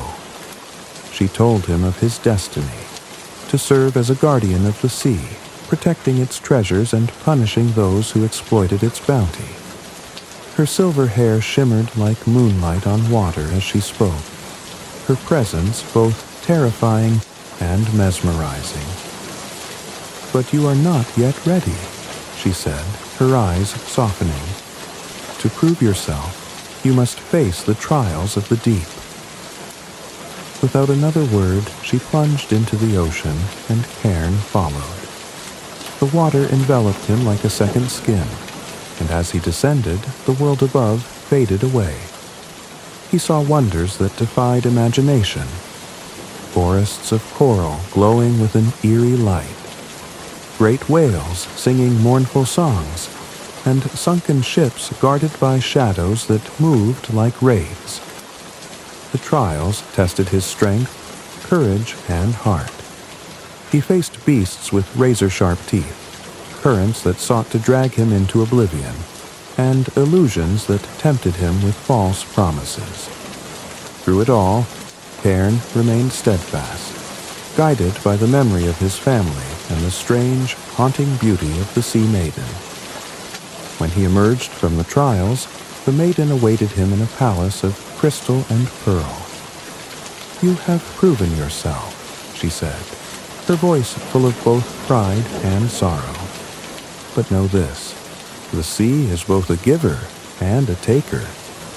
You are bound to it now as I am. Your life is no longer your own." Cairn returned to his village only once, his form changed by the sea's magic. His eyes now shone like liquid silver, and his movements carried the grace of the waves. He bid farewell to his family, his voice calm yet filled with an unspoken sadness. Then he turned back to the ocean where the maiden waited, her silhouette framed by the endless horizon. Some say Cairn became a legend of the sea, a guardian whose presence could be felt in every wave and storm. Others believe he and the sea maiden became one, their fates forever entwined in the mysteries of the deep. And so, the tale of the sea maiden and the fisherman's son lives on, whispered by the winds and sung by the waves, a story of bargains, destiny, and the eternal pull of the sea. Now for a story that is truly magical: the snail and the whale. Once upon a time, in a quiet corner of a bustling rock pool, there lived a tiny snail with an enormous dream. She was no ordinary snail. Her heart was filled with wanderlust, and she longed to see the great, wide world beyond her little patch of seaweed and sand. Each day, she watched the waves roll in and out, carrying whispers of far-off places she could only imagine. Her fellow snails were content with their small world, happy to cling to the rocks and nibble on algae. but the tiny snail yearned for more. One day, inspired by her longing, she etched a message on a smooth rock with her silvery trail. Lift wanted around the world. Days passed, and the snail waited with a hope in her heart. She watched as crabs scuttled sideways and gulls circled overhead, but no one answered her plea. Her dreams began to feel as unreachable as the distant horizon. Then, one day, a shadow fell across the pool. It was not the shadow of a bird or a passing cloud. It was the shadow of a magnificent humpback whale. The whale glided closer, his skin gleaming like wet onyx under the sun. His massive tail sliced through the water with effortless grace, sending ripples dancing across the rock pool. He lowered his great head, and his deep voice rumbled like distant thunder. "Little snail," the whale said, "I've seen your message. I'll be your lift. Climb aboard, and I'll show you the wonders of the world." The snail's heart leapt with joy as she crawled onto the whale's shiny tail, and together they set off into the vast ocean. The snail clung tightly as the whale carried her to places she had only dreamed of. Their journey began in the open sea, where the water stretched endlessly, reflecting the changing colors of the sky. They swam beneath clouds tinged pink and gold by the setting sun, and through moonlit waters where the surface glittered like 1,000 tiny stars. The first marvel they encountered was a frozen kingdom in the far north. Towering icebergs rose from the water like castles of crystal, their edges glowing blue and white under the pale sunlight. Seals barked playfully on the ice floes, while penguins waddled and dove into the icy depths. The snail marveled at the shimmering ice as the whale weaved through narrow passages, his movements slow and careful. "It's like a world of glass," the snail whispered, her tiny voice filled with awe. From the icy north, they traveled to warmer waters, where the sea brimmed with life and color. They swam through vibrant coral reefs that stretched as far as the eye could see. The coral branches were painted in hues of fiery orange, soft lavender, and emerald green, and schools of fish darted between them like living rainbows. The snail watched in wonder as a group of dolphins leapt into the air, their sleek bodies arcing gracefully before splashing back into the water. "Everything here dances," the snail said, her eyes wide with delight. The whale rumbled in agreement, his voice like the rhythm of the waves. "The ocean is alive, little snail. It has its own heartbeat." Their journey continued to a remote island where golden beaches stretched endlessly, bordered by lush green jungles. As the whale rested near the shore, the snail gazed at the land beyond the water. She saw crabs scuttling sideways across the sand, their claws clicking as they searched for food, and monkeys swinging playfully from the treetops. Parrots with feathers as brilliant as jewels flew overhead, their cries echoing through the jungle canopy.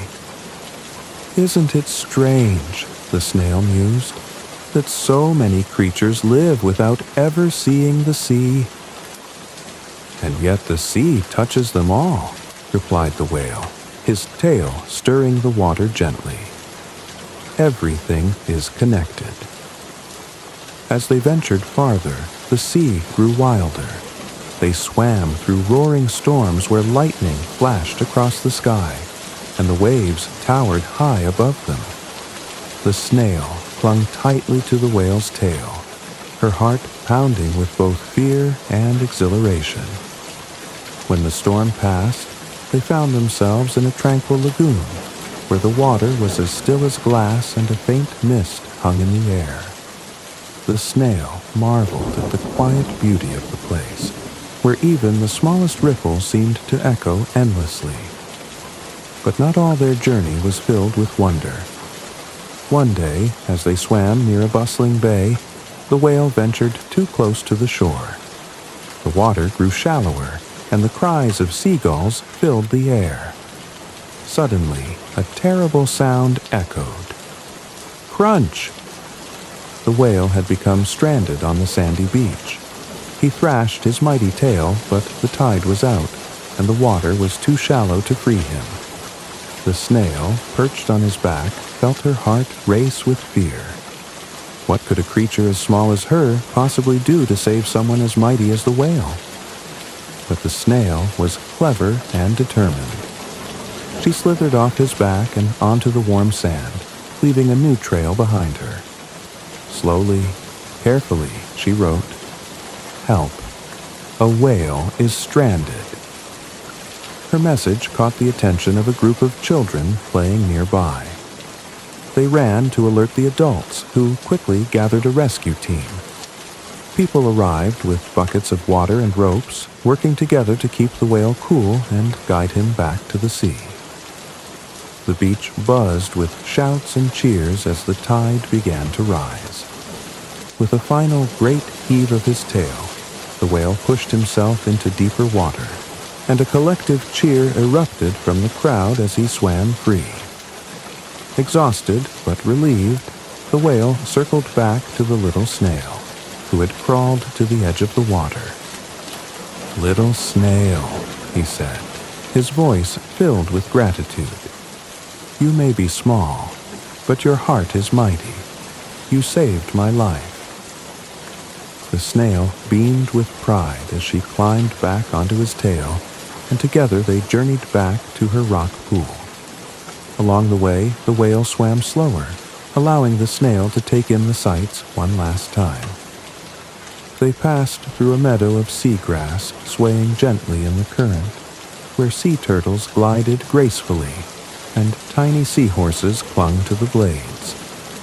They followed the path of a pod of orcas, their sleek, black and white bodies cutting through the water like shadows.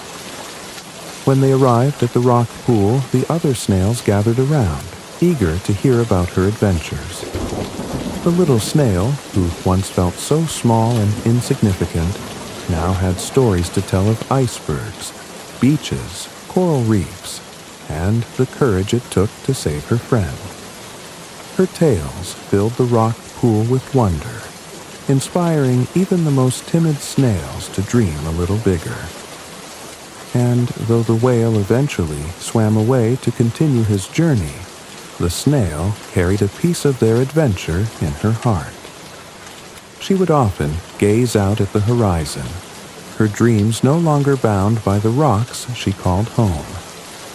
And so, the tale of the snail and the whale became a story of friendship, bravery, and the truth that no matter how small you feel, you can make a big difference in the world. Our next tale is the timeless classic of Moby Dick. The sea called to me, not as a friend, but as a restless spirit yearning to pull me into its cold embrace. I was weary of the land, with its ceaseless monotony and its suffocating rules, and so I turned to the ocean, a place of chaos and mystery. I became Ishmael, a name I chose as much to hide my past as to mark my new beginning. The harbors of Nantucket were shrouded in mist when I arrived, the salt air heavy with the smell of brine and decay. Ships loomed like ghosts at the docks, their masts reaching into the gray sky like skeletal fingers. Among them was the Pequod, a ship both majestic and ominous. Its hull was darkened by years of salt and storms, its timbers groaning under the weight of untold stories. Strange carvings adorned the wood, the work of hands that seemed guided by superstition and fear. I learned quickly that this was no ordinary whaling ship. Its captain, Ahab, was a man whispered about in every tavern and inn, a figure of obsession and wrath. When I first saw him, he was standing at the helm, a shadow against the fading light of the harbor. Ahab's face was etched with lines as deep as the ocean itself, his skin weathered by years of salt and sun. But it was his eyes that struck me, a piercing, feverish glare that seemed to see through flesh and bone, reaching into the soul. His leg, replaced by a crude peg made from the jawbone of a whale, thumped against the deck as he moved, a rhythmic sound that echoed with an almost unnatural weight. Ahab spoke of one thing and one thing only: Moby Dick, the great white whale. It was no ordinary creature. Sailors called it a demon, a phantom of the deep. Its skin was pale as the moon, its massive body scarred by harpoons that had failed to bring it down. Its eyes were said to hold an ancient, knowing malevolence, as if it understood the folly of the men who hunted it. Years ago, Moby Dick had taken Ahab's leg, leaving him broken in body but unyielding in spirit. Now, Ahab's life had but one purpose: to destroy the beast that had maimed him. The crew of the Pequod was a motley collection of men, drawn together by desperation, greed, or madness. Queequeg, the harpooner who became my closest companion, was unlike anyone I had ever met.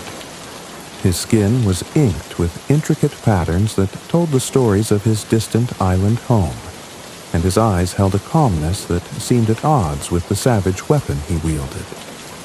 He carried a small wooden idol, carved with a face both grotesque and serene, and he prayed to it in silence each night. As we set sail, the land faded behind us, swallowed by the endless expanse of gray water.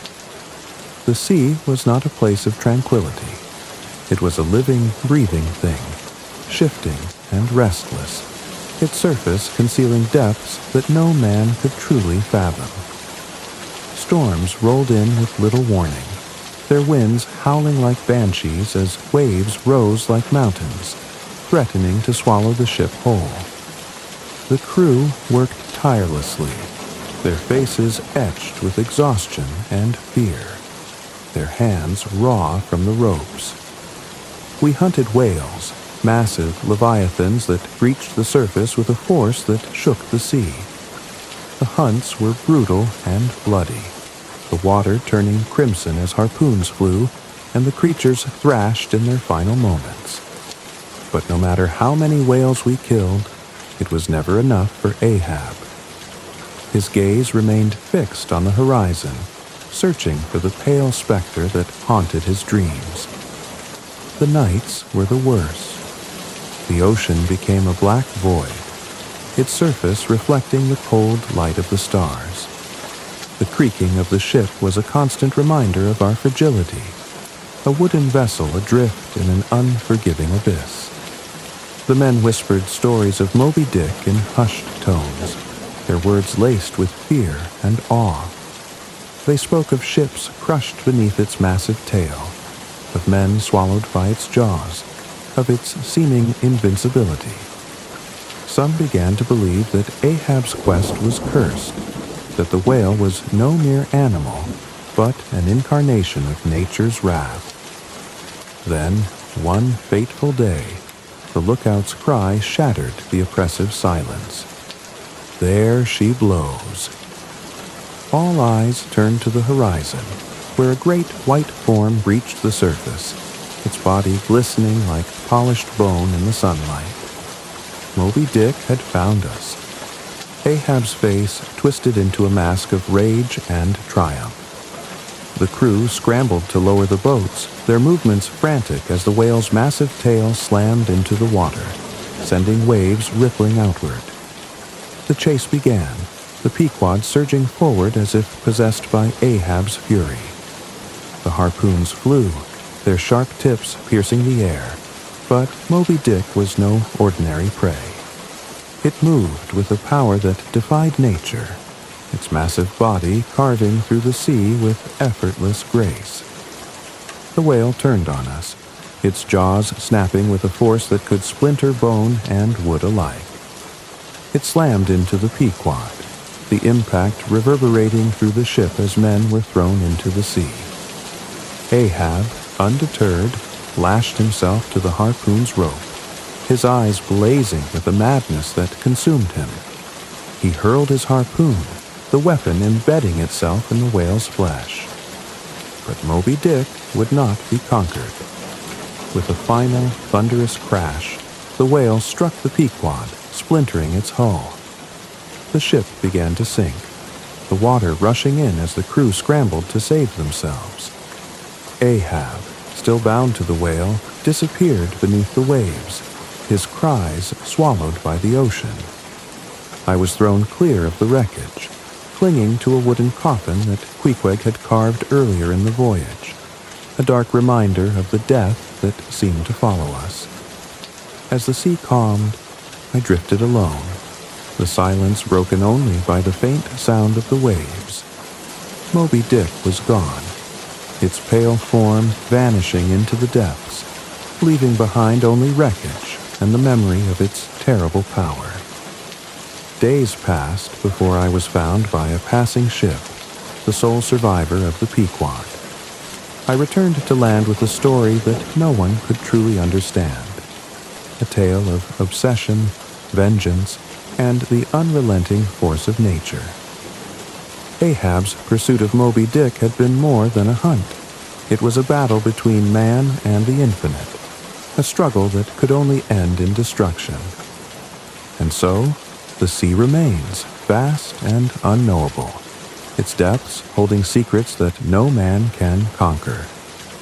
Moby Dick, the great white whale, swims on, a specter of the ocean, a reminder of the folly of those who dare challenge the untamed. Our final tale of tonight will be the story of the Markara. Before the oceans were charted and the stars named, there existed a creature of such beauty and power that it blurred the lines between reality and myth. The Makara, guardian of the sea's secrets, swam in the depths where light dared not venture. Its form was a wondrous blend of creatures. Its scales shimmered like moonlight on water. Its curling tail moved with the grace of a serpent, and its tusked head bore the majesty of an elephant. Where the Makara swam, the seas thrived, sparkling with vitality and mystery. But its presence was not without warning, for those who sought to plunder the ocean's treasures without respect would meet its wrath. The Makara's legend was whispered in the coastal villages, its name spoken with both awe and fear. Fishermen told tales of its shadow passing beneath their boats, the water trembling as if in reverence.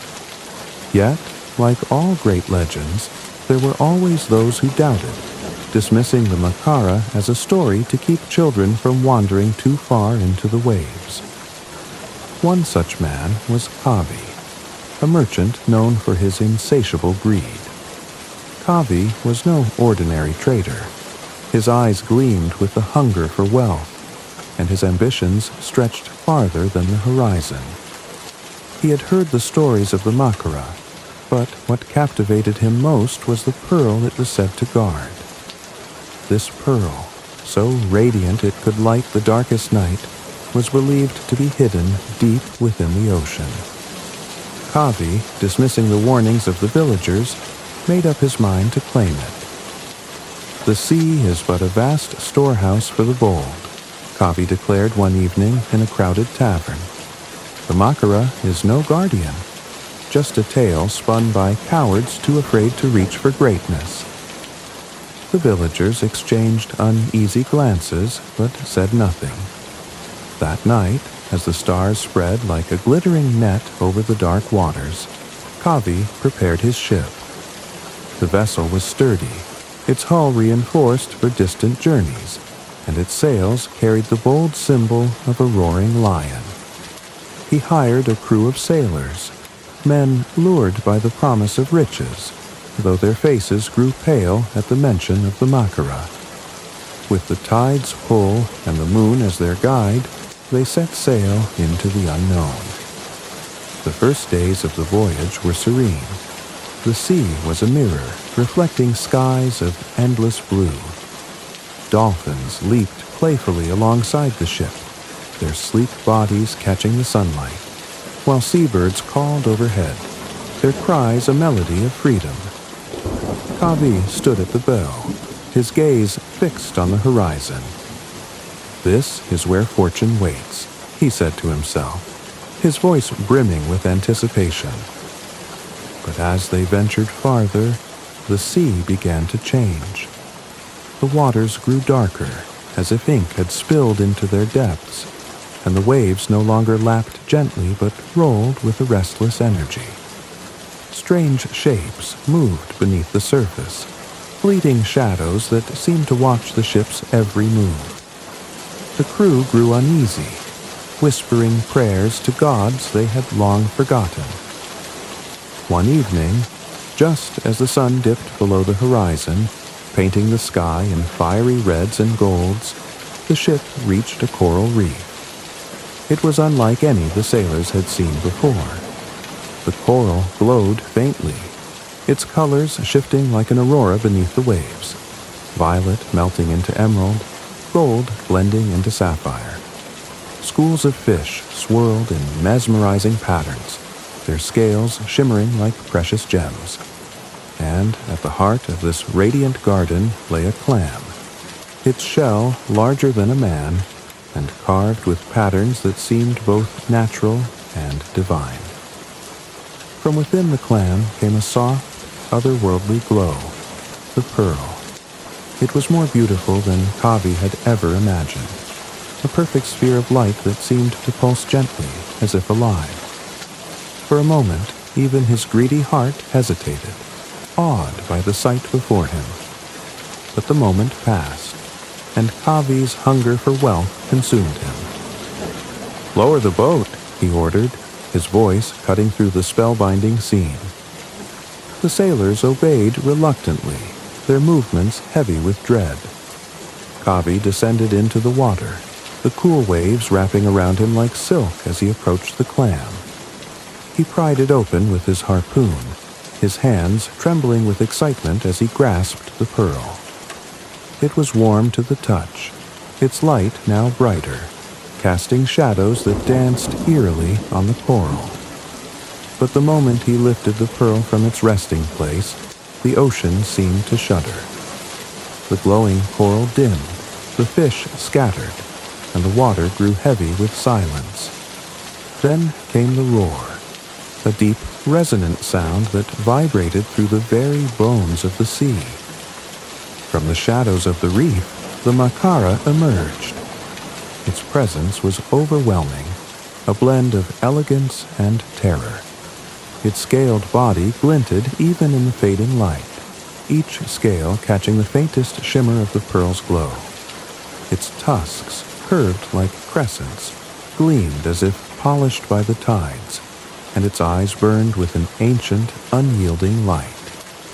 The Makara moved with the grace of a dancer, its tail sending ripples through the water that felt like the heartbeat of the ocean itself. Kavi froze, his body paralyzed by both fear and wonder. The Makara's gaze fell upon him, piercing through his very soul. In that moment, he understood the weight of his trespass. But it was too late. The Makara roared again, and the waters surged with its fury. Kavi turned and swam for his life, the pearl clutched tightly to his chest. The Makara pursued him, its movements swift and fluid, as if it were one with the sea. Kavi reached the surface, gasping for air, and scrambled into the small boat. "Row!" he screamed at his crew. "Row with all your strength." The sailors obeyed, their oars churning the water as the Makara's shadow loomed beneath them. But the creature was relentless. With a single flick of its powerful tail, it sent a wave crashing into the boat, shattering it into splinters. Kavi and his men were thrown into the water, their cries lost in the roar of the ocean. Clinging to a piece of wreckage, Kavi begged for mercy. great guardian," he cried, "forgive my greed. I will return your pearl. Just spare my life." The Macara rose above him, its tusks gleaming in the moonlight. It spoke, its voice a deep, resonant current that echoed in the water. "The pearl is not yours to take.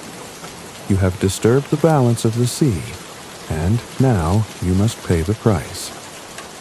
With a final sweep of its tail, the Macara summoned a whirlpool that pulled Kavi into the depths. As he sank, the pearl slipped from his grasp, its glow fading as it returned to its rightful place in the clam. The reef, though still dim, began to hum softly, as if the ocean itself was healing. By morning, the wreckage of Kavi's ship washed ashore. The villagers who had warned him found no trace of the merchant or his crew. They whispered prayers to the Macara, offering flowers and shells at the water's edge as a sign of respect. And so, the legend of the Macara grew. It remained the silent guardian of the ocean, its presence both a blessing and a warning. To those who respected the sea, it brought life and abundance. But to those who dared to exploit its treasures, it delivered swift and unrelenting justice. The Macara, eternal and untamed, swam on, its form a glimmer in the water, its spirit a reminder of the delicate balance between man and the mysteries of the deep. Our journey through the ocean's mysteries has now come to a close. Let the echoes of the waves and the secrets of the deep linger in your dreams. Thank you for joining Mr. Sleep Story tonight, where each tale is a key to unlock the doors of peaceful slumber. If these stories have brought you a sense of peace, don't forget to like, subscribe, and share the magic with others. Good night, and sweet dreams. Long ago, in a kingdom nestled amidst rolling emerald hills and ancient forests, there lived a kind and noble king and his radiant queen. Their castle, perched atop a gentle rise, stood as a beacon of prosperity and harmony. Yet, for all their wealth and wisdom, one sorrow shadowed their lives. They were childless.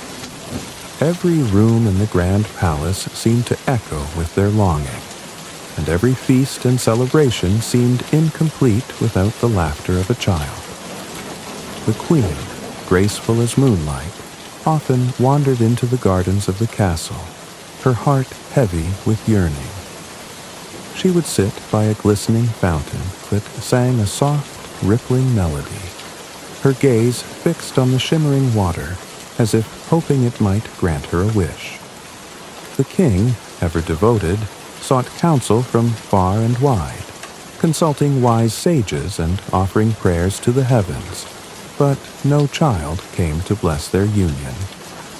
One golden morning, when the first rays of the sun painted the world in hues of warmth and wonder, the queen strolled alone to a quiet glade near the castle grounds.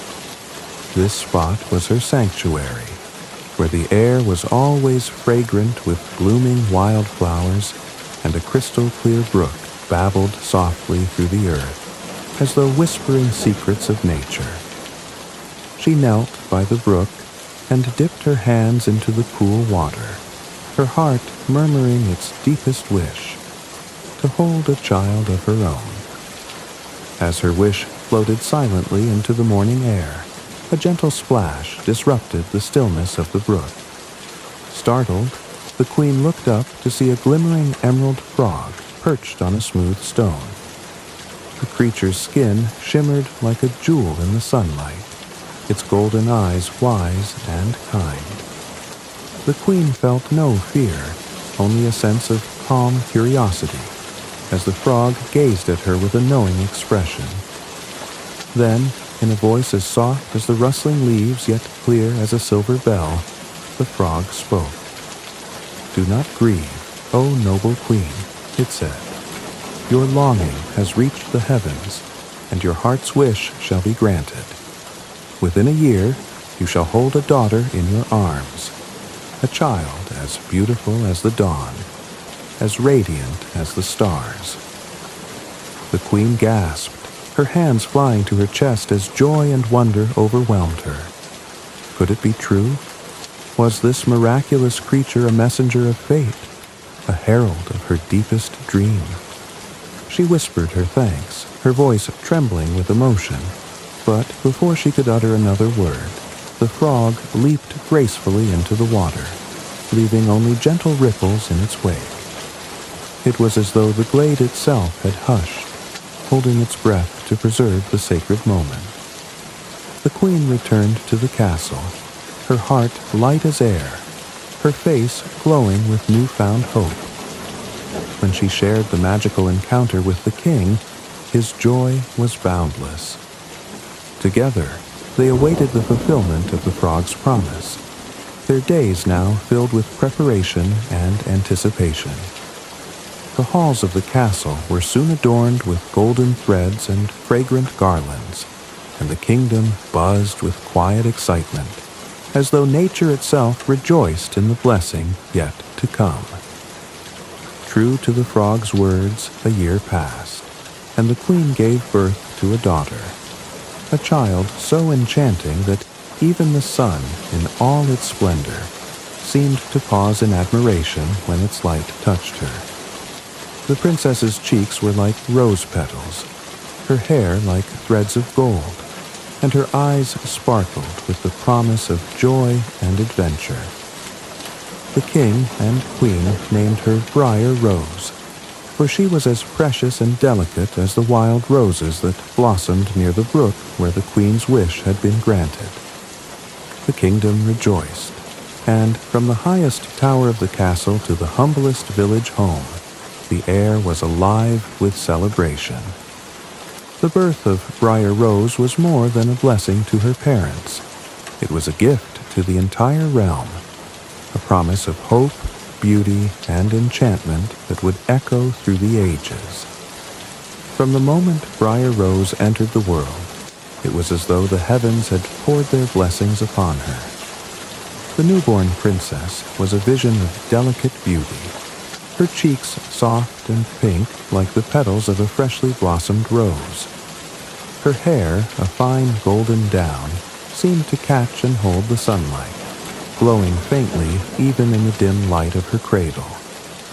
Her tiny lips, perfectly shaped, held the softest of smiles, as if she already carried the dreams of the kingdom in her peaceful slumber.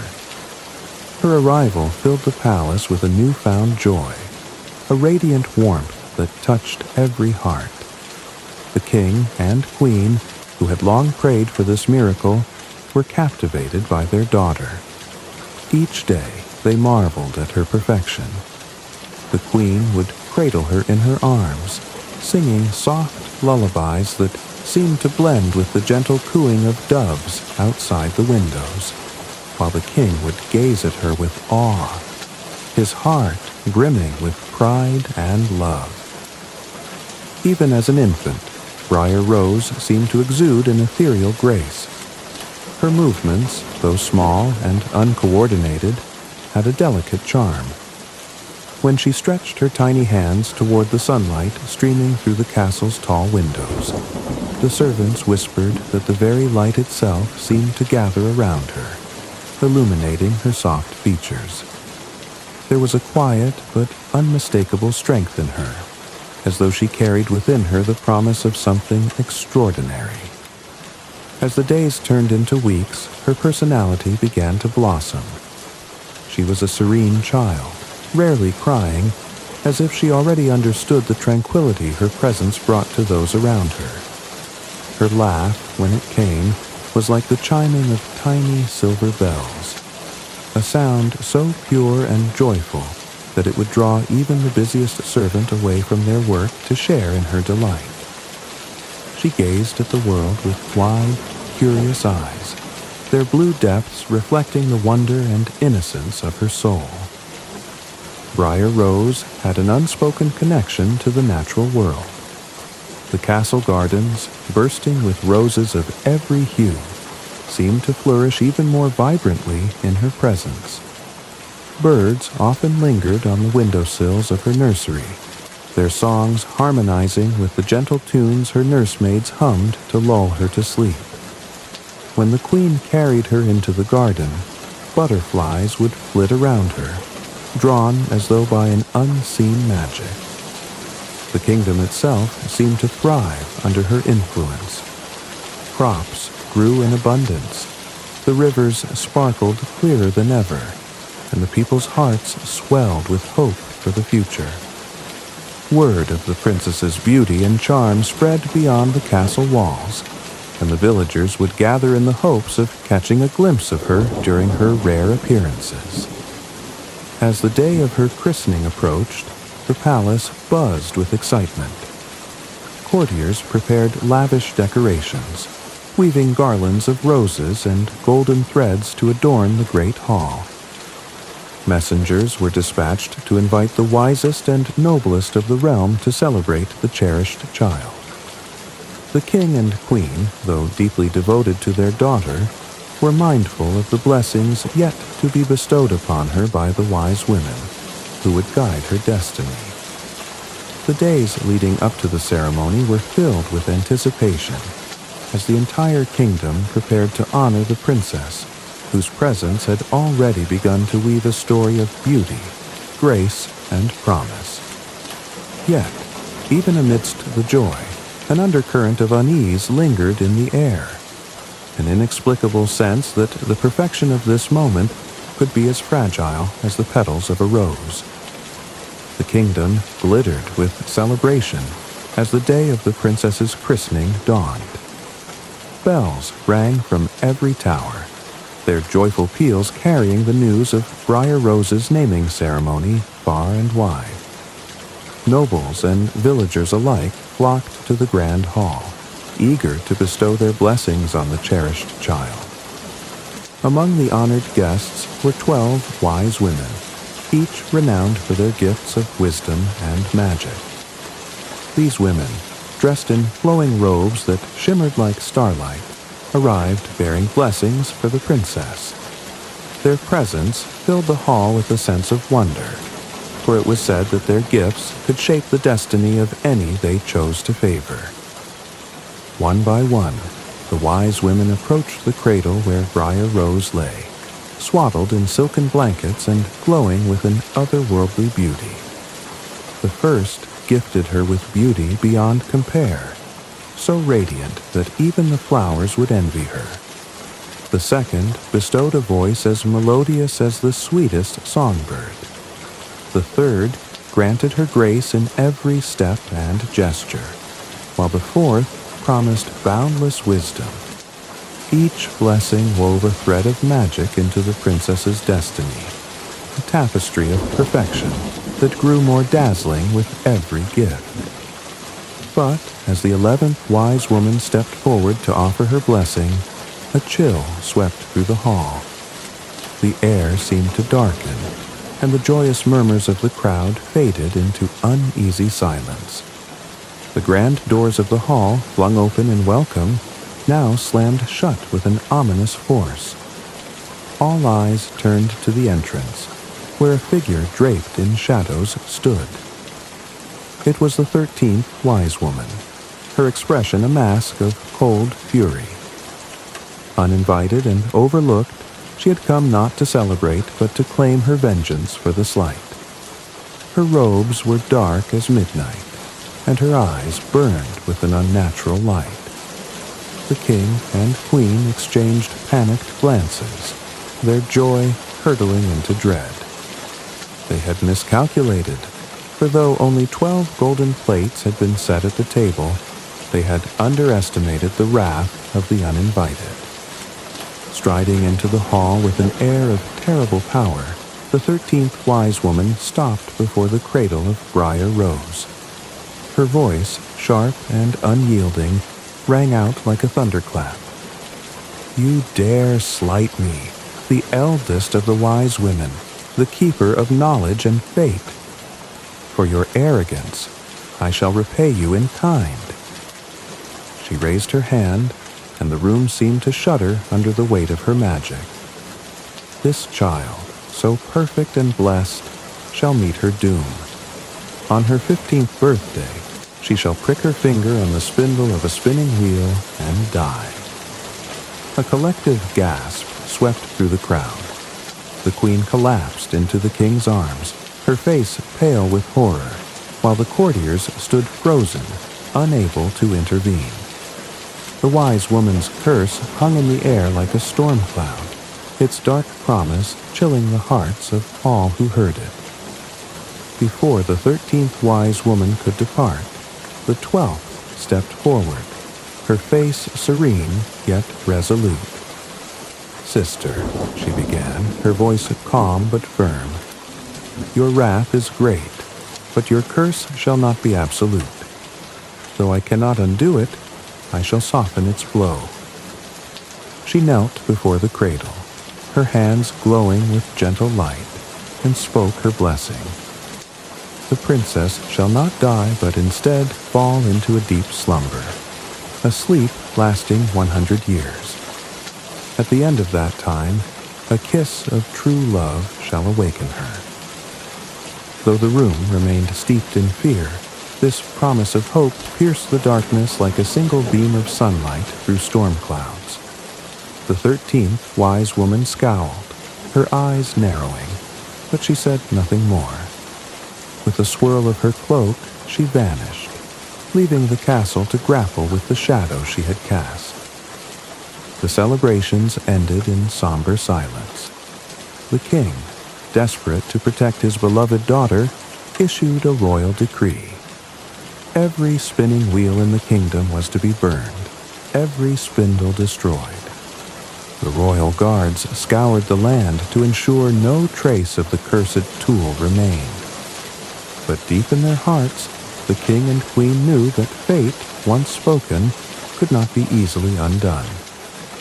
The curse of the 13th wise woman loomed over Briar Rose, a shadow that neither fire nor decree could banish. And so, the kingdom waited, torn between hope and fear, as the years slipped by, bringing the princess ever closer to her 15th birthday. The years passed like fleeting shadows, and Briar Rose grew into a young woman of unparalleled grace and beauty. The blessings of the wise women shone in her every movement, her every word, and her every glance. Her laughter was like the tinkling of silver bells, her step as light as a spring breeze, and her smile warmed the hearts of all who beheld her. She lived a sheltered life, loved and cherished by her parents, who did everything within their power to protect her from the dark fate foretold at her christening.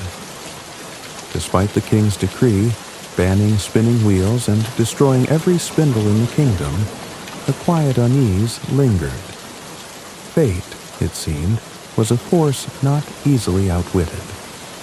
As Briar Rose's 15th birthday approached, the palace grew quiet, its halls filled with whispers of apprehension. Yet the princess, innocent and untouched by fear, moved through her days with a light heart, unaware of the shadow that loomed over her.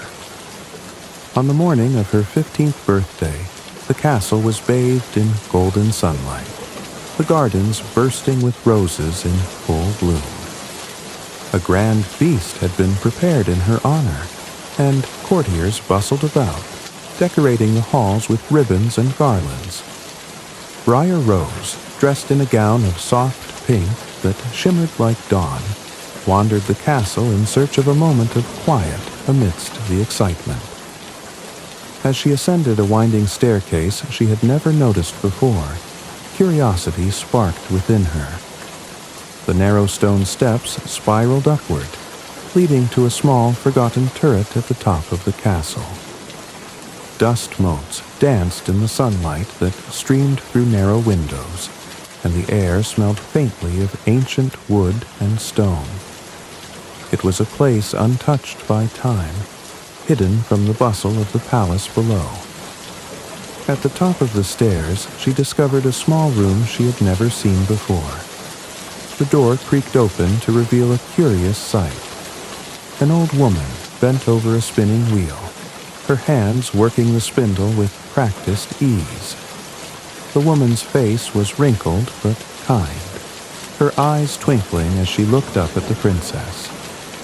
"Good day, my child," the woman said, her voice warm and inviting. "Would you like to try spinning? It's an art as old as time itself." Briar Rose, enchanted by the strange machine and unaware of its danger, stepped closer. "What is this?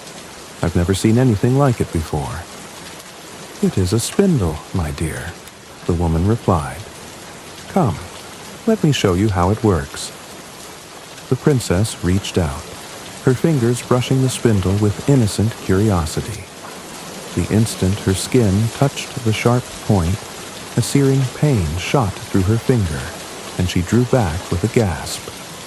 A single drop of crimson blood welled up, and as it fell to the floor, her vision blurred. The room seemed to spin around her, and her limbs grew heavy as though an unseen force was pulling her into a deep slumber. She collapsed onto a nearby bed, her eyes fluttering shut as the curse fulfilled its dark promise. At that very moment, the spell spread like an invisible wave throughout the castle. The servants in the kitchens paused mid-task and fell asleep where they stood. The courtiers in the grand hall slumped in their chairs, their laughter silenced. Even the king and queen, sitting side by side on their thrones, succumbed to the enchanted sleep, their faces serene despite the tragedy unfolding. The castle itself seemed to sigh, as if surrendering to the spell. Ivy began to creep up its walls, and a great forest of thorns sprang forth, encircling the palace in an impenetrable barrier. The once vibrant halls were soon shrouded in silence, their echoes stilled by the weight of the magic. Briar Rose lay in the turret, her face peaceful, her breath steady. She appeared not as one cursed, but as a vision of serene beauty, her golden hair fanned out like a halo on the pillow. The room grew still, save for the faint hum of the spinning wheel, which continued its work for a few moments more before falling silent. And so the castle slept, its fate sealed by the